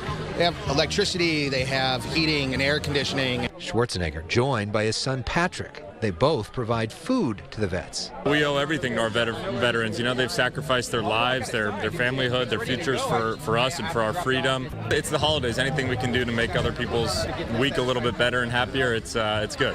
Afterward, Schwarzenegger sat down for an exclusive interview with The Issue Is. The last time I was here, I said, I'll be back. Remember that? Schwarzenegger says the rain on this day proves why these homes are so necessary. They're lying out there day and night in the rain with some tents that leak and stuff like that. So now they have a dry home where they can really sleep and really rest and feel good. And so it was great to do all that. Because to me, the important thing was when on Veterans Day, I asked them, I said, let's build more homes here. And they said, okay, do you want to go and donate some money for that? And I said, absolutely, I'm in. But I said, I'm only in if the homes are here before Christmas. See, because for 20 years, people talk about homelessness. Right. But we don't see the action really, what we expect. And so the idea was to just show that it can be done, and they did it. So there was no one in the way. We worked, like I said to you earlier, we worked with the federal government, we worked with the state, we worked with the city, we worked with the locals, we worked with the Veterans Administration, we worked with everyone, and everyone came together. No one said, no, you can't do that. We came together and we did it. And the day it's here, the homes are here, they've moved in there. It's fantastic. It makes me feel so good. What do you think is a lesson that everybody else can learn when it comes to homelessness? Because this problem, as you mentioned, has been around for so long. It's so complicated. And there are so many areas where you don't see action. Well, it's the wrong time now to be negative. So I don't want to attack the city officials, and I don't want to attack the state and all those people that have dragged their ass for too long.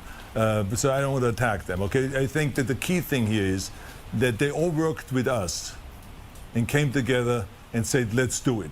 So I think that everyone is trying their best, and it's just that sometimes people just don't know how to execute something. So to me, the important thing was to set a date and say, this is when it has to be up, this is when the people have to move in, and that was the important thing. And you know, I walked around today, and it just makes you feel so good when they look you in the eye and they say, thank you. Thank you for this home, I now have a home.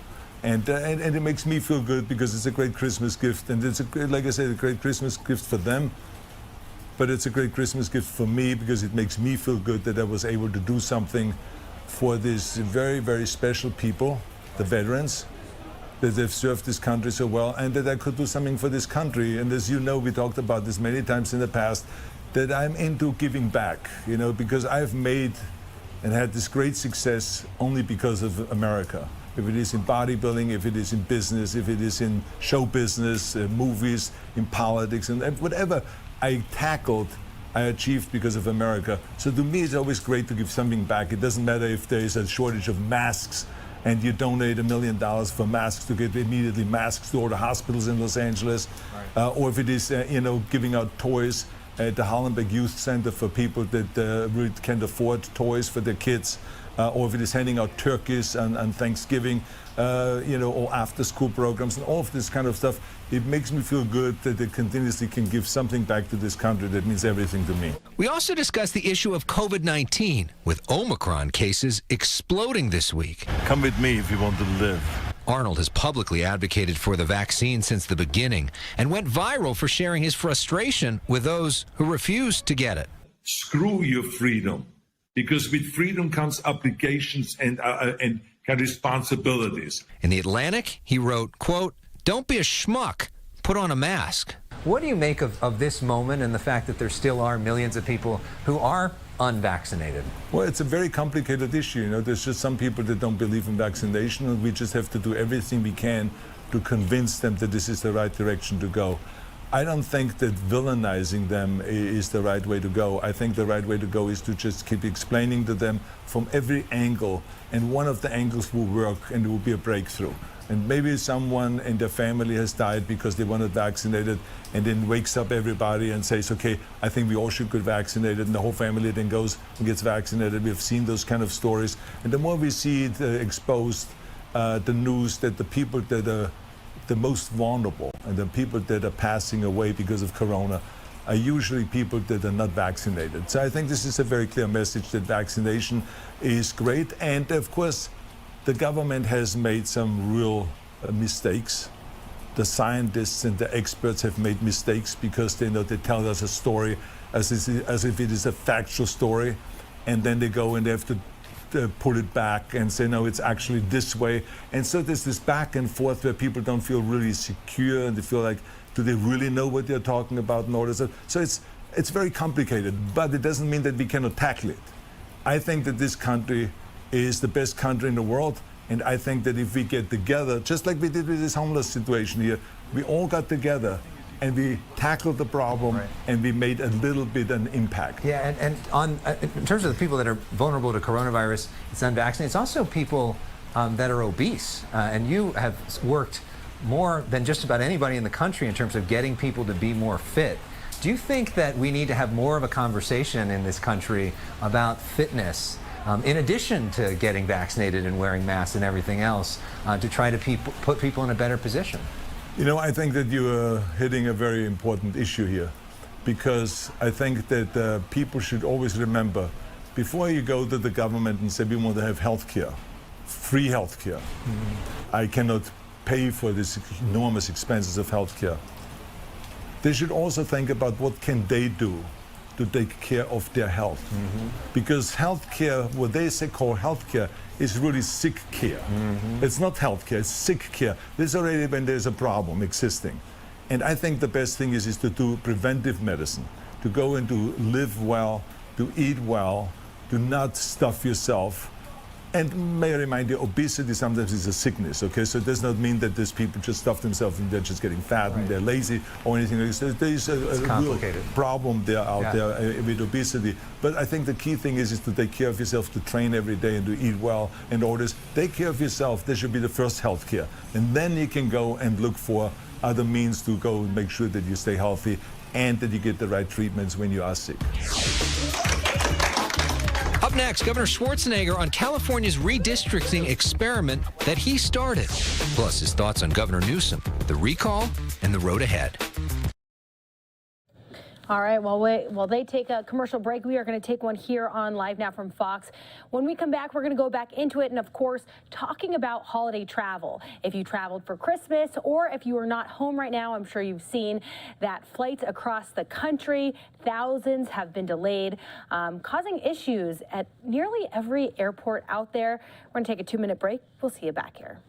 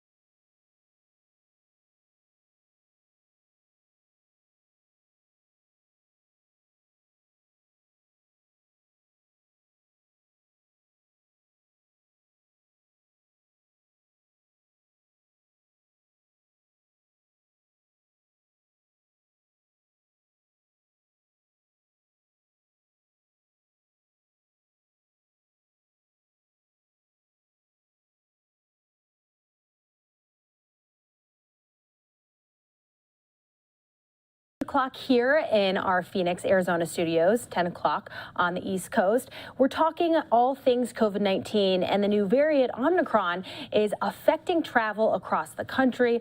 I'm sure you know flights have been canceled. Airports have just been flooded with people who can't seem to get where they're going. Here is the latest on that. Thousands of flights canceled or delayed over the busy holiday weekend, mainly due to staffing shortages linked to the Omicron variant. The U.S. is averaging more than 200,000 new coronavirus cases each day as the variant spreads rapidly here and abroad. As a result, infectious diseases expert Dr. Anthony Fauci says a domestic airline vaccine mandate should be considered. You don't want to bring more cases into the country. But if you're talking about requiring vaccination to get on a plane domestically, that is just another one of the requirements that I think is reasonable to consider. The travel nightmare continues to accelerate at airports across the nation. Major airlines are now scrambling to accommodate passengers whose flights were canceled during one of the busiest travel weekends of the year. I just think it's kind of sad because it's going to be people, thousands of people that's going to be left like stuck. I think so far today we're hoping that we can get on our flight and get back to Houston. Meanwhile, cruise lines are also feeling the effects of rising COVID-19 cases across the globe. Dozens of ships set to enter the U.S. are currently under investigation or being monitored by the CDC.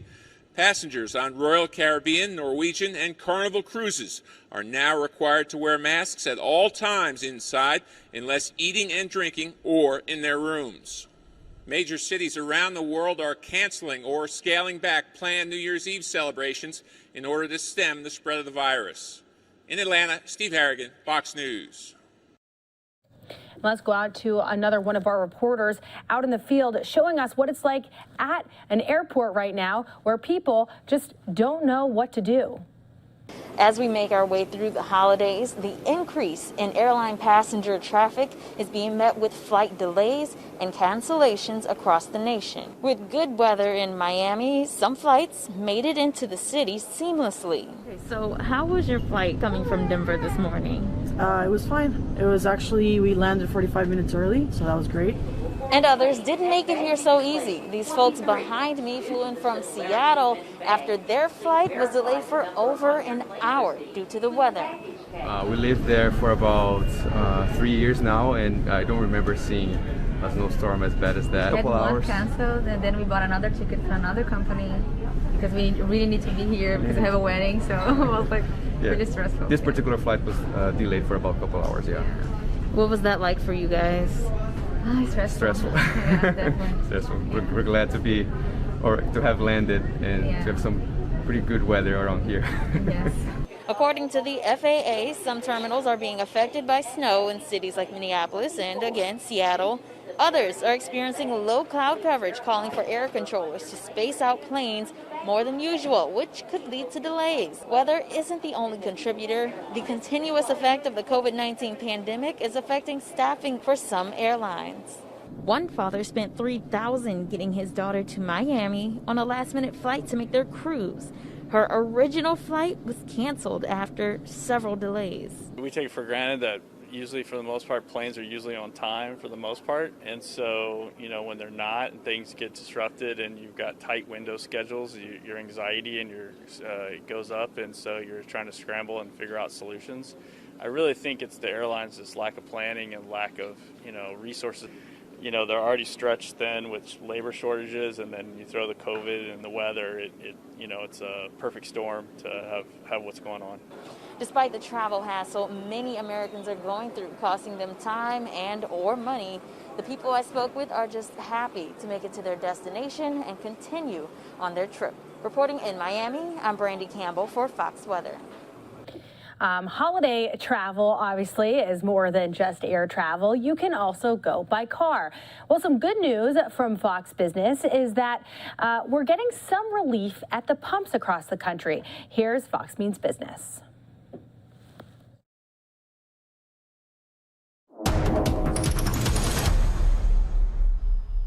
No holiday blues for stocks. The major averages kicking off the final week of 2021 on a positive note, all finishing higher on Monday. The S&P 500 closing at a new record. Investors, though, still bracing over the uncertainty of Omicron's economic impact, so we'll be watching. Meantime, some good news for drivers heading into the week. The national average for regular unleaded gas dropping to $3.29 a gallon. That's about 10 cents lower than this time last month, but still over $1 higher than this time last year. And finally, get ready for a major talent war in 2022. Nearly 9 in 10 employers say recruiting and hiring will be either somewhat or very challenging in the new year. That's according to a new survey from Expert HR. But even with these concerns, about 2/3 of employers are still expecting their workforces to grow. That's business. I'm Jackie DeAngelis. Well, if you got exactly what you wanted on Christmas, that is very exciting. Now, a lot of people this time of year want the latest tech gifts, but there is something that you should know, that there are warnings out there for especially kids who got the latest and greatest that you'll definitely want to keep your eye out on. Smartphones, laptops, iPads, gaming systems, the list goes on of some of the tech gifts people are buying or receiving this time of year. Cybersecurity expert Joel Schwartz says there are some things you'll want to keep in mind the next time you purchase a tech gift. One item he says you should really look out for, smart TVs, which according to a study from the Leichtman Research Group, 82% of U.S. households have at least one internet-connected TV. I think it's a given today that every smart TV you get is going to be network connected. It's also going to likely have a mic and certainly a camera. So my suggestion to anybody I speak with is, number one, when you buy your TV, go online, go to the website of the manufacturer, look at how to find those features and disable those features. You do not need a mic or a camera on your TV. We've never used them before. Schwartz adds people should watch where they put those TVs. If you're placing it in your bedroom with a camera pointing at your bed, obviously you're opening up to potentially having information captured and sent back to the manufacturer, potentially advertisers. And today, we're starting to see this data actually be used in cases in government and law enforcement cases as well. He also warns parents about internet-connected toys. He says to make sure you're asking yourself these questions before allowing your children to play with them. They come with a microphone. Will it be recording? If so, can you disable that feature? Does it allow your child to share information with their social media sites? Because yes, playing with a toy in the room is one thing, sharing with the world is another. And what kind of information does it collect? Where is it stored? And can you delete it? And for parents who may have children getting smartphones for the first time, here are some tips from the Johns Hopkins Health Information Library about teaching children to be smart about social media. It says social media can be a place where children can face cyberbullying, encounter online predators, or inappropriate content. So health officials say it's important to be aware of what your children are doing online. Other tips include reminding them to think twice before hitting send. Don't friend strangers online. Use privacy settings and make sure they understand each one. And teach them not to post anything they wouldn't want teachers, college admission officers, or future employers to see. Some really good tips there from our partners out across the country. We have some live looks we want to show you from across the U.S. right now. We're going to start with Big Bear. Take a look at this.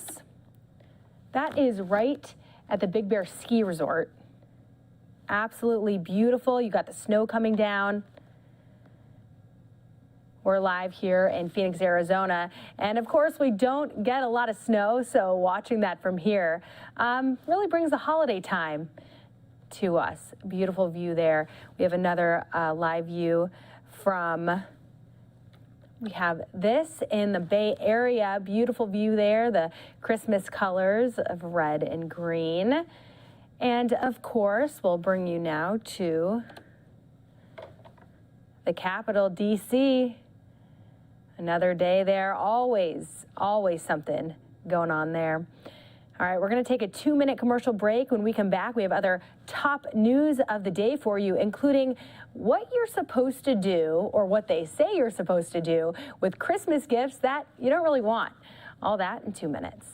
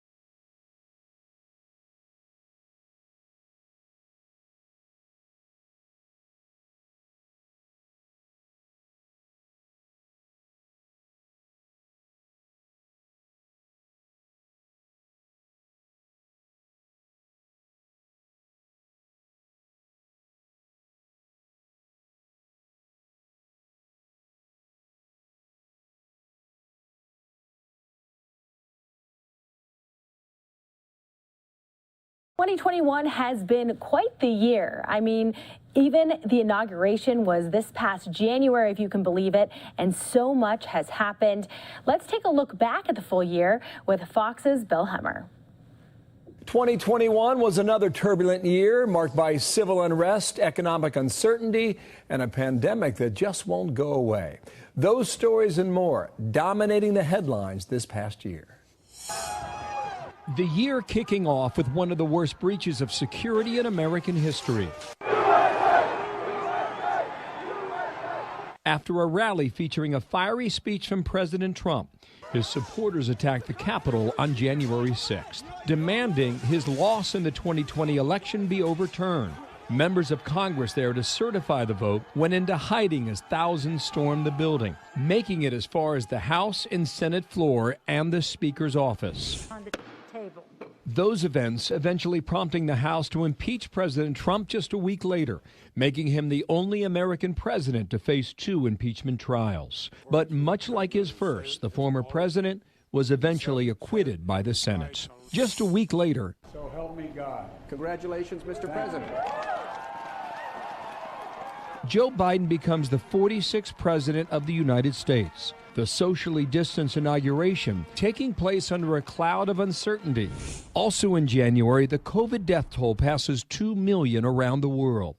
It would grow to more than 5 million by the end of the year as the pandemic grinds on. The containment effort largely focused on the Delta variant, a new strain more contagious and deadly than the original. Health officials making a big push for vaccinations and boosters as the best way to stop the spread. Shots from Pfizer, Moderna, and Johnson & Johnson all getting the green light from the FDA. Millions signed up immediately, but demand soon tapered off as vaccine hesitancy set in. The Biden administration responding with a series of mandates, including a requirement for federal workers and contractors to roll up their sleeves or lose their jobs, and a nationwide vaccine mandate for all private businesses with more than 100 employees. 2021 also seeing its share of racially charged murder trials, starting with Derek Chauvin, the former police officer who was seen in a video kneeling on George Floyd's neck for more than 9 minutes. Chauvin was convicted and sentenced to more than 22 years behind bars. In Surfside, Florida, a 12-story apartment building collapses in the middle of the night with no warning, leaving at least 98 residents dead. Afghanistan was changing rapidly. President Biden sticks to an August 31st deadline to withdraw U.S. troops, but the Taliban were on the march. They made a lightning blitz across the country, eventually taking the capital city of Kabul on August 15th. The Pentagon forced to deploy about 7,000 troops to secure the airport in the final days of the evacuation. But just 4 days before that deadline, an ISIS bomber hitting one of the main airport gates, killing 13 American service members and dozens of Afghan civilians. Back in the U.S., Hurricane Ida slamming into Louisiana as a Category 4 storm. It was the second most damaging hurricane in the state's history. Ida's remnants also caused massive destruction throughout the Northeast. At least 115 dead and more than $65 billion worth of damage. In Wisconsin, Kyle Rittenhouse is charged with first-degree intentional homicide after shooting 3 people during the civil unrest in Kenosha last year. Not guilty. Rittenhouse, claiming self-defense, is eventually acquitted on all charges. And just 2 weeks before Christmas, a series of tornadoes devastating parts of the Midwest, causing dozens of deaths and billions of dollars in damage. The hardest hit state, Kentucky, where the sheer level of destruction was nearly unprecedented. And looking forward in 2022, COVID may dominate the headlines again, depending on new strains like Omicron. We're also keeping a close eye on those supply chain issues and inflation and the midterm elections where Republicans hope to take back Congress. And of course, we'll be here for all of it. Until then, in New York, Bill Hemmer, Fox News. What a wild year 2021 has been. And of course, Christmas comes at the end of the year. Hopefully you got all the gifts that you wanted, but sometimes you do get a gift that you don't really want. So what exactly are you supposed to do with these types of gifts? Well, the National Retail Federation predicts that more than $66 billion worth of purchases will be returned this year. So there is a few things that you could do if you don't really want to return it just yet. If you or a loved one has a tech gift that you don't know really how to use or what to do with it, you can consider looking online for suggested help guides. And you can always, of course, re-gift any unwanted items to other family members, neighbors, or friends that, you know, would want it as well, or you can consider selling it online. Of course, returning it is always an option, either for stored credit, to exchange it, or cash. But $66 billion worth of purchases to be returned this year, that is quite a lot. Now, this next story that we have has to do with a contest if you are able to disconnect. Now, check this out. So the company called Kahlua, which you might be aware of, the popular coffee-flavored liqueur brand, has a challenge to see if you can disconnect from technology and the internet for a month. That's right. Kahlua's Stir Up Your Routine Challenge will give $25,000 to one tech-starved chosen couple. Now, you must be internet and social media free. Take a polygraph test and you'll get some Kahlua too to help. Now, to enter this, you can go to Kahlua's Twitter or search Kahlua Stir It Up Challenge, and you can register there. Now, I don't know. I consider myself a social media person, but I don't think I'm addicted to it. However, a month, especially when you work in the news industry, a lot of things happen. So to kind of be disconnected like that for a month would take a lot. But hey, especially after the year this has been, who wouldn't want to give it a try? All right, so this next story is a great story, a very, very happy story. New York Jets quarterback gives back in a very, very touching way. Here's the story.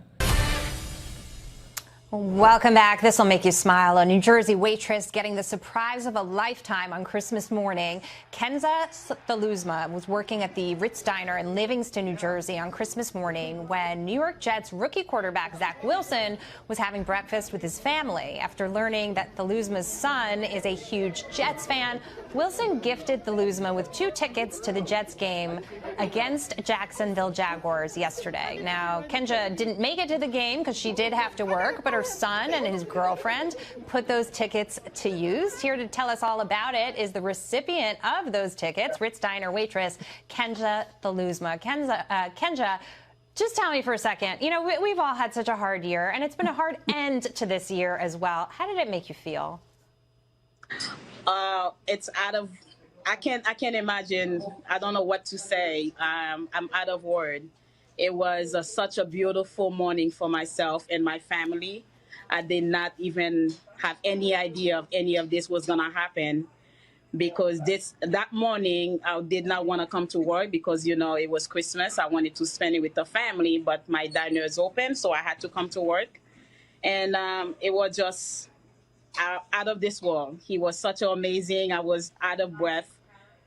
It was crazy. This is my honor. This is the honor, Marion Feldman, the honor of the Ritz Diner, is next to me as well. Well, good for you for working on Christmas. So many folks have yes. you know, chosen not to work because of the pandemic and so many issues and stay home. But, you know, you yes. got up and you went, and this, you know, amazing gesture happened. How did it feel to take those tickets home and give them to your son?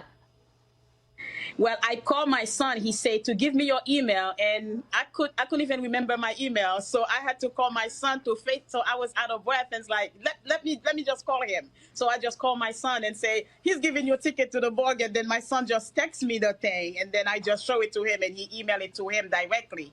And he just showed me, Mom, look at the view. He had a beautiful view. He enjoyed himself. He went.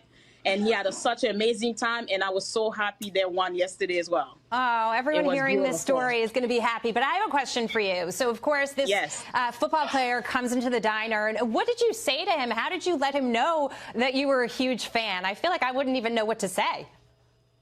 Well, at first, I didn't know who he was. One of my regular, told me, Kensia, do you know who's sitting with you? And I say, no, I don't. He said, oh my God, are you serious? I said, no, I don't. He said, that's the quarterback of Jet. I said, shut up. So I was like, I said, I said, hello, because I was taking care of them in the beginning. They just sat because they're a big family, and I'm a mother of 4, and I love the big, there was a party of 10, and the whole family was there. So I say, oh my God, I love this. That's gonna get me soon to be me, because my kids are getting older. And then we start having conversation. That was before I even know who he was. And then after that, when the table told me about who he was, I say, are you Zach Wilson? And he was like, yeah. And then I was like, are you kidding me? I was like, my son is a big fan. My son is a big fan of yours. I can't believe this. So I like, let me call my son to FaceTime. So I called him. My son was driving. He had to park the car because he was like, he couldn't even believe that. So excited in front of me. I was like, Mom, are you serious? So I said, yes, he's right here. The whole family, but I didn't even know they were recording. Because, somebody was recording. I didn't know who it was. So I was like, oh, my God. It's the next morning I'm hearing people was like, you on TV? I was like, what are you talking about? That's amazing. But he was like out of breath. He had to call his manager. First, he was like, Mom, I don't think I can go. Yeah. But his manager saw that and said, no, you're going to the game. So his manager gave him the day off to go to the game. Well, if you couldn't go, I'm glad that he could go with his girlfriend. Yes. And I'm so glad that you shared this with us because, again, it's been tough. And people watch this story and they remember there's kindness in the world and people help each other. No, it is because... Yes, because with this COVID and everything, with this situation happened, it was a beautiful gift. And we are going to have to go. We're going to have to go, but thank you so much for sharing with us. Great to see you today. Thank you so much. Have a wonderful day. Bye. All right, that's it for us. The 5 starts now. What a great story there. Oh my goodness, if you could see me behind the video playing there, my cheeks hurt from smiling. I just love that, especially as a sports person. There is so much kindness going on when people do that. But speaking of sports, I also want to bring this tweet up for you that just came down, that the Barstool Sports Arizona Bowl that was supposed to be happening in Tucson is no longer happening due to COVID-19. Now, of course, this is not the first football game to be canceled over the past few days. The Military Bowl, which was Boston College, East Carolina, was canceled. The Fenway Bowl, SMU, Virginia, also canceled. And of course, this latest Barstool Sports in Arizona, which was supposed to be Central Michigan versus Boise State. However, that is not happening. So unfortunately, if you are a football fan, these games are not going down, but hopefully some will continue on so we can get our football fix throughout the end of the year. But of course, the most important thing is that everyone stays safe this time of year, and it's really hard, but I like to think that sports really kind of makes the world go round, at least some teams, right? You can have your own say.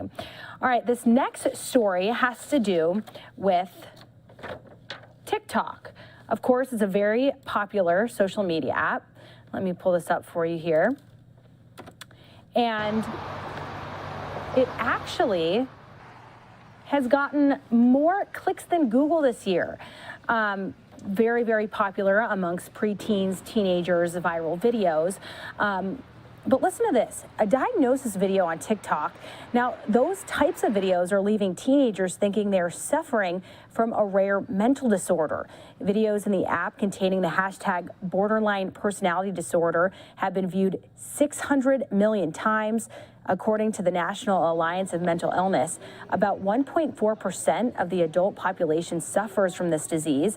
Doctors say more teens are diagnosing themselves with the disorder based off of TikTok videos. This disease is almost never diagnosed among adolescents because of the constant forming of their personalities. Well, this year, reports say 63% of U.S. teens between the ages of 12 to 17 use this app every day, which, of course, if you use TikTok, you might be aware of how many videos, and there's doctors, there's veterans, there's so many different types of people on the app that are trying to help people on the app, but also with that comes adverse side effects, of course, like preteens, teens trying to diagnose themselves, which is not good, especially for their mental health at the very least. Well, we're going to take a 2-minute break here on Live Now from Fox. When we come back, we are going to go into the latest with Biden and his COVID response team and the latest out of D.C.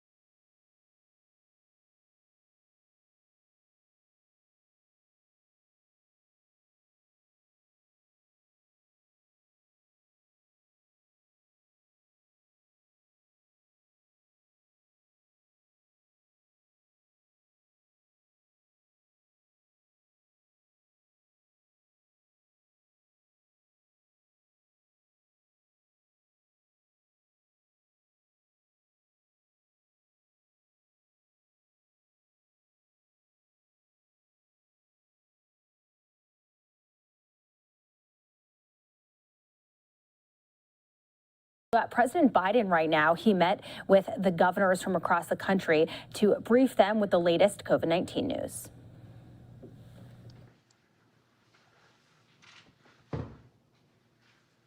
How it goes. We ready? We are ready. Governors, can you hear me okay? Welcome, Mr. President. This is actually the 40th time we've convened this group of governors, and we're in constant one-on-one contact with the governors and their teams. More times than I've seen you. Their leadership on the ground, they are on the front line, as you know, has been essential to the progress we've made so far. I'm going to turn to Governor Hutchinson, who has done an outstanding job as chair of the National Governors Association, leading this group and ensuring we're all working together every step of the way. Over to you, Governor Hutchinson. Thank you, Jeff. And I want to thank all of the White House team for being such great support to the governors. And I want to thank, Mr. President, your address to the nation last week. Thank you for your comments designed to depoliticize our COVID response. I think that was helpful. As we face Omicron, the governors and your administration must be working together more closely than ever. I particularly appreciate your comments about increasing the supply chain on rapid COVID tests. This has become a real challenge for the governors. And your task force led by Jeff Zients has been responsive and has kept us informed every step of the way. A good example is this last week, I asked for more monoclonal antibody treatments. We received them last week. Still, we have a limited supply, but the responsiveness is very much appreciated. I would like to give you a glimpse of Arkansas today. First, hospitalizations are down by a half from where they were this time last year, but our Omicron case count and the demand for testing has increased. In Arkansas, we have a test to stay school program that's a pilot in 50 schools. We want to expand that. And right now we have sufficient tests to be able to do that. But we also, as governors, are getting pressure to do more, and the need is great to do more in terms of the rapid test and the availability of it.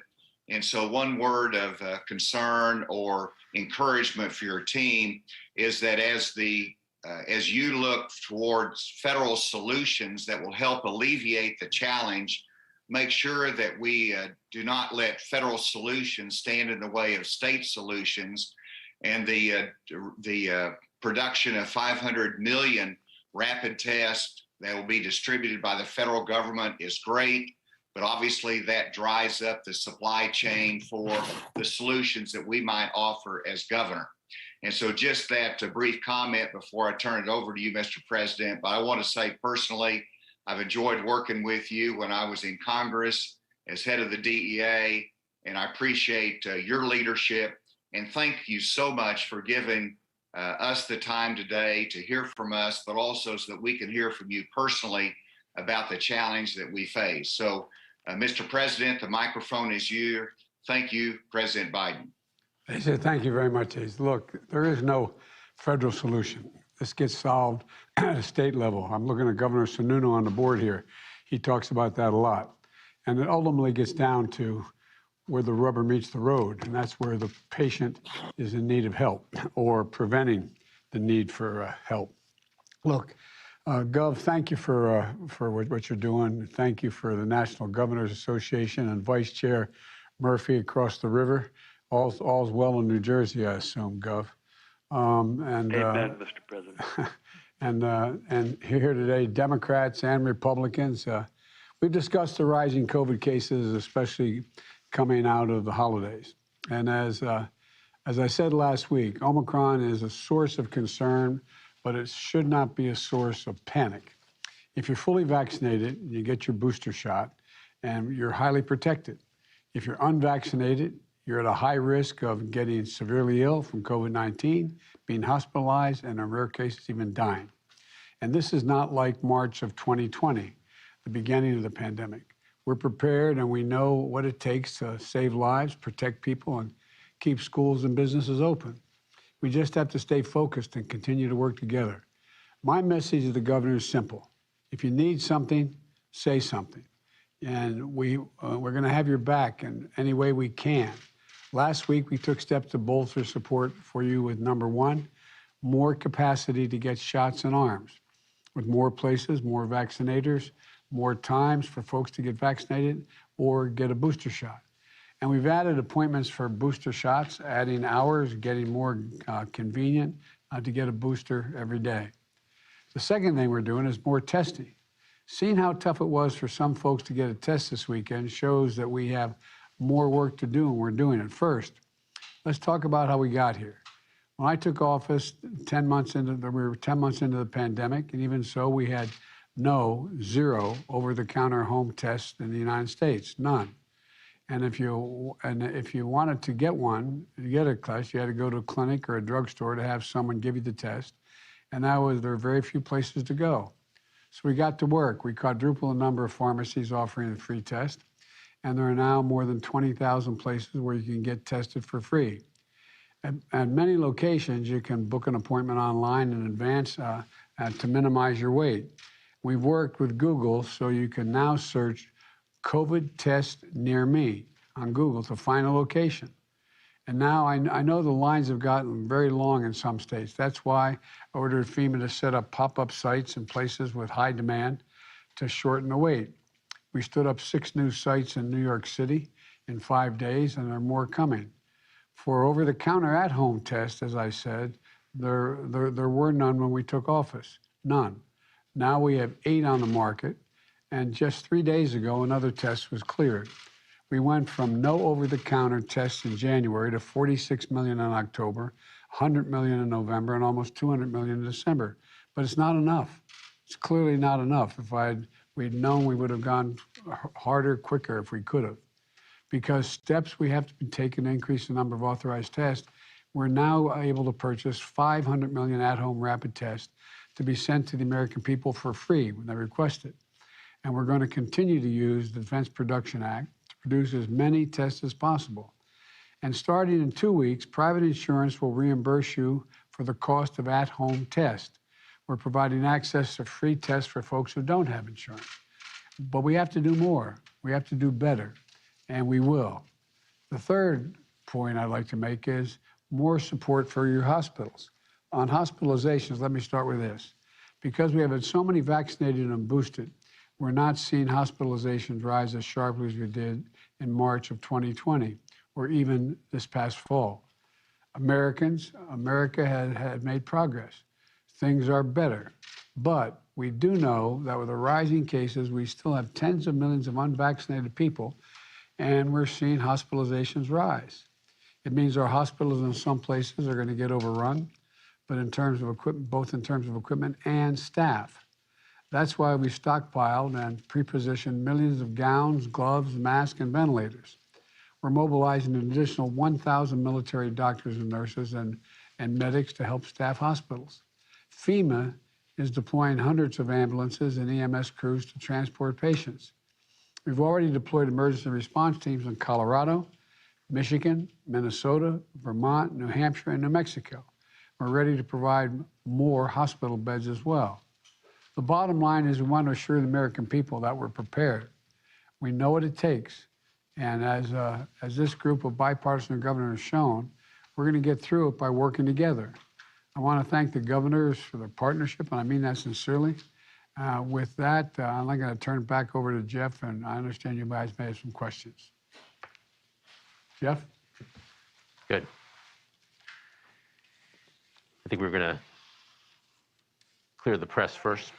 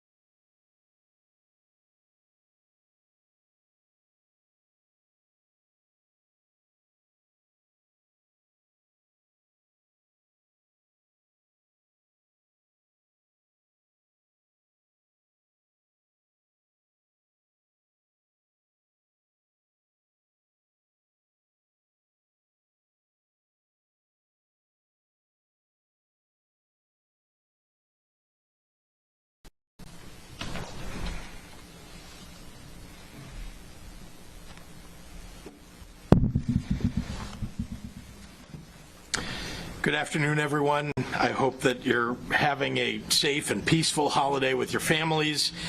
I'm joined today in person and remotely by men and women who are on the front lines running our hospitals across Illinois. Those for whom the pandemic has been made so much worse, with so many unvaccinated people seeking life-saving care, which too often ends in tragic deaths. My deepest thanks to Alan Spooner, President and CEO of Franciscan Health South, who's here with us in person today, Rex Budde, the President and CEO of Southern Illinois Health, who's here virtually, and you'll hear from him a little later, and Colleen Kennedy, the CEO of the Carl Broman Medical Center in Bloomington and Carl Eureka. I appreciate all of these healthcare leaders for taking time away from their families during the holidays and for the work that their nurses and doctors and staff are doing. Normally, this is a somewhat restful time of year, a time for the comfort of being with our loved ones, a time for reflection, and a time to give our best to our communities. But I'm here today because, once again, this pandemic is surging and threatening the health of Illinoisans. And I'm here to ask everyone to do their part and to give an update to you all on new resources that the state is providing in this fight. First, get your vaccination. Get your booster. Wear your mask. We're also providing even more convenient options for a booster shot, and we have expanded testing. Today, we're announcing that in addition to the mobile sites that we launched 2 weeks ago, we're surging boosters and vaccination clinics across the state to meet the increased demand driven by the Omicron variant. To get more shots in arms, we are coordinating with local health departments, expanding capacity by assisting them with surge staffing to help administer the vaccinations. We are more than doubling personnel by adding at least 100 people to regional sites, administering vaccinations, preparing vaccine doses for clinic personnel, and doing data entry. This surge staffing will allow our state to vaccinate and boost tens of thousands more every day. After the tremendous success of our pop-up sites in Cook County, administering 7,000 vaccinations in just 2 days, we plan to expand on this success throughout the entire state. Since vaccinations became available, every week we have been operating thousands of mobile sites around the state and have operated 5,500 already. If your organization would like to host a vaccine clinic, please visit our website at dph.illinois.gov/COVID-19/vaccination clinics. We're also increasing our community-based testing by 50% from 4 days a week to 6 days a week. Tests are free and available to anyone. In the coming days, we will also provide additional support to some local health departments around the state to increase their testing capacity and availability. And of course, for many weeks now, we've been providing staffing expansion options to hospitals across Illinois and distributing monoclonal antibodies, antiviral pills, and any treatments or personal protective equipment communities may need. I want to be clear that I'm going to continue to do everything possible to protect all of the people of our state, whatever your vaccine status. But what kind of year 2022 turns out to be depends on all of us doing what is best for all of us. If you are unvaccinated and you get very sick, you'll be filling a bed that would have been available for your ailing spouse or your parent or your child or someone else's child, someone with cancer or a heart attack or seriously injured in a car accident. If we are forced to move to a crisis standard of care in our hospitals, it will be because massive numbers of unvaccinated people chose to let others go without quality care, and even more people will die. If you are choosing not to be vaccinated for some non-medical reason, please change your mind. Do it for your family, or for the family next door, or for the people in your community who just need your help. Do it for the nurses or the physician assistants who are overwhelmed and who can't go on like this forever. They deserve better. And with that, I'd like to turn it over to Dr. Ezike. Doctor.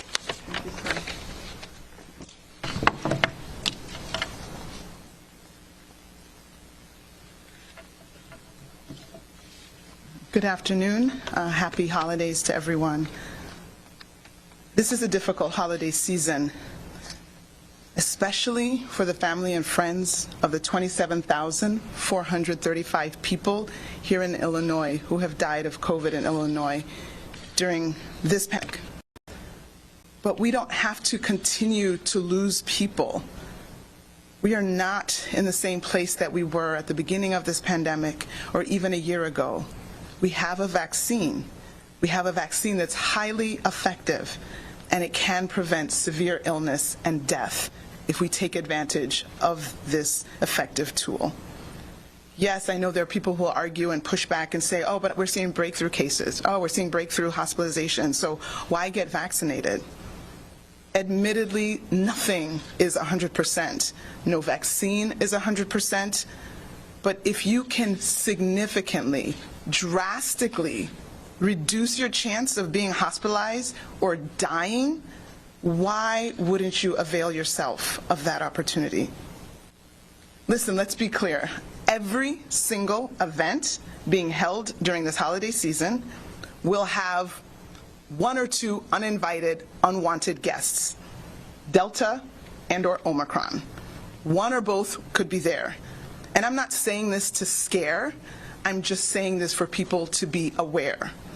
But how we entertain that guest depends on us. If everyone's wearing masks, you may not have to take that virus home.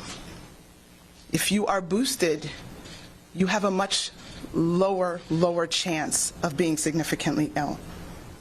So as the cases are increasing, I am glad to see that there is a demand for booster doses. And as the governor mentioned, we are working hard to increase vaccination opportunities to meet that demand.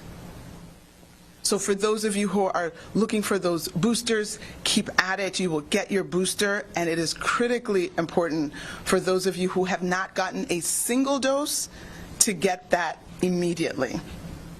Right now, we're absolutely seeing the highest surge in cases from across the entire pandemic for the last 2 years. We had over 21,000 new cases reported from December 24th. It's the highest for the entire pandemic. But it's not just about cases. If it was just cases and no one was ending up in the hospital, then let the cases be. But we saw just in the last 24 hours the number of COVID patients in the hospital increase by a net of 330. There were almost 500 new admits. Of course, some people were released, but a net increase of 330. As we talk about new cases, people may be following those numbers closely, and I want to tell you that you'll see some fluctuations as there are delays in reporting because of the holidays, and so you'll probably see an even higher kind of eye-popping total that will surpass all other numbers because it's a mix of different days coming in from the holidays. But the bottom line is the same. The cases are trending up as well as the hospitalizations. It continues to be the case that the vast majority of cases, hospitalizations, and deaths are among those who are not vaccinated. COVID can be prevented through vaccination. Testing is another critical tool in our toolbox to slow further spread of the virus and its variants. And as the governor mentioned, we are ramping up those efforts by expanding the hours and the days at our community-based testing sites around the state. Please check our website to see the days and times that those community-based testing sites are available for you. Testing is critical, but let's be clear, testing is not detection. Testing in itself is not protection. To get protected, you get vaccinated, you get boosted.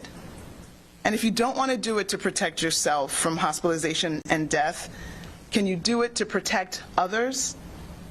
Can we do it as a sign of respect for the men and women in our hospitals and our healthcare systems who are overwhelmed and exhausted.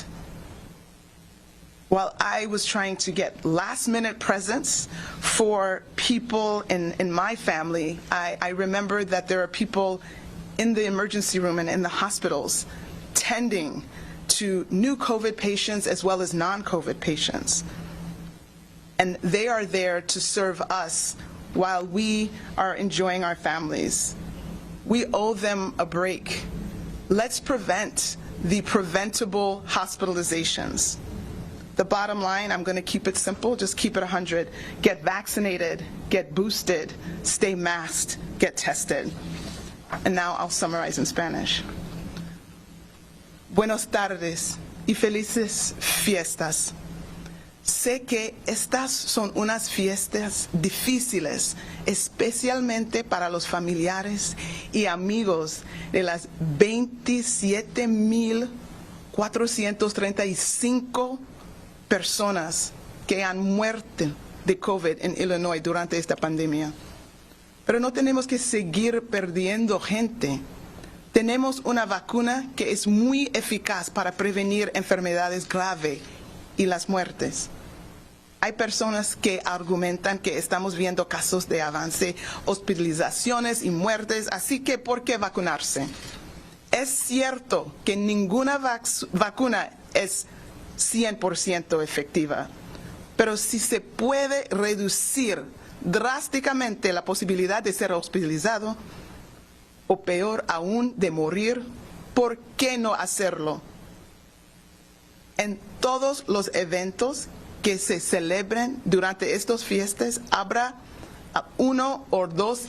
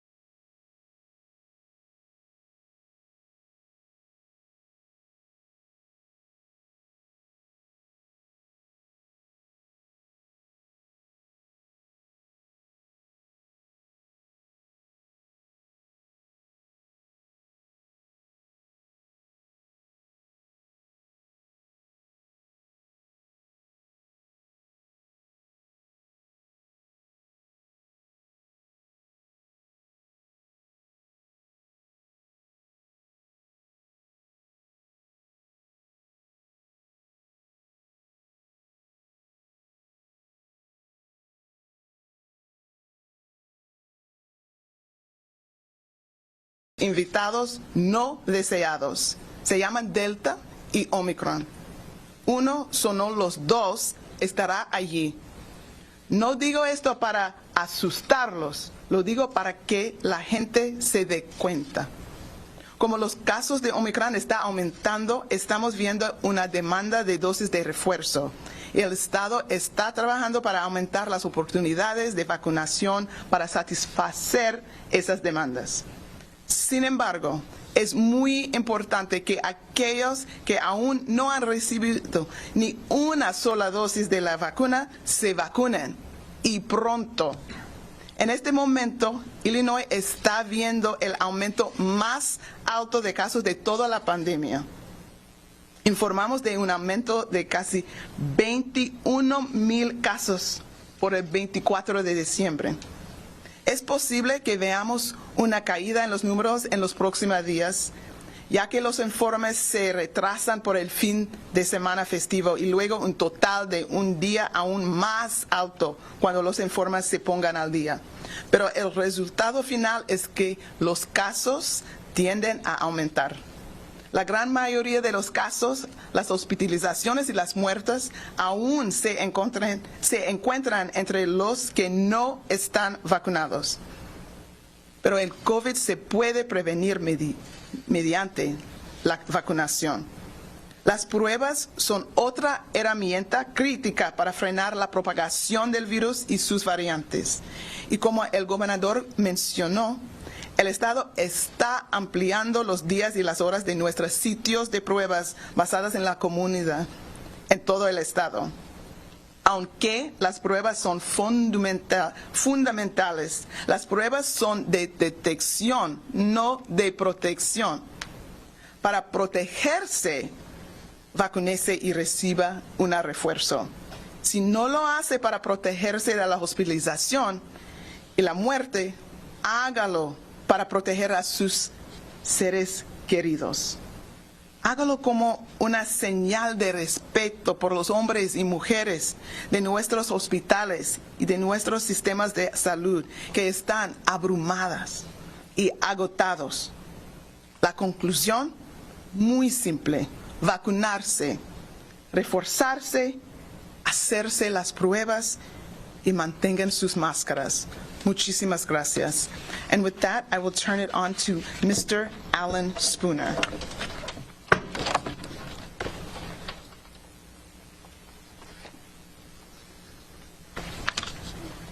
Thank you, Dr. Ezike.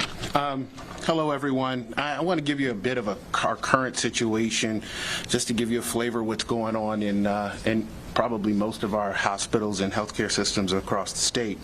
An increasing number of patients are presenting to the emergency department experiencing COVID-19 symptoms. Consequently, over the past 3 weeks, COVID-19 cases have grown 4 times, from 10% of our inpatient census to 42% of all of our patients. And more than 70% of our critical care patients are COVID-19 patients, with unfortunately 30% of them requiring a ventilator.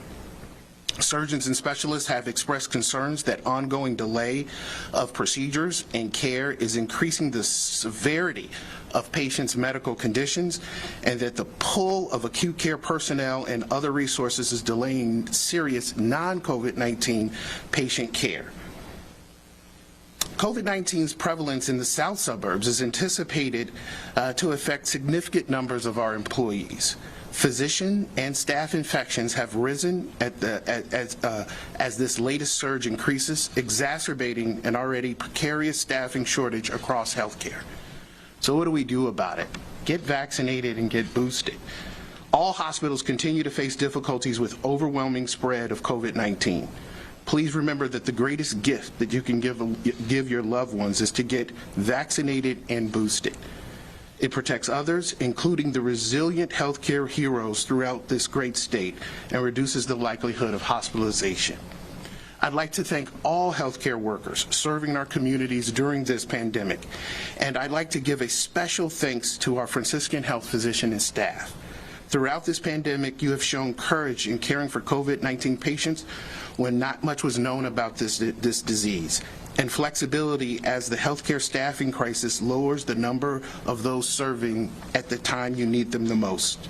I ask everyone, please get vaccinated, boosted, and wear a mask to protect your loved ones and our healthcare workers who have already sacrificed so much over the past 2 years caring for our neighbors, friends, and family.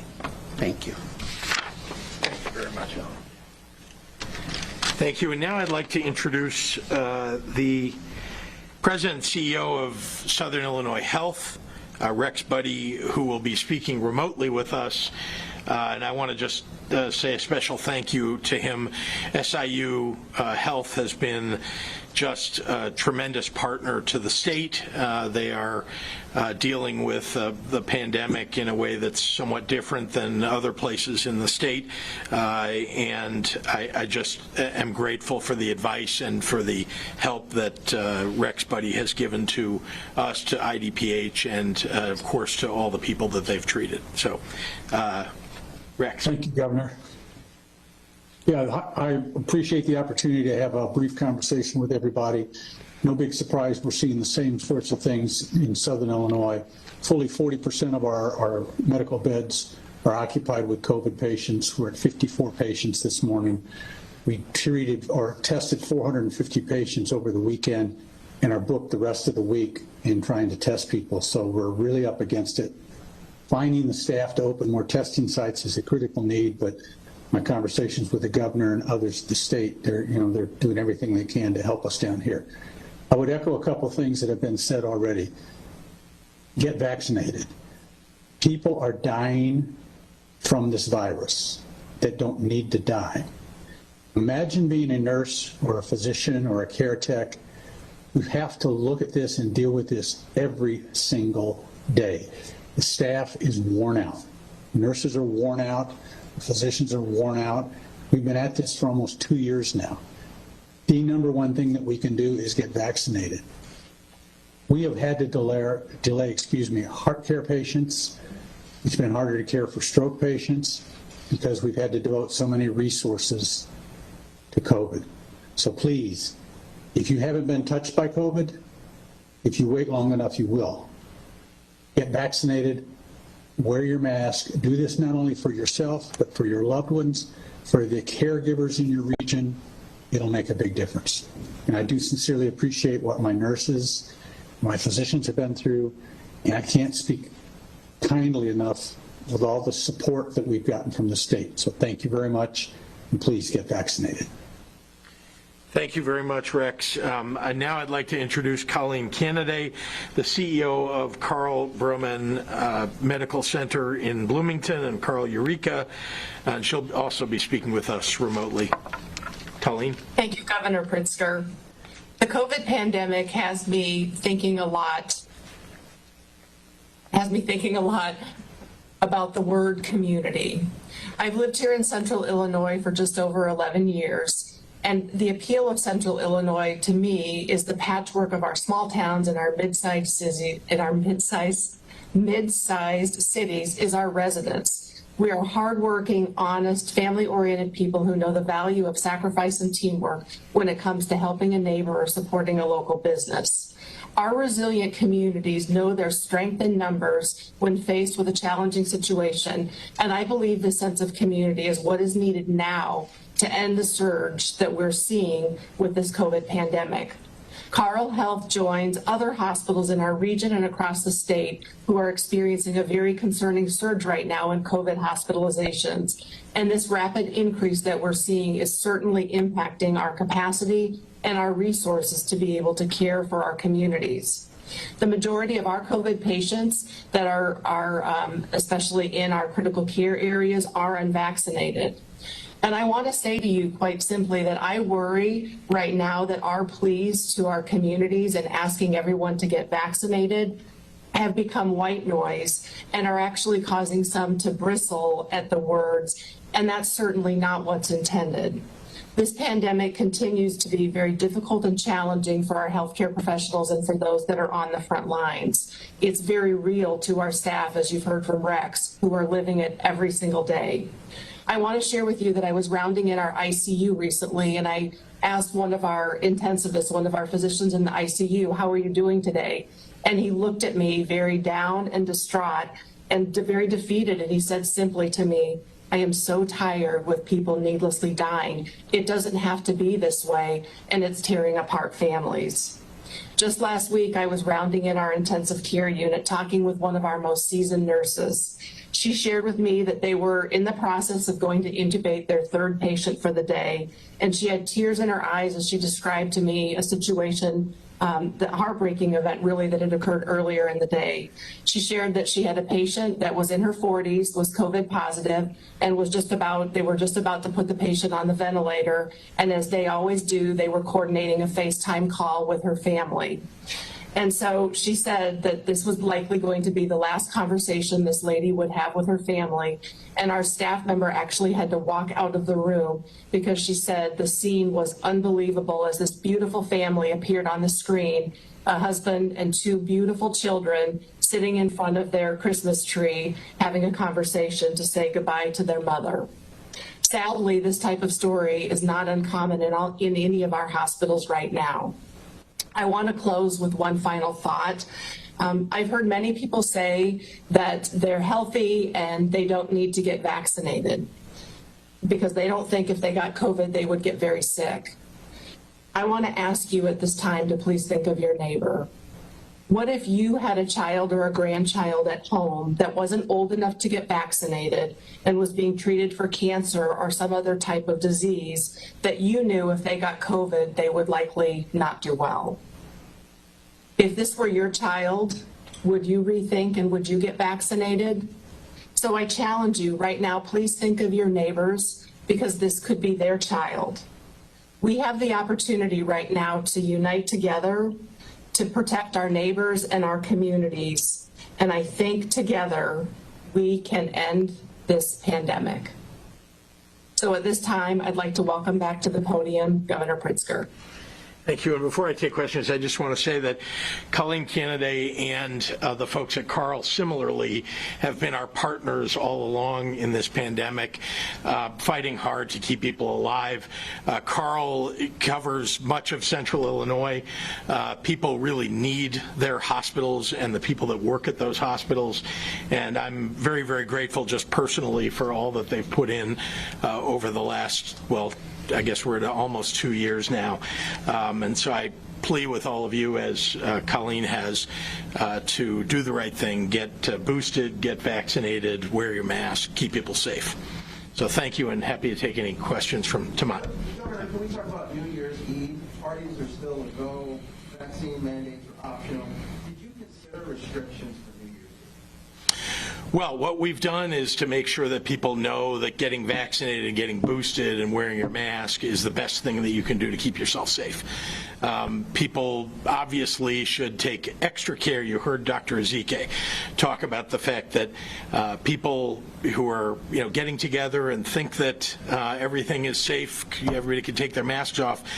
Omicron and Delta are coming to your party. So you need to think twice about how many people will be gathered together, keeping social distancing if you're at a party, and if you can't, leave. Governor, the General Assembly begins its next session next week, or it's scheduled to. A two-part question. What are your priorities going into this next session? And the second part of that is how are those priorities going to be impacted by the rise in COVID cases? Well, let me take the second part first. I have spoken with the leaders. We're all watching these numbers carefully. As you know, we've had to take extra precautions for the legislature when things have gotten very bad within COVID. And so I'm watching it as they are for, how many days will they actually be in person, in session. They both have remote committee meetings available, which is much of what happens in the early part of a legislative session. So I imagine that they'll be using that. In terms of my priorities, I have one priority every session that is the number one priority, and that's balancing our budget, making sure that we're doing the right thing to put our state in, on firm fiscal footing, to continue to get credit upgrades as we have, and to make sure that we're providing the services that people need. Governor, good afternoon. Sorry, I just want to apologize. I just saw him first. Yes, sir.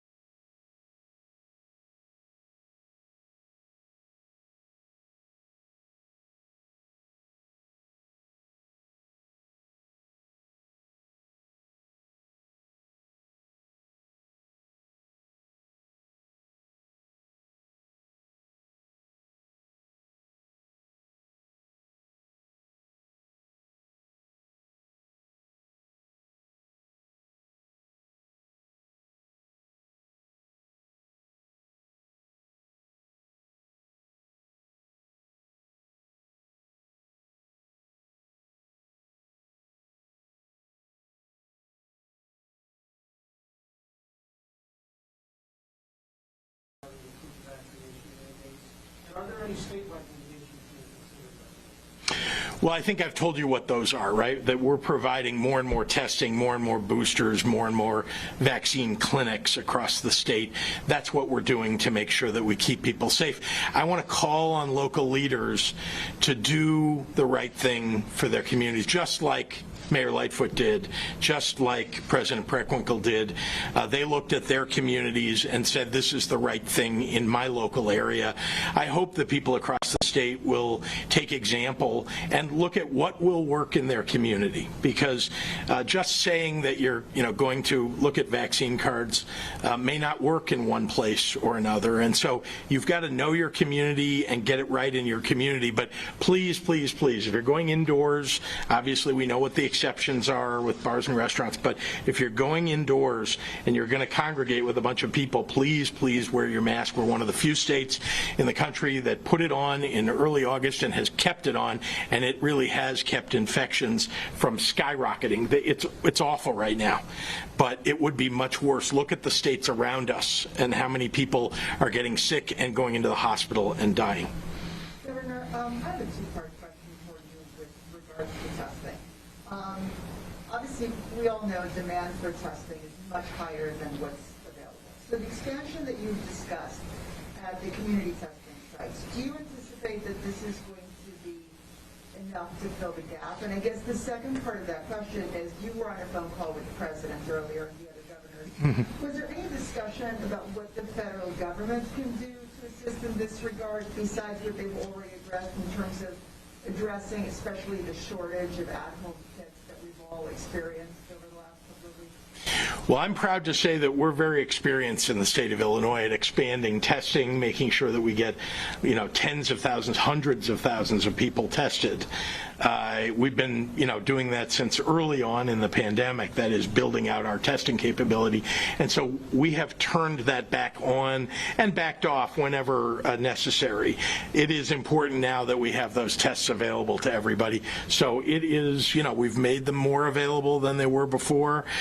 We're continuing to do that. We'll continue to provide mobile sites so people who can't get out of their neighborhoods necessarily to go get a test can find one in their neighborhood. That's much of what we're doing on the testing front in the state of Illinois, but we're pretty good at it, and we have, in fact, been expanding it all along. To your other point, the president did talk about, of course, the 500 million tests that are going to be available to people all across the country. Some of us governors have said privately or publicly that it's not enough, because if there are 300 million Americans, more 330 million or so Americans, and even if you said only half will test, that's not very many tests. And we know that in many work circumstances, it is important for people to test repeatedly. And so what he's providing, what the president is providing, which I very much appreciate, are rapid tests. And that is something that is very convenient for people to have at home. We, of course, are also doing both rapid and PCR testing across the state at the state level. Some of the other governors weighed in with that as well, asking the federal government not to interfere with the good work that's being done at the state level, but to augment it. And I do think that's what the federal government is doing. Just a second question. Again, you see you're expanding vaccination clinics. Has there been any thought to reopening some mass vac sites across the state for boosters? Because I know, for example, just from personal experience and discussion with others, that when you try and call CVS or Walgreens or look online to schedule an appointment, they're having to book 2 weeks out. And so we're telling people that they need to get boosters, but there are no appointments available. So is it time to open these mass vac sites across the state to give more options? Well, rather than go to what you're referring to as mass vaccination sites, we're doing hundreds of smaller sites all across the state, and assisting local health departments, which had been providing a certain level of vaccinations with staffing that allows them to do even more. So whatever you want to call it, we could call them all mass vaccination sites. But from my perspective, what we're doing is expanding by tens of thousands the ability for people to go get boosters and get vaccinated during this time when there is high demand. Dr. Ezekiel, what's the latest science on the in-home test test, if I take an in-home test, will it detect Omicron? And if I still have symptoms, but I test negative, what should I do? That's a really important question. So we do know that there are some tests, and I can't recount all the names, but there are some commercially available tests that won't detect Omicron.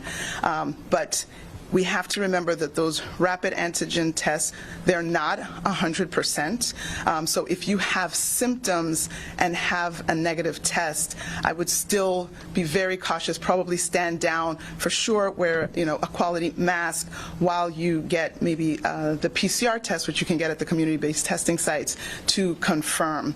But remembering that, if someone is saying, hey, I'm going to get tests because I'm going to go hang out with this group of family friends for the weekend, that test, even if it was accurate and it's negative, is only speaking for that day. And so unless you are testing every single day with the rapid test, you can't continue. You could be negative today but have COVID the next day. And so making sure you're aware of that, it just shares with you what that test means and what it doesn't mean. And definitely if you're symptomatic and you get a negative COVID test and there's reason for you to think that you've been exposed to COVID, which essentially everybody has, then you might want to confirm that either with another test or also getting a PCR test. Doctor, I'm sorry, can you explain to the readers and viewers how the number of cases is determined? How are those numbers aggregated? Where do they come from? The positive tests for COVID? On a daily basis, where do the numbers come from? Are they reported from hospitals and clinics, or how do you like that? So anyone who is doing testing, again, not the home test, so there are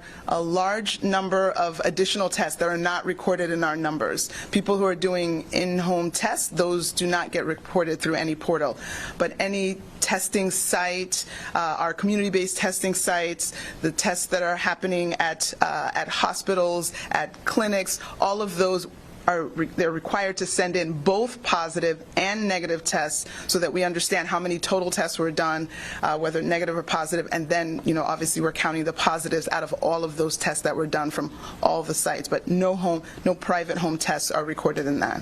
Dr. Ezike, may I ask you, when it comes to Omicron, there seems to be a bit of confusion in terms of how soon should you test after you believe you've been exposed, because I believe Omicron develops quicker, right? So I think before we told people test 3 to 4 days after. Now, should they be testing the next day, 2 days later? Yeah, so again, this is all evolving science. As uncomfortable as that might make people, again, let's remember that this variant got put on the variant of concern list not even a month ago. I think it was November 28th. So this is something that we are trying to learn. The previous guidance did say testing after a possible exposure, test 3 to.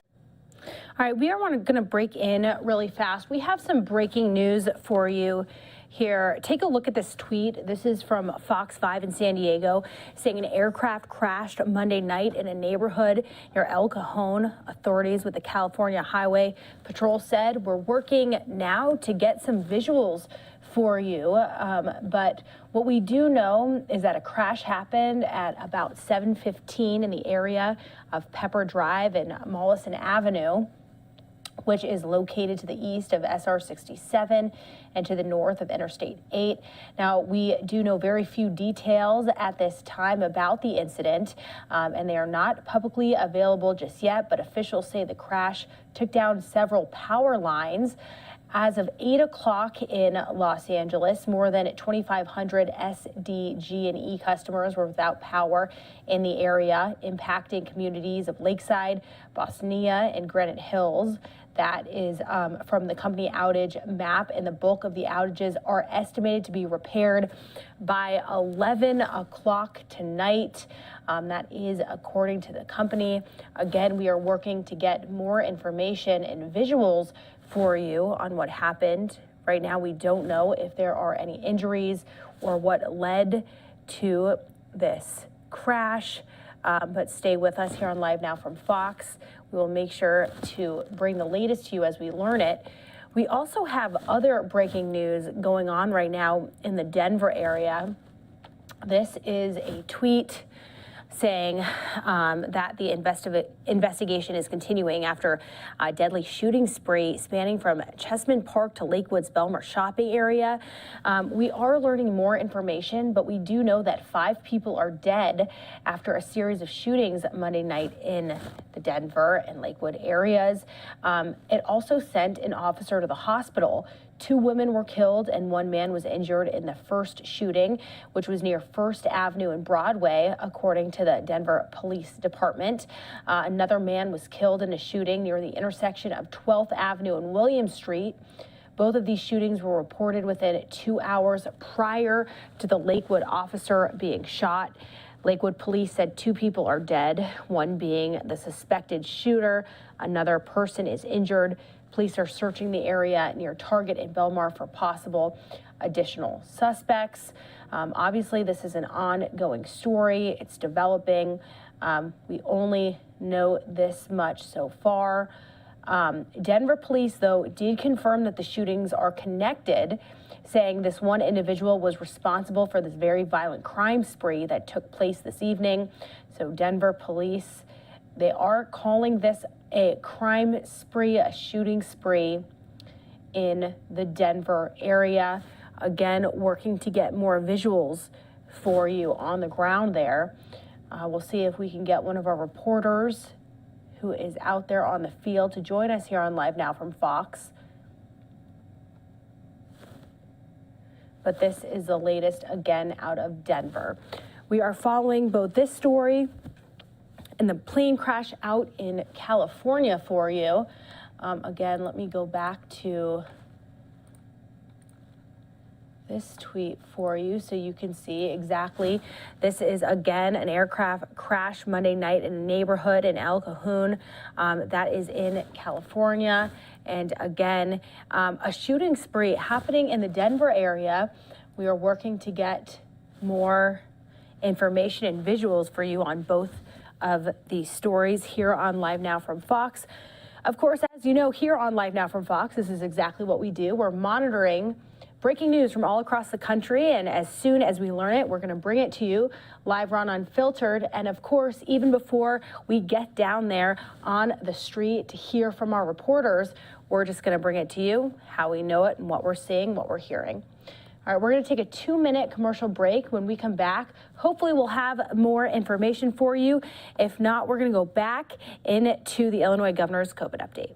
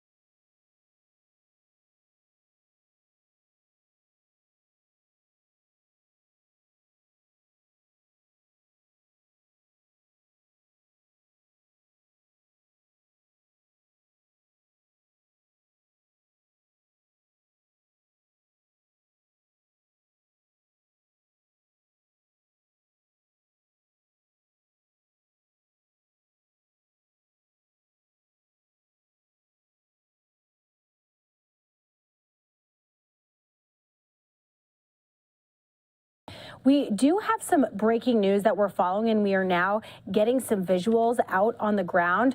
I'm going to take you out now to Lakewood, Colorado. So this is the scene out there where we are just learning now that 5 people are dead after a series of shootings in the Denver and Lakewood areas, including one that sent an officer to the hospital. This is live from the ground. We're learning that 2 women were killed and 1 man was injured in the first shooting near First Avenue and Broadway. Denver Police Department chief said another man was killed in a shooting near the intersection of 12th Avenue and William Street. Both of these shootings were reported within 2 hours prior to the Lakewood officer being shot. Now, Lakewood police said 2 people are dead, 1 being the suspected shooter. Another person is injured, and police are searching the area near Target and Belmar for possible additional suspects. Again, these are crews down on the ground. Here on LiveNOW from Fox, we bring you exactly what we know at the time. The search is happening in the area where a Lakewood officer was shot just after 6 p.m. We are learning that that officer was stable when being taken to the hospital. Witnesses say they heard several rounds of gunfire near the shopping center on Wadsworth Boulevard. I believe that is what we are looking at right now. Officers exchanged gunfire with the suspect near 8th Avenue and Zuni Street in Denver. There was also another shooting at Colfax Avenue and Kipling Street. Again, this is all within the Denver area, and Denver police are confirming that the shootings are connected. All of this happening right now.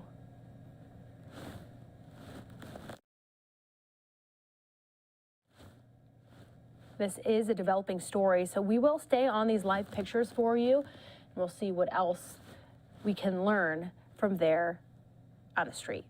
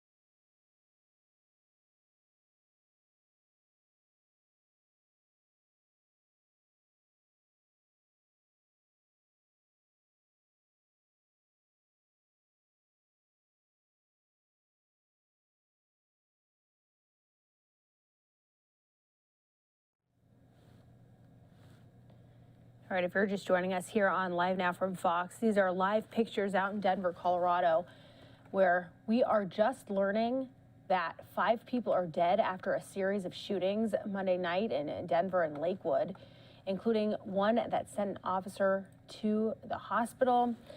We are learning now that several businesses and employees, customers are inside some of these businesses that you're seeing as SWAT is to clear the area following the shooting at the Bellwood Mall.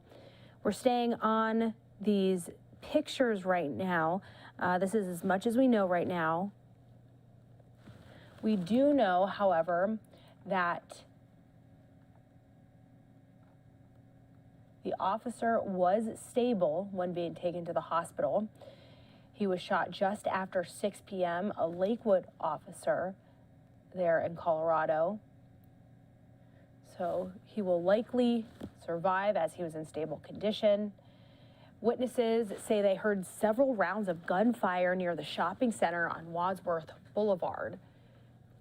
As you can see, police swarming the area as people are likely inside these businesses. We just lost the shot there. I know we are in black. Let's see if we can get it back now.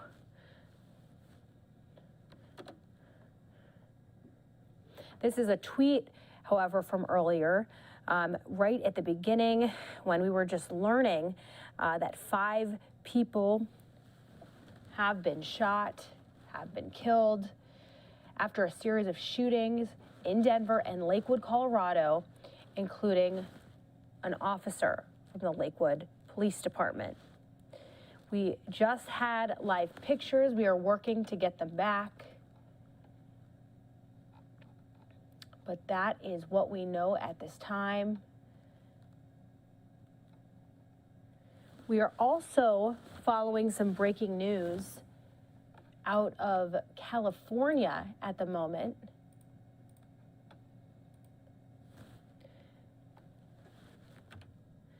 Of an aircraft that crashed in a neighborhood near El Cajon in California. Now, we are still working to get pictures for you of this crash, or if there are any injuries associated with the crash. But we do know it happened at about 7:15 in the area of Pepper Drive and Mollison Avenue. We do not really have any other information than that, other than more than 2,500 customers were without powers in the areas of Lakeside, Bostonia, and Granite Hills. The bulk of the outages are estimated to be repaired by 11 o'clock out in California. Again, here on Live Now from Fox, we are doing our best to bring you everything that we know as soon as we learn it. We are just getting word, however, out of the Denver area. Let me pull this back up. What we've been talking about, a shooting spree in the Denver area. However, police are now saying that there is no further threat to the public after 5 people were killed in shootings in multiple locations. Again, police are saying that there is no further threat to the public. We did have a live shot. We are working to get our cameras there on the ground back up on our air. But good news, it looks like there is no further threat to the public there in Denver. We are monitoring both these stories very closely, and we'll bring you any new information as we get them. We're going to take a 2-minute commercial break. When we come back, we're going to go back into the Illinois governor's COVID update and bring you any latest information on these breaking stories.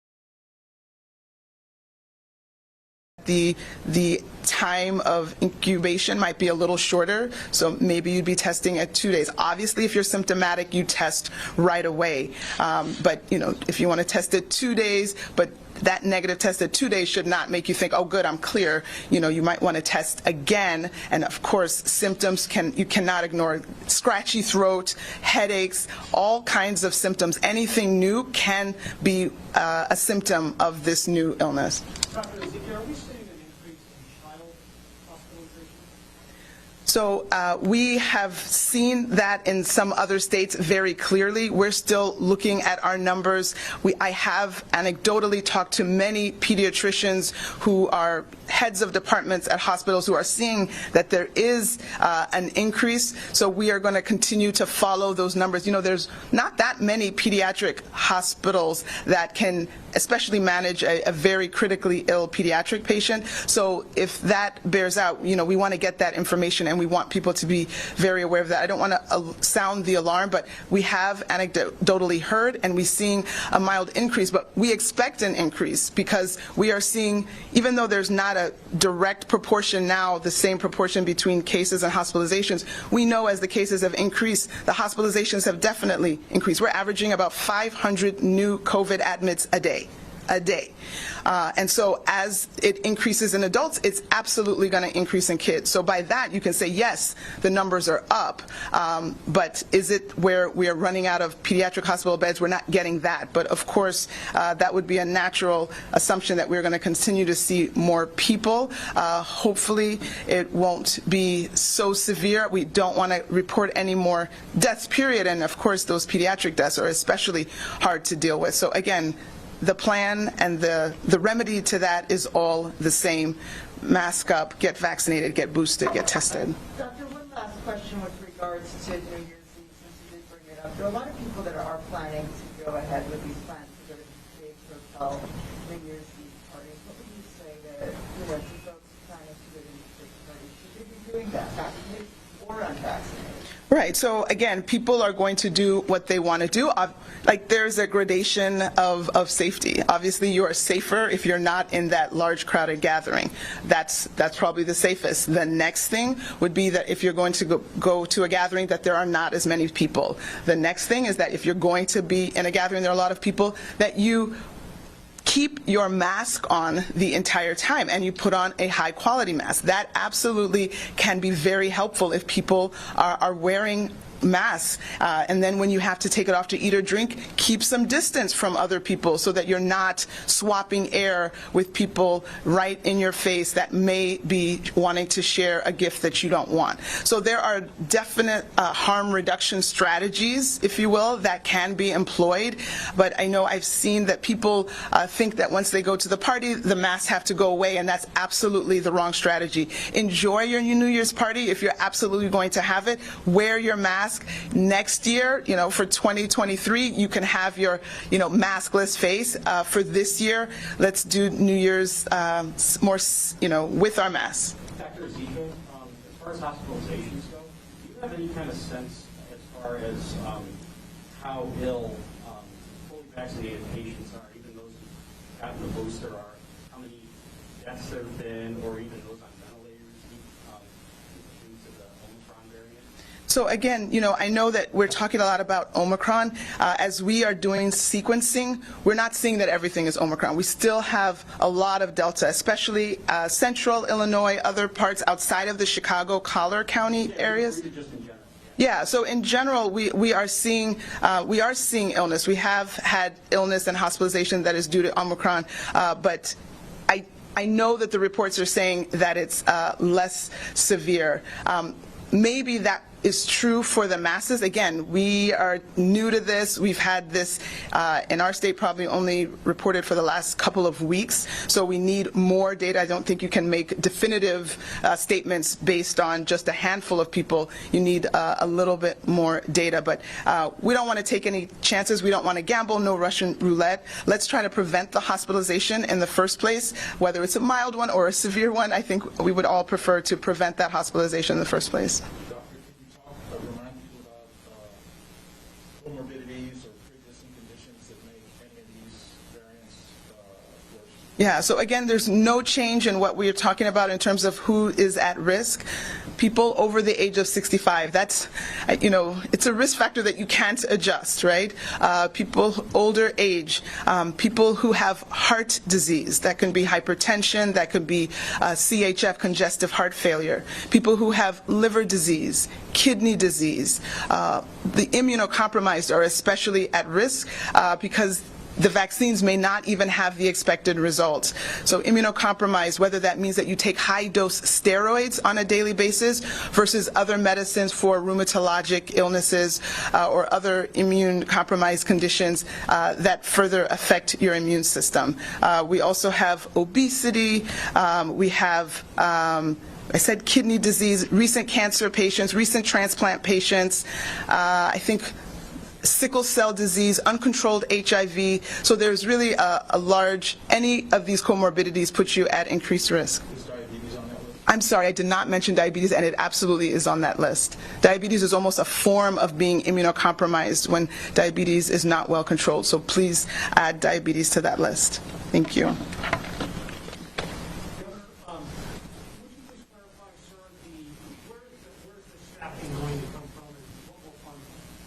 Yeah, so first of all, we have a staffing contract with outside provider.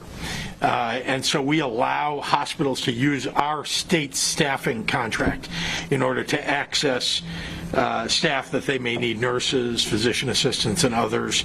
And again, the shortages that exist all over the country, they exist here too.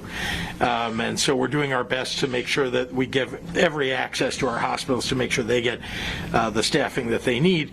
That's one place. The federal government also has some Army staffing, medical staff that they can provide. We have not received any of those here in the state of Illinois yet, but they are in other states, and we have made requests for that. So those are just examples. And then I would say Dr. Zike will tell you about IDPH staff who are augmenting the work of local public health departments, especially during this surge, to help them with both testing and with vaccinations. Great. Thank you, everyone. Merry Christmas. Happy holidays to everyone.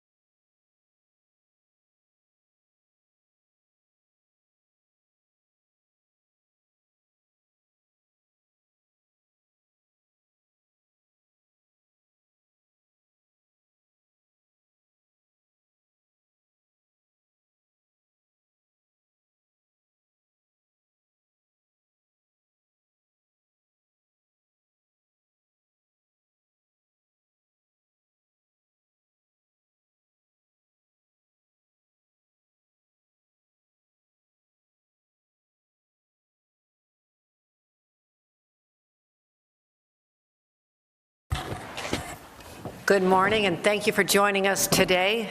To all the members of the press corps, you're welcome for giving you Christmas Day off. I did not do a COVID briefer on that day, and thought of all of you, but also I do want to thank the incredible team that is part of the executive chamber who did work through the Christmas weekend, all through Christmas Day, and making sure that we are continuing to be vigilant as we address this pandemic. I'm joined today by our Health Commissioner, Dr. Mary Bassett, who will be presenting some additional information, as well as our Division of Homeland Security and Emergency Services Commissioner, Jackie Bray, who was on the front lines in New York City dealing with the first wave of the pandemic. So what I have to acknowledge is that the numbers are continuing to climb. This has not been a surprise to us, particularly since we started taking precautions, warning about the winter surge as early October, taking a major step with an executive order on November 26th. Around the holidays of Thanksgiving, and also knowing full well that this could be a very vulnerable time, given how quickly this mutation, Omicron, transmits. And so, again, not March of 2020, we have tools at our disposal, and the question is how we're deploying them, and I think people will be very confident, I know people will be very confident in how we've done that. So we're continuing to work on our winter surge plan, making more testing available.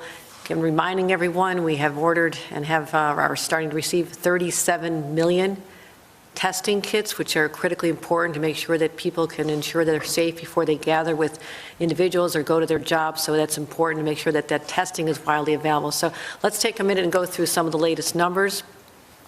Positive cases.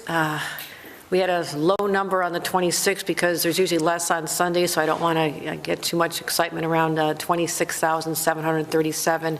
We did have 36,000 positives on Christmas Day, but our numbers, again, are a little bit off. We'll have a full number, more accurate numbers tomorrow once we calculate in the reduced testing over the weekend. So we did administer tests, 168,000 tests. That's just down slightly from 257 we did literally on Christmas. So we are looking at different numbers just because of the holidays. A lot of people are getting tested around the holidays. We're grateful for that. You answered our call to make sure that you're safe before you traveled, before you had your dinners.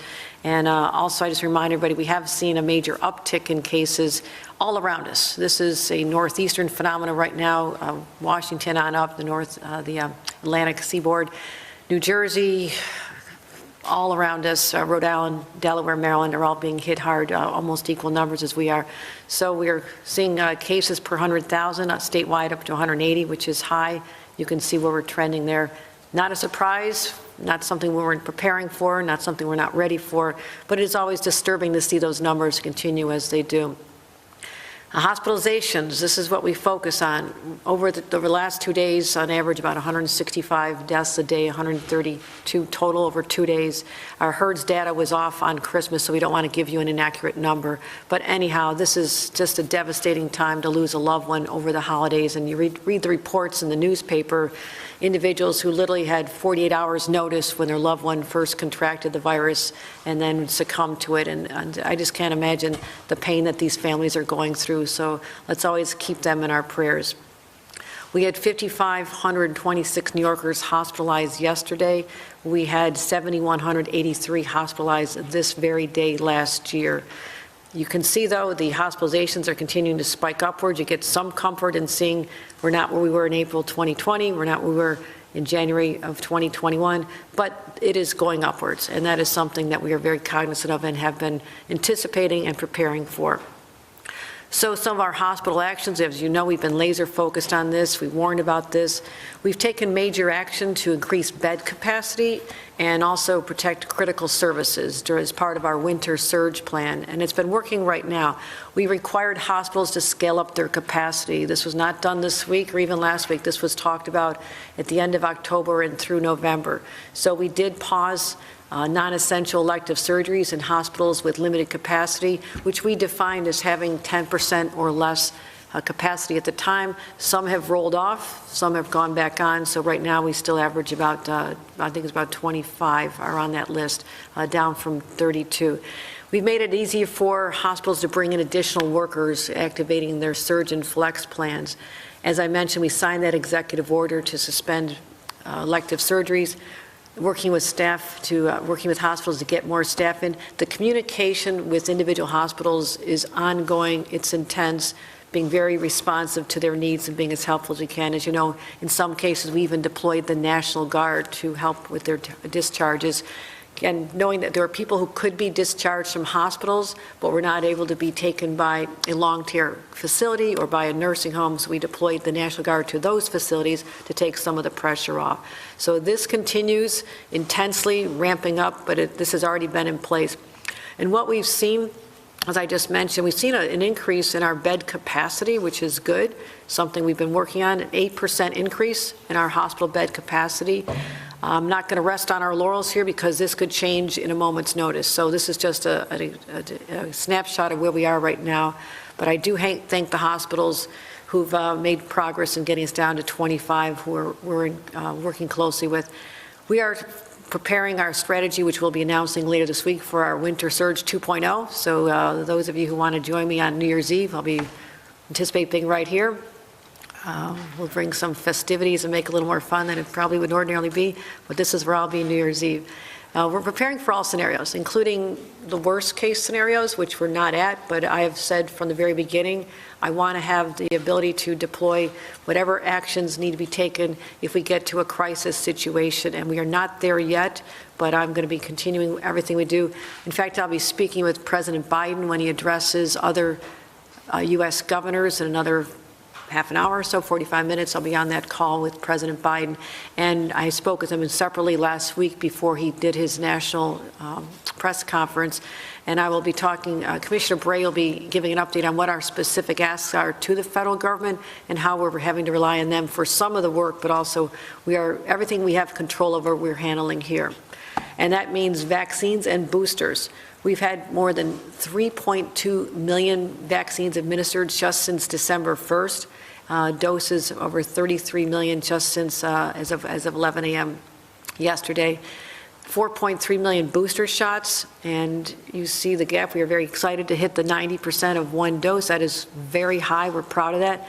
But this gap between the one dose and the fully vaccinated is still too large, 82.3. There is a lagging number because there's a little time between the first dose and the second dose, but we should be catching up with that. So I'm urging everybody, if you had the one dose, be aware you're on a process, you're a step on a process, you're not there yet, you're not protected, particularly against Omicron, which is just breaking through in some cases to people who are vaccinated. That's why you need to get to the booster stage. With respect to our young people, parents, I'm calling on you. This is the time. You have the kids home from school. There's plenty of vaccination opportunities, from your pediatrician to a site set up by the state of New York, our urgent care centers, so many places, drugstores, where you can go get your child vaccinated before they get back to school. Please do this for them. Now we know that children 5 to 11-year-olds, using this time to get this done is really smart. And children 5 to 11 have been approved since November 3rd. So we're almost up to 2 solid months where you've had this opportunity to get children during that age category, vaccinated. So I'm going to ask Dr. Bassett to address this in a couple of minutes as well. Here's our numbers we just talked about. We're going up with the 5 to 11-year-olds. 2 weeks ago, we were at 11%, but we're just not where we need to go today. We're at 16.4%. So we're going upward, but there's just no reason. We have the supply, we have the capacity, we have the staff in place for every child to be vaccinated who's eligible. We'll be talking about that shortly. So also concerned about pediatric admissions, and I want Dr. Bassett to speak in particular about what we're seeing and some information she released on Friday. Dr. Bassett? Thanks very much, Governor. So on Friday, the Health Department released a communication to health workers, principally pediatricians, called a health alert. And it pointed out that we'd observed an uptick in pediatric admissions, concentrated in the New York City area, where there was an increase of about 4-fold. In those data reported on Friday, among the children who are aged 5 to 11, none had been vaccinated, although, as you saw in the governor's slide just now, in this group we have about 27% have received at least one dose. In this group that was hospitalized, none had been vaccinated, and then the older group, about a quarter had been vaccinated, even though in the general population we are up to 75% having received at least one dose. The data that you see in the slide here are more complete than the data that we released on Friday, and they show admissions for between the ages of 0 and 18. You can see from these data that beginning from the week of December 5th to 11th, when there were statewide 70 pediatric admissions, we've gone up 2.5-fold, but New York City has gone up nearly 5-fold up to the week of December 19th, not a complete week. We'll update those data later. We're releasing these data because we want pediatricians to be alert to making the diagnosis of COVID in children. And we also want parents to be alert to the diagnosis. Many people continue to think that children don't become infected with COVID. This is not true. Children become infected, and some will be hospitalized. The immunization coverage in this group, the vaccination coverage, remains too low. And that's the second reason that we released these data, to alert people to the fact that we need to get child vaccinations up. We need to get them higher than they are, particularly in the 5 to 11-year-old age group. And pediatricians can play a role in this, advising parents, and parents can play a role in this, understanding that their children may become infected and may become sick. Additionally, we released on Friday new guidance on isolation for people who've been found to be infected with COVID. As you're aware, you've seen the numbers. The last probably truly accurate figure that we had was up to nearly 50,000 new infections. We know that the testing went down over the holiday weekend, and possibly reporting of those tests as well. So we know that there are many, many people who are infected. We released this guidance the day after the Centers of Disease Control released its guidance update. Ours differed in some ways from the Centers of Disease Control.